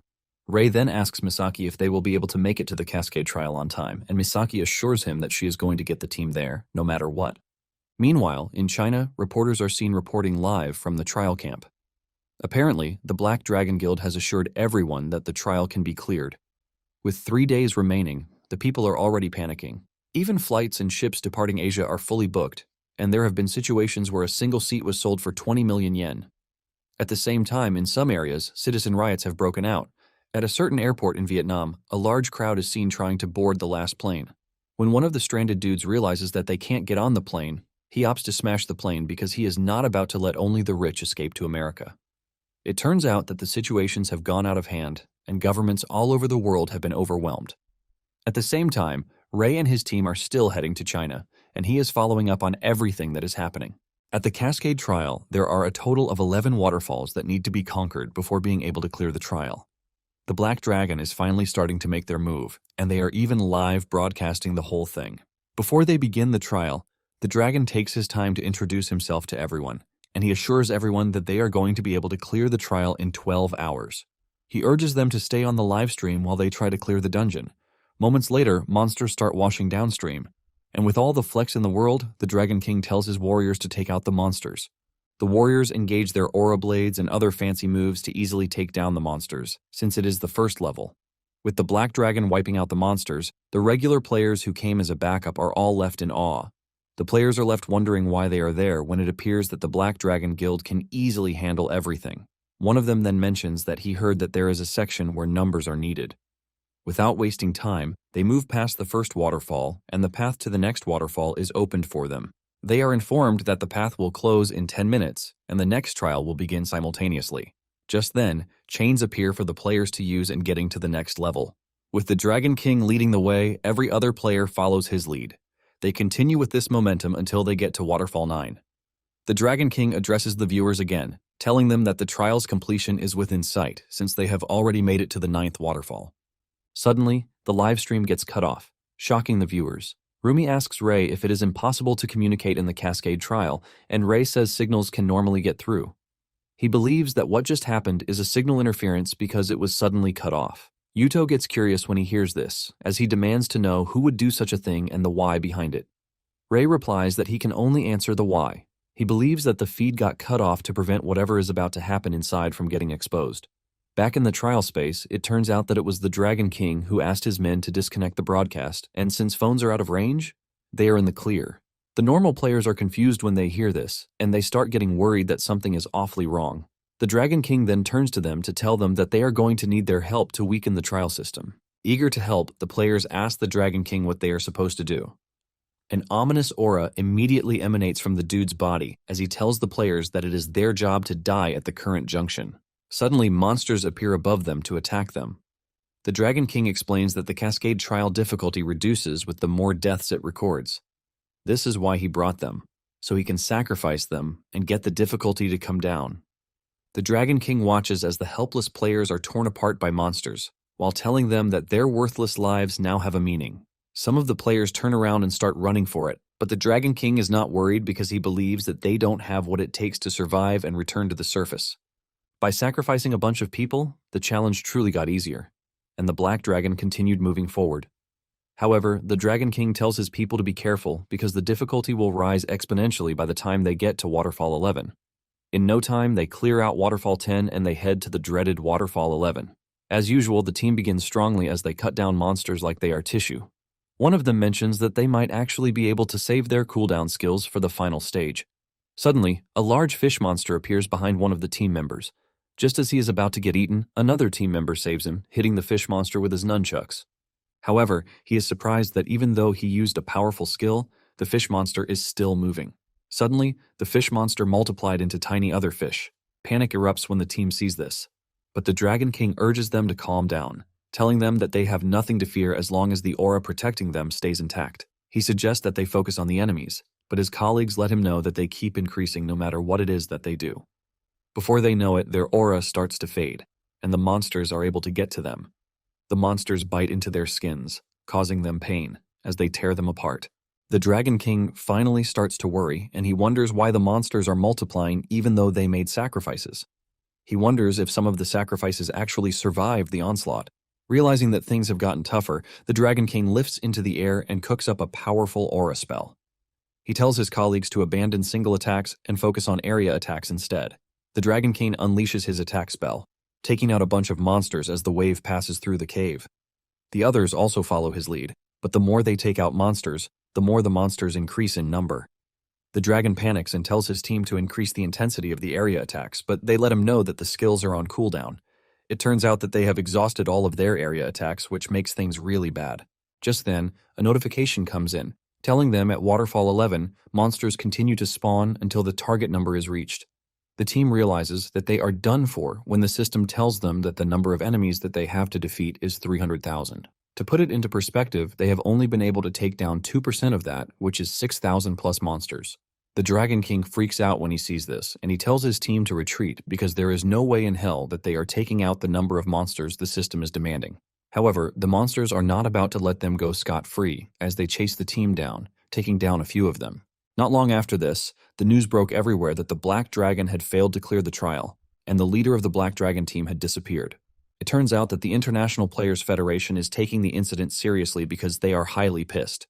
When Rumi hears this, she isn't surprised because she already knew that the Black Dragon doesn't have what it takes to clear the trial. Meanwhile, the Dragon King is seen running through alleys in Vietnam, trying to escape because he believes that the continent is doomed already.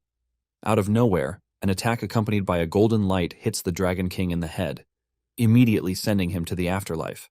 The attacker turns out to be a dude clad in gold armor who looks really dangerous and cool at the same time.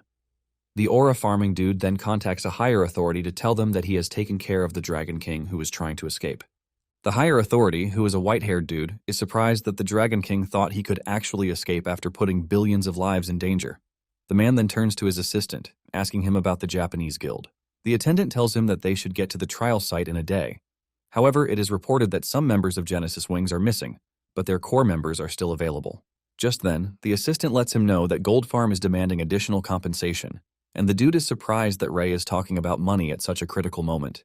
It turns out that the UN is offering to give Gold Farm $300 million in compensation, but Ray says it is not enough. Even though the dude is stubborn and doesn't want to give in to demands, he knows that there are just 3 days left, and he doesn't want to take the chances. The dude then tells his assistant to tell the Gold Farm that they are going to add the $200 million seized from Black Dragon, which means Gold Farm will be getting $500 million in compensation. Shortly afterward, Ray and the Gold Farm members arrive at the trial site. Tsukino welcomes Ray, telling him how surprised she was when she heard that his plane went down.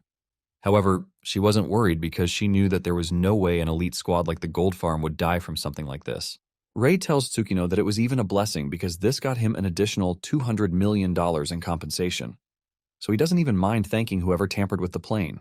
Ray then asks Tsukino about the trial, which is scheduled for the next day, but surprisingly, Tsukino wants them to move the trial up. Apparently, there are survivors abandoned by the Black Dragon and she wants them to rescue these people. Ray agrees to this, but tells Tsukino that he has just one condition, and this is leaving those they are about to rescue to work for Gold Farm. Moments later, they begin the trial subjugation. As they cut through the first waterfall, Ray asks Tsukino if she is sure about subjugating the trial with their current number, because doing this will be extremely tight. He adds that whatever happens is on Tsukino, and she agrees to this. Tsukino then asks Ray about the missing members of the Genesis Wings, and Ray reveals that, according to Misa's report, they were afraid for their lives, which is why they ran to America. Ray is disappointed that a healer is one of those who ran, and to make it worse, the blood sorcerer that they need in order to beat the 11th waterfall has also run away. Ray managed to bring a blood sorcerer, Eiji, from his side, but he mentions that at least 2 are required for the trial. Since they are running short on personnel, he tells Tsukino that clearing the trial will be difficult. Tsukino then reveals that she was able to secure a blood sorcerer. Just then, a young girl, Fumika, shows up, introducing herself to Ray. Fumika confesses that her mother was against coming, but she snuck out to help. She mentions that Tsukino actually insisted, so she didn't have a choice. Tsukino apologizes for forcing her into such a dangerous mission because she believes that it was her lack of leadership that made some of the members run away. However, Ray urges her not to blame herself because those who run away are the ones at fault. Fumika agrees with Ray, suggesting that they do their best with their remaining members. Ray then asks Tsukino again if they should wait for a day, because according to calculations, if half of the current survivors die, the trial will weaken significantly. Ray believes that this will make things a bit better. Tsukino admits that she has thought about this, but she believes if they do this, the guild will no longer maintain its status. Tsukino tells Rei that she doesn't mind if there are risks involved as long as she gets to save the survivors. Tsukino apologizes to Rei for dragging him into such a dangerous situation because of her selfishness, but Rei lets her know that he doesn't mind. He says helping players is pretty profitable and, if done well, he might even get a new set of cash cows. While they are busy talking, the rest of the team is able to clear out the monsters, thus opening the path to the next waterfall. Soon afterward, they arrive at the 10th waterfall, and Rei says this is where the communication should start. However, it is surprising that there are no survivors in sight. Rei is the first to figure out where the survivors might be. Rei spots a cave entrance, and he leads the team into the cave, which turns out to be a safe zone. Apparently, when staying there, a player will sacrifice 5% of their HP every hour, and recovery skills cannot be used inside the refuge area. Tsukino is shocked when she hears this because this means that they can only stay in the area for 20 hours. Suddenly, the survivors appear above them, demanding to know who Rei and the others are. The survivors leap down with the intention of fighting because they believe that Rei and his squad are part of the Black Dragon Guild that betrayed them. However, one of the survivors is able to stop his enraged red-haired friend before he attacks Rei. He tells his friend to look at the clothes Rei and his friends are wearing, which means that they are not from the Black Dragon Guild. The dude finally calms down when he realizes that his friend is telling the truth, ultimately diffusing the situation. The dude asks Rei if they are the rescue team, and Rei replies with a smile on his face, assuring the dude that they are going to help them. However, this will only happen if they sign the contract to join his cash cow squad. The redhead and the yellowhead are shocked when they hear this because they don't want to believe that they are hearing right. Rei tells them that he is going to teach them how to make money, but in return, they are going to give him half of their earnings as players. Rei points to his guild members saying they are a part of his cash cow squad. He tells the survivors that Kuki and the rest will be their seniors. Kuki cannot believe that Rei is still calling them cash cows, even though they now have a registered guild name. Just as expected, the survivors do not take this lightly as they talk about how strong players exploit low-level players like them.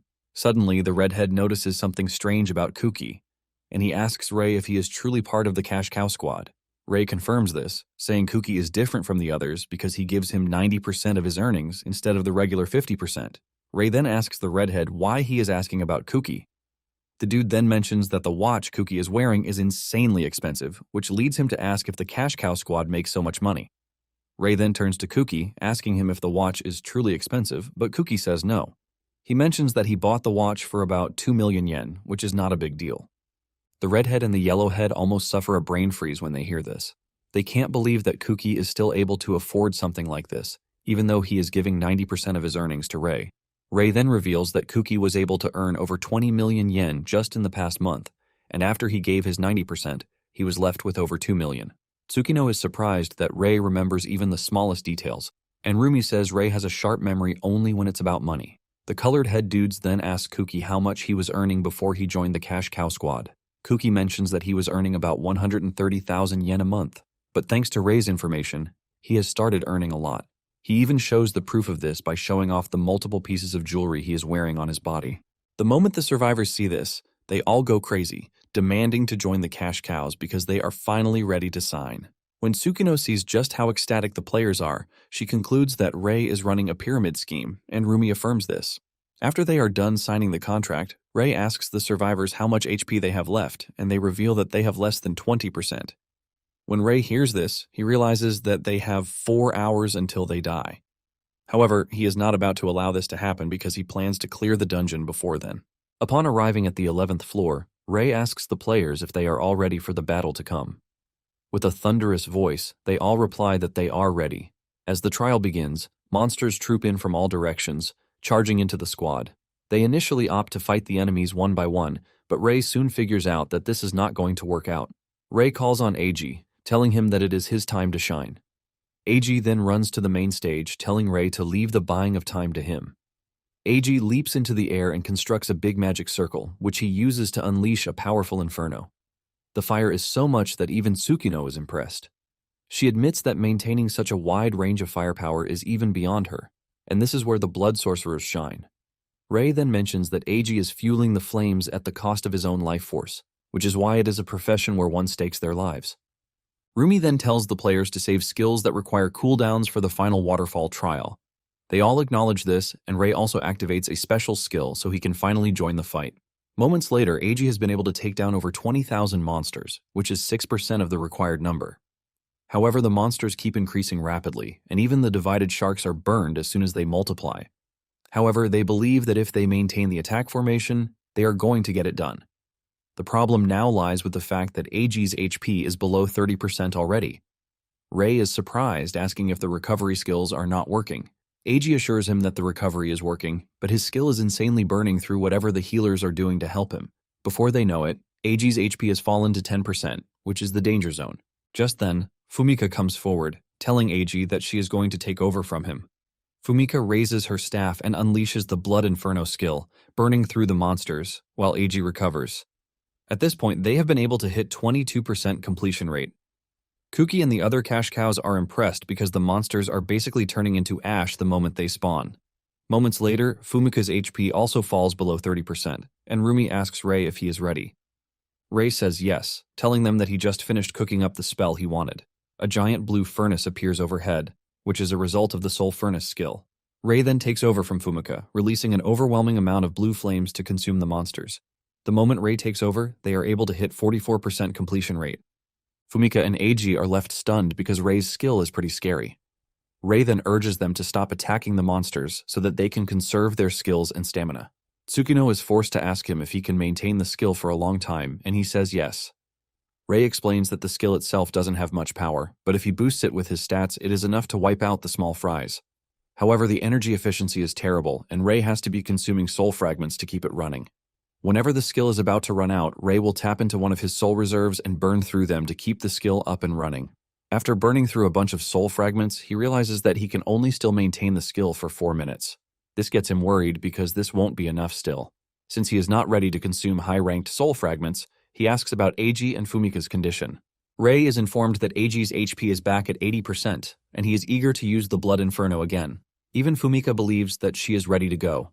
Ray then notices that the healers are getting drained already, and this is because they lost some members from Genesis Wings. Since Ray would like to preserve the healers for the final trial, he tells Eiji and Fumika not to worry. Ray then decides to use the Type E soul fragments that he didn't want to use before. This automatically increases the intensity of the fire, shocking Eiji and the entire squad. Tsukino cannot believe that even the bones are already floating, showcasing just how intense the flame is. Just as Ray burned through his last soul fragment, they reach the desired number of monsters that they were supposed to kill. Ray is informed that the Soul Flame Furnace has burned and will be reusable in 48 hours. Ray is glad that they were able to conquer the 11th floor. The system notifies them that they now have the right to participate in the final waterfall trial. Upon arriving at the last section of the trial, they find a deep waterfall leading into the ground, which is the 12th waterfall. Before diving in, they make plans on how to engage in the last trial. Apparently, Gold Farm members and some selected members of Genesis Wings, plus healers, will be the ones to jump into the waterfall. Ray says the remaining members are the subunit, and they are going to stay on top of the cliff. Part of this subunit is Fumika and a dude named Hiroshi. Hiroshi explains to his team that the 2 waterfalls they are staring at will start releasing monsters the moment the trial begins. The job of the subunit is to defeat the monsters to prevent them from getting to the main unit. Tsukino then urges the subunit not to overexert themselves because any monster that flows down will still be dealt with by the main unit. Once they are done making their plans, Yuto asks Ray if they are seriously going to jump into the waterfall, and Ray says yes. Yuto is still complaining about how he is not mentally prepared when Ray jumps into the waterfall. The rest of the main unit immediately follows through, and as they emerge from the water, they find themselves in a heavenly area. They all agree that the section is beautiful, but while they are busy admiring the glory of the cave, Rumi climbs a boulder to address the squad. Rumi reveals that she is taking charge, and Misaki is shocked to hear this. She is forced to ask Ray if Rumi is truly taking charge. Ray casually replies that Rumi is the master of the guild. In addition, Ray says managing group battles is best suited for a healer who continuously monitors the members' HP. Once Rumi is done arranging everyone into their different sections, she tells them to get the subjugation of the final trial underway. For the final trial, they are required to withstand the monster's attacks for 600 seconds, which is 10 minutes. The system tells them that once the time is up and there is at least one survivor, the trial will be considered complete. The team soon realizes why they are given just 10 minutes to survive, and this is because the number of monsters that they are going against is immeasurable. Rumi calls out instructions for Ray, telling him to use the Soul Thread and Incineration formation in Area F. Ray commends Rumi for the good command, and he swings into action. He goes after the monsters and does just as Rumi told him to. Rumi then tells Tsukino to support Area 8. The entire team swings into action, burning through the monsters, while the timer goes down. Rumi tells the team to be careful because monsters that escaped the subunit will fall on them. Yuto soon notices that they are not getting too much interference from above, and, unknown to them, the subunit is having it really tough up there. When Rei notices that Rumi is concerned about those above, he tells her not to worry about them and to concentrate on her position. Rumi follows Rei's instruction and she continues dishing out orders. She tells all the players to gather in areas B and C. Rumi tells them that they are going to reduce the hit area and suppress the impact of falling debris. Not long after this, one of the healers tells Rumi that she has run out of mana. Rumi is not surprised by this because they have put everything into consideration, so she tells her to fall back. Eiji continues dealing damage, and just when he is about to use the Blood Inferno, Rumi stops him, telling him that the healers won't be able to help him if he passes out. Eiji acknowledges this and follows through with regular attacks.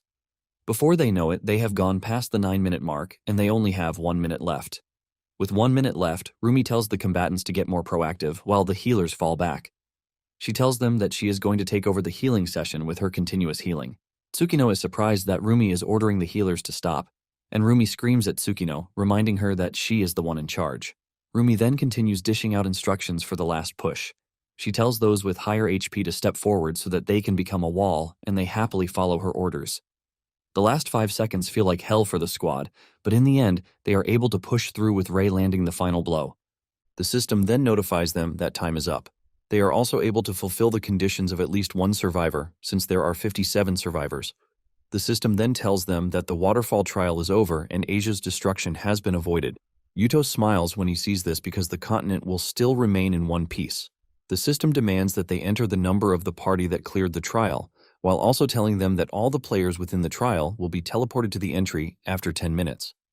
As expected, Tsukino and Rumi enter their respective guild names as the joint party that cleared the trial. Rumi smiles because no one died, since the main team consists of 57 people. Tsukino then mentions that the clearance was close. Rei agrees with her, saying the number of monsters falling from above was fewer than what was expected. Rei believes that the subunit must have fought recklessly for them to have been able to reduce the number of monsters, leaving them to wonder if the ones above are okay. Tsukino immediately whips out her phone to contact them, and when Rei realizes that things might actually be dire, he tells them to jump into the waterfall. He adds that those who can't move on their own should have others throw them into the water. Tsukino is questioning Rei's judgment, and Rumi quickly cuts in, reminding her that there are no healers above, so the only place they can get treated is down there. Rumi adds that this is why they told the healers to save their magic power. Rei tells Tsukino to hurry because if she waits for automatic withdrawal, those who can be saved will be too late. Tsukino then does as told, telling the subunit to jump into the waterfall. The moment they arrive on the scene, the recovery team gets to work on them. The combatants help them settle in, while the healers do their thing. Rumi tells the healers to limit the recovery skills to the minimum needed to keep them alive so as to save their magic power. Moments later, the healers send their report, saying there is no one on the verge of death again. Tsukino is about to start celebrating that they managed to pull this off without recording any deaths when Fumika is brought in. She's missing an arm, and her left torso is shattered too. Tsukino freaks out, and Rumi tells the healers to use everything they have on Fumika. As instructed, the healers come together to grant Fumika their best. Fumika starts coughing up blood at some point, without any sign that she's going to pull through. The healers tell Tsukino that the injuries are too severe, which is why their high-level recovery skills are not working. He mentions that what they need is a skill at the level of limb regeneration, but this is a problem because this skill takes time to take effect, and there is no way she is lasting that long. The healers then decide to use their magic to restore Fumika's HP in the meantime. Fumika finally speaks up, thanking the team and telling them that everything feels easier. Tsukino berates Fumika, reminding her that she already warned her about overexerting herself. Fumika replies that this was her plan, but the monsters started heading toward the main unit, and she couldn't overlook it. This is the last thing Fumika says as she gives up the ghost, leaving Tsukino totally stunned and dumbfounded. The dudes from Genesis start screaming at Rumi, asking her why she didn't say anything. She calmly replies that it wouldn't have changed anything because the ones above were the ones who decided to fight recklessly. Apparently, she knew the situation, but she figured out that focusing on the fight and saving as many recovery skills as possible would help the situation. Just when they are about to continue dragging her, Tsukino cuts in, telling them to stop. Tsukino mentions that she already knew from the start that it would be impossible to clear the trial without casualties. Rei also joins in, saying Rumi's command was flawless, and the only reason they had casualties was due to a lack of combat power.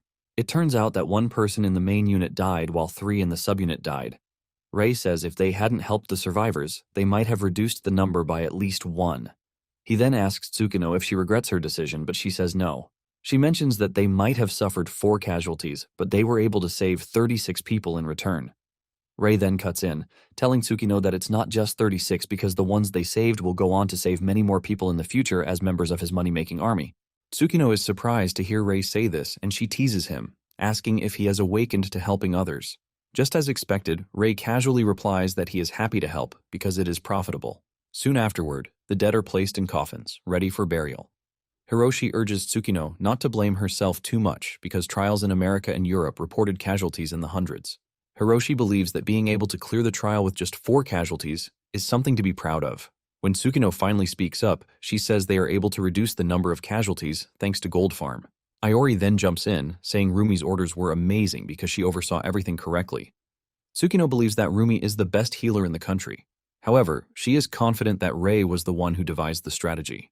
She mentions that during the battle, Rumi seemed to issue commands even for areas she couldn't have possibly seen herself. Tsukino is pretty sure that Ray had predicted all the possible scenarios beforehand, organized them, and then communicated them to Rumi.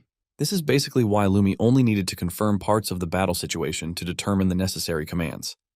However, Tsukino is surprised because Rumi has a talent for memorizing many scenarios and then issuing commands.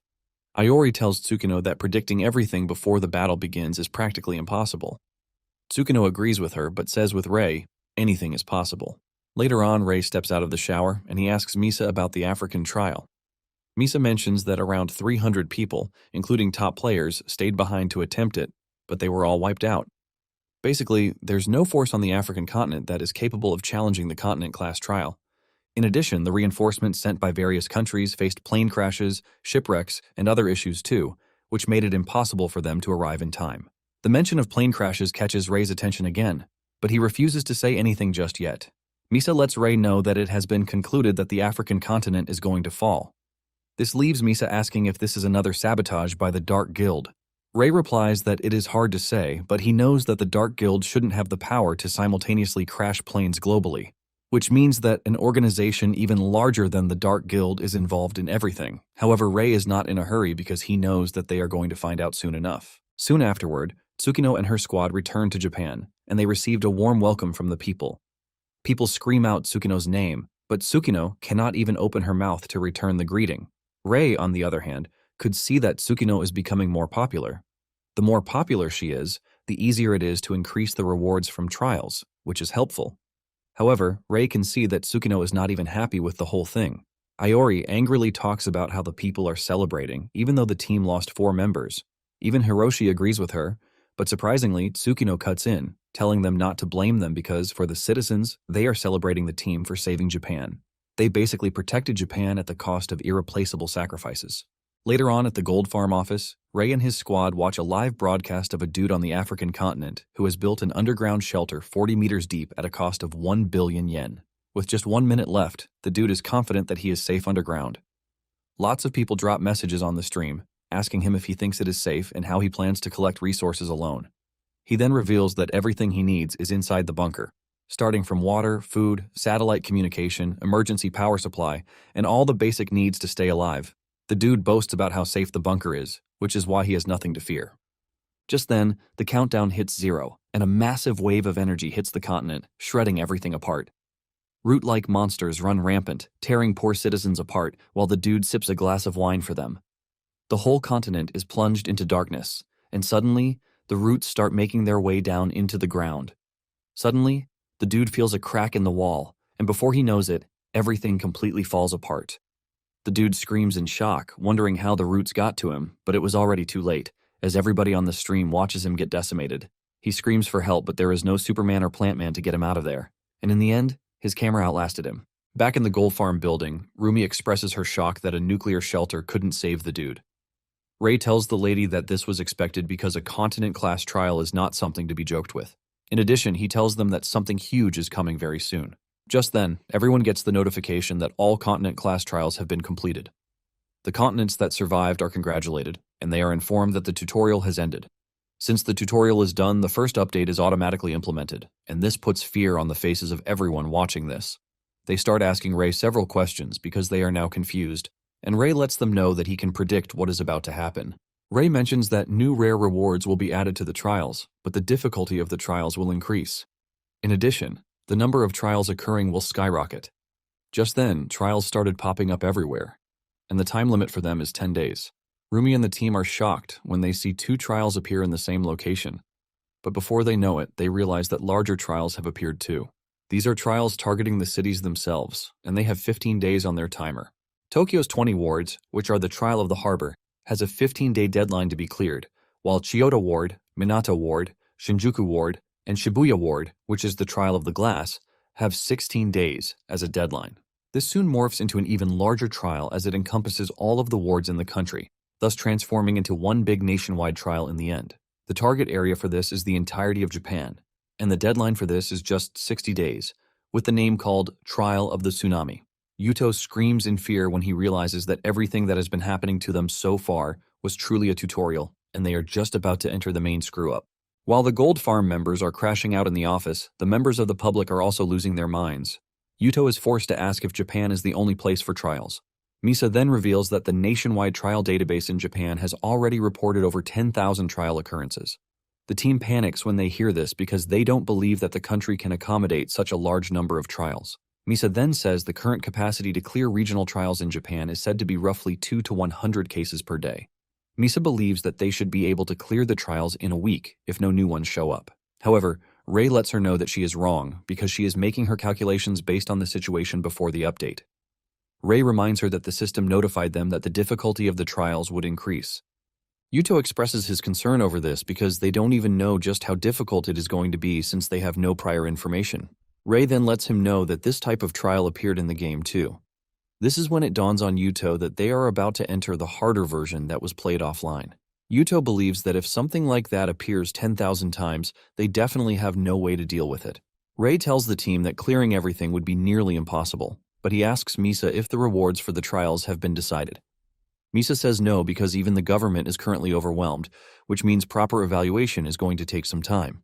Apparently, there is a request for Gold Farm to focus on clearing trials in major urban areas, and Ray tells Misa to give him an estimate of how much she thinks the rewards are going to be.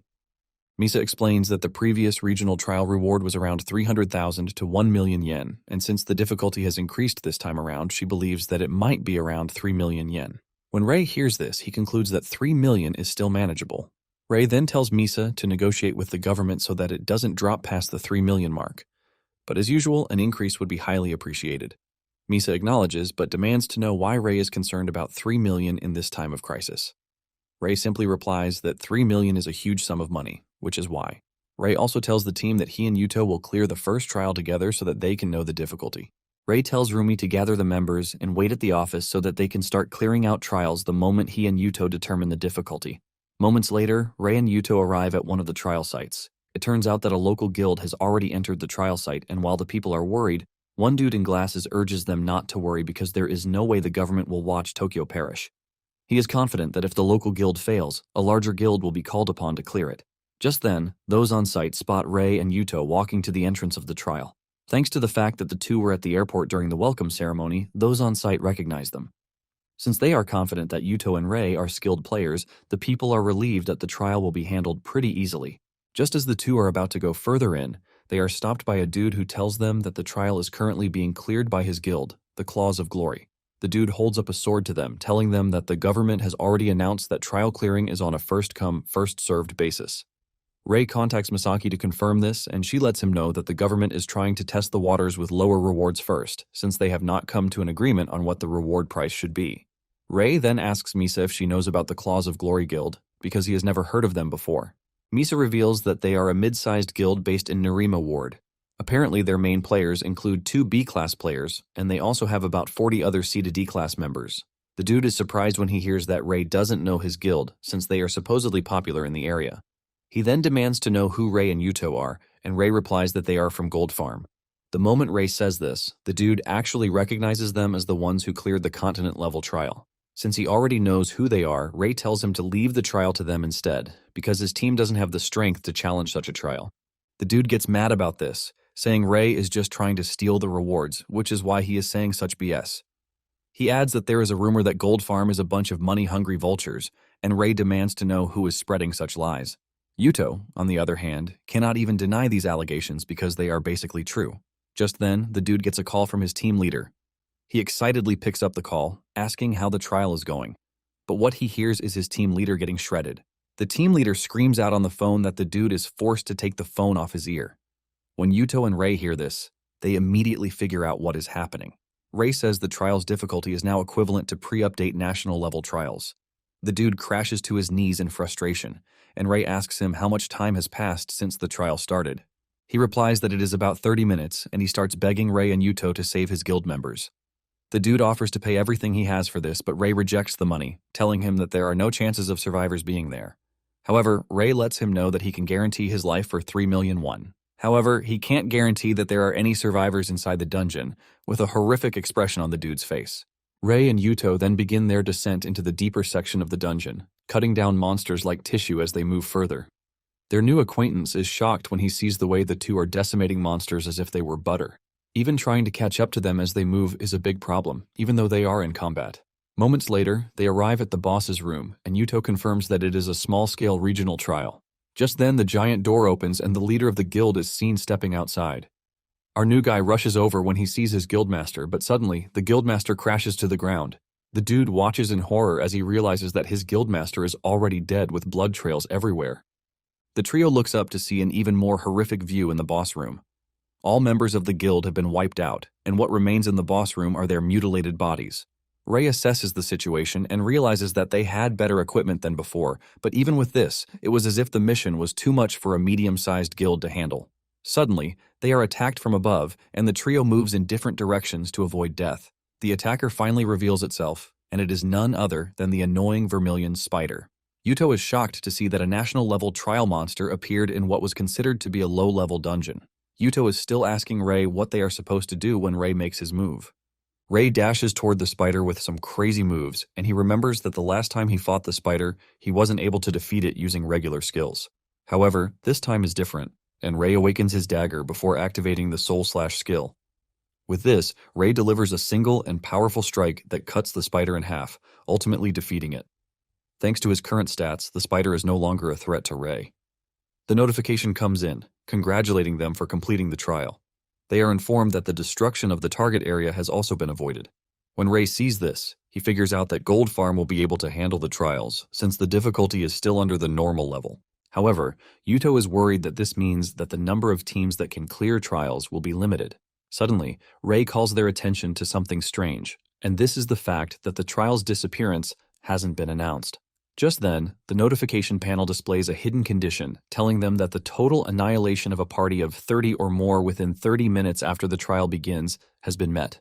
Because of this, an extra trial has been triggered. Ray is shocked when he sees this, and he asks the new guy about how many of his guild members challenged the trial.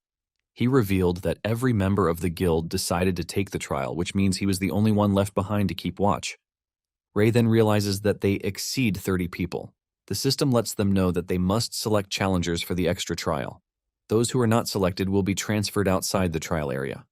The system then gives them the option to choose, saying that at least one person must stay behind. Yuto then figures out that the extra trial is one that they can't survive with their current level. Ray admits that it is going to be tough in terms of combat power. He adds that at least one person needs to be picked for the extra trial.